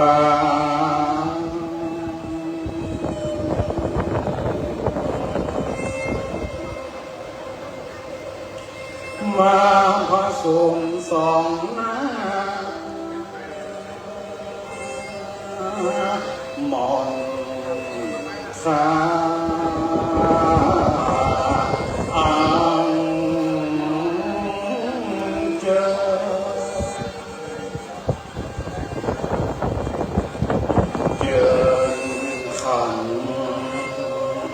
อันเลิศล้วนบุพา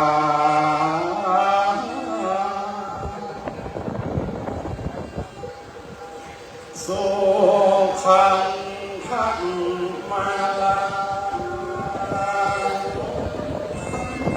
ขอยอมยืนยอวันตาไว้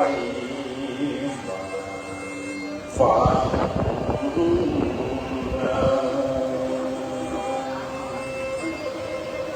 จิตเจตนอบน้อมน้อมข้าแก้วเกขะลาย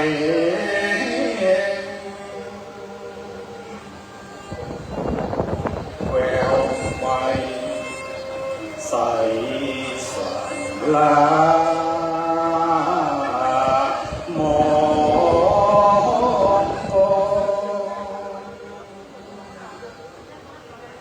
ทรงพันเลิศมหาโพ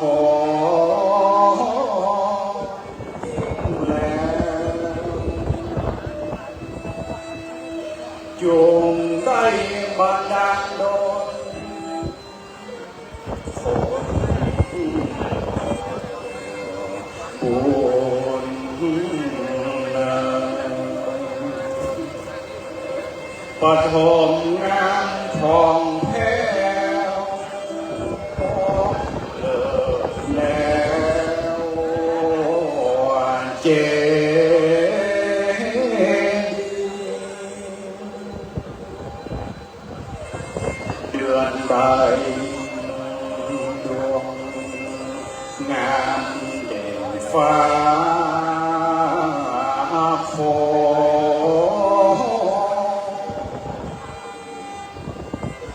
ดังศิลาสมาโนโลกไว้สิริมังคโลหลวงทอง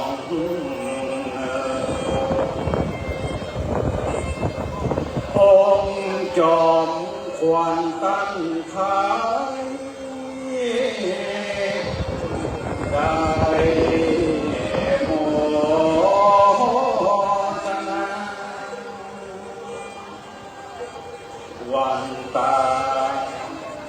สาตันเจ้าอินโฟ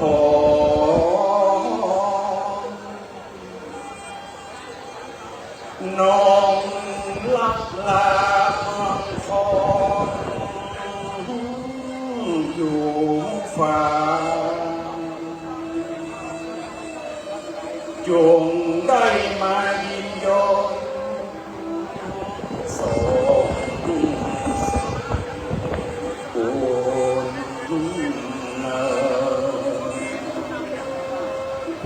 กุศลใสสว่างลาแหลกลวงงามส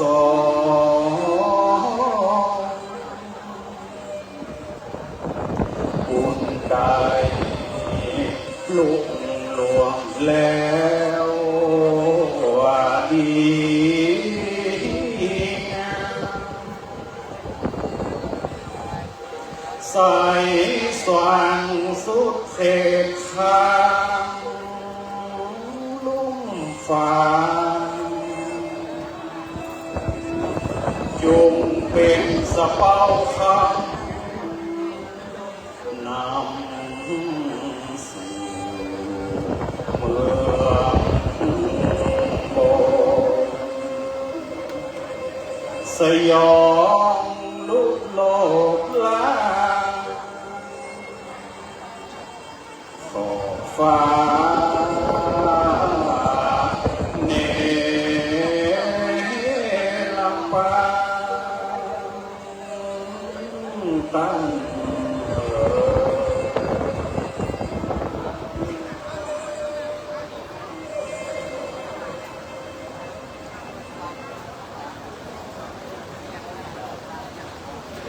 พอสมควรเลยนะเราก็จะได้เมตตาเราทำบุญใหญ่พอทำแผ่เมตตาแบบพื้นเมืองมาเนื่ออีตังตานากัมมังนิปานาจะโยโหโตโนจานิตังศีลากัมมังนิปานาปัจจโยโหโตโนจานิตังภาวนากัมมังนิปานาปัจจโยโตโนนิจังยังกิจเจโกสาลังกาตาพังกัมมังสัพเพเตหิกาตัมปุญญังโนอนุโมทันตุโสนันตุโหนตุเยเทวาสัมมิหาเนอาทิคาตาภิทายุกัสสะทาโหนตุสัพพะสัตนังสุขีอัตตานังปาริหารันตุมาตาปิตาโสตาโหนตุโทคาปะมุจจันตุสัพเพยะตากาโสตาโหนตุโทคาปะมุจจันตุสัพเพอะยะตากาโสตาโหนตุโทคาปะมุจจันตุสัพเพติสาสัพเพยะตาสัพเพตาโสกิตาโหนตุโทคาปะมุจจันตุสัพเพนาคาตาโสตาโหนตุโทคาปะมุจจันตุสัพเพเทวาโสกิตาโหนตุคาปะมุจจันตุสัพเพอาจาริโยปัจจยาโสกิตาโหนตุโทคามุจจันตุสัพพะสัพพะเทนะสัพสันตุโภ สัพพังเมโทสังฆามาเมพันเตวันหามิธัมมังสัพพังเมโทสังฆามาเมพันเตวันหามิสังฆังสัพพังเมโทสังฆามาเมพันเตวันหามิธัมโรอุปัฏฐายายะติเยสัพพังเมสังฆามาทาเมพันเตวันดามิกัมมัฏฐานังสัพพังเมโทอันเตวันหามิอันลัมเมภาทาสีมายังสัพพังเมโทสังฆามาเมพันเตวันหามิเจติยังสัพพังสัพพะทาเมสุปฏิ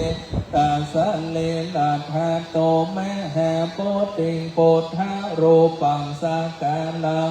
ทานาคาโลเกเตวะโลเกพรหมะโลเกชมโพเปลังกาทิเปสันลิลาธาตุโยเกสัธาตุโยละหันตาธาตุโยเจติยัมคันหากุติจัตโตสิติสหัสเสธรรมกันเทสัพเพสัมปาทาเจติยังอาหังวันตามิสัพพะโสวันหาพระเดชพระคุณหลวงปู่ทองสิริมังคโลพรวันหามิพันเตสัพพังอาปาตาทังตาปัสเมพันเตมยากาตังปุญญังสามินาอนุโมตัพพังสามินากาตังปุญญังไวหังนาตัพพังสาธุสาธุอนุโมทามิ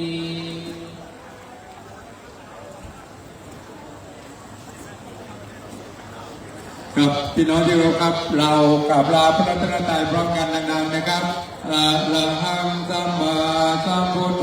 ภะคะวาโตตังภะคะวันตังอะภิวาเทมิสวากขาโตภะคะวะตาธัมโมธัมมังนัมสสามิสุปฏิปันโนภะคะวะโตสาวกสังโฆสังฆังนะมามิเชิญการส่งเต็มติดครับ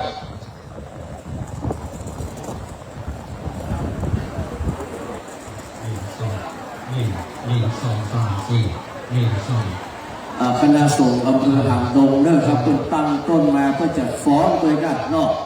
ฟ้อนได้เด้อเดี๋ยวเอาแห่งยิดได้นะครับกลับไปฮื้อกับช่างเนอร์นะครับเจ้าของทุกเสียบครับถวายการต้อนรับหลวงพ่อ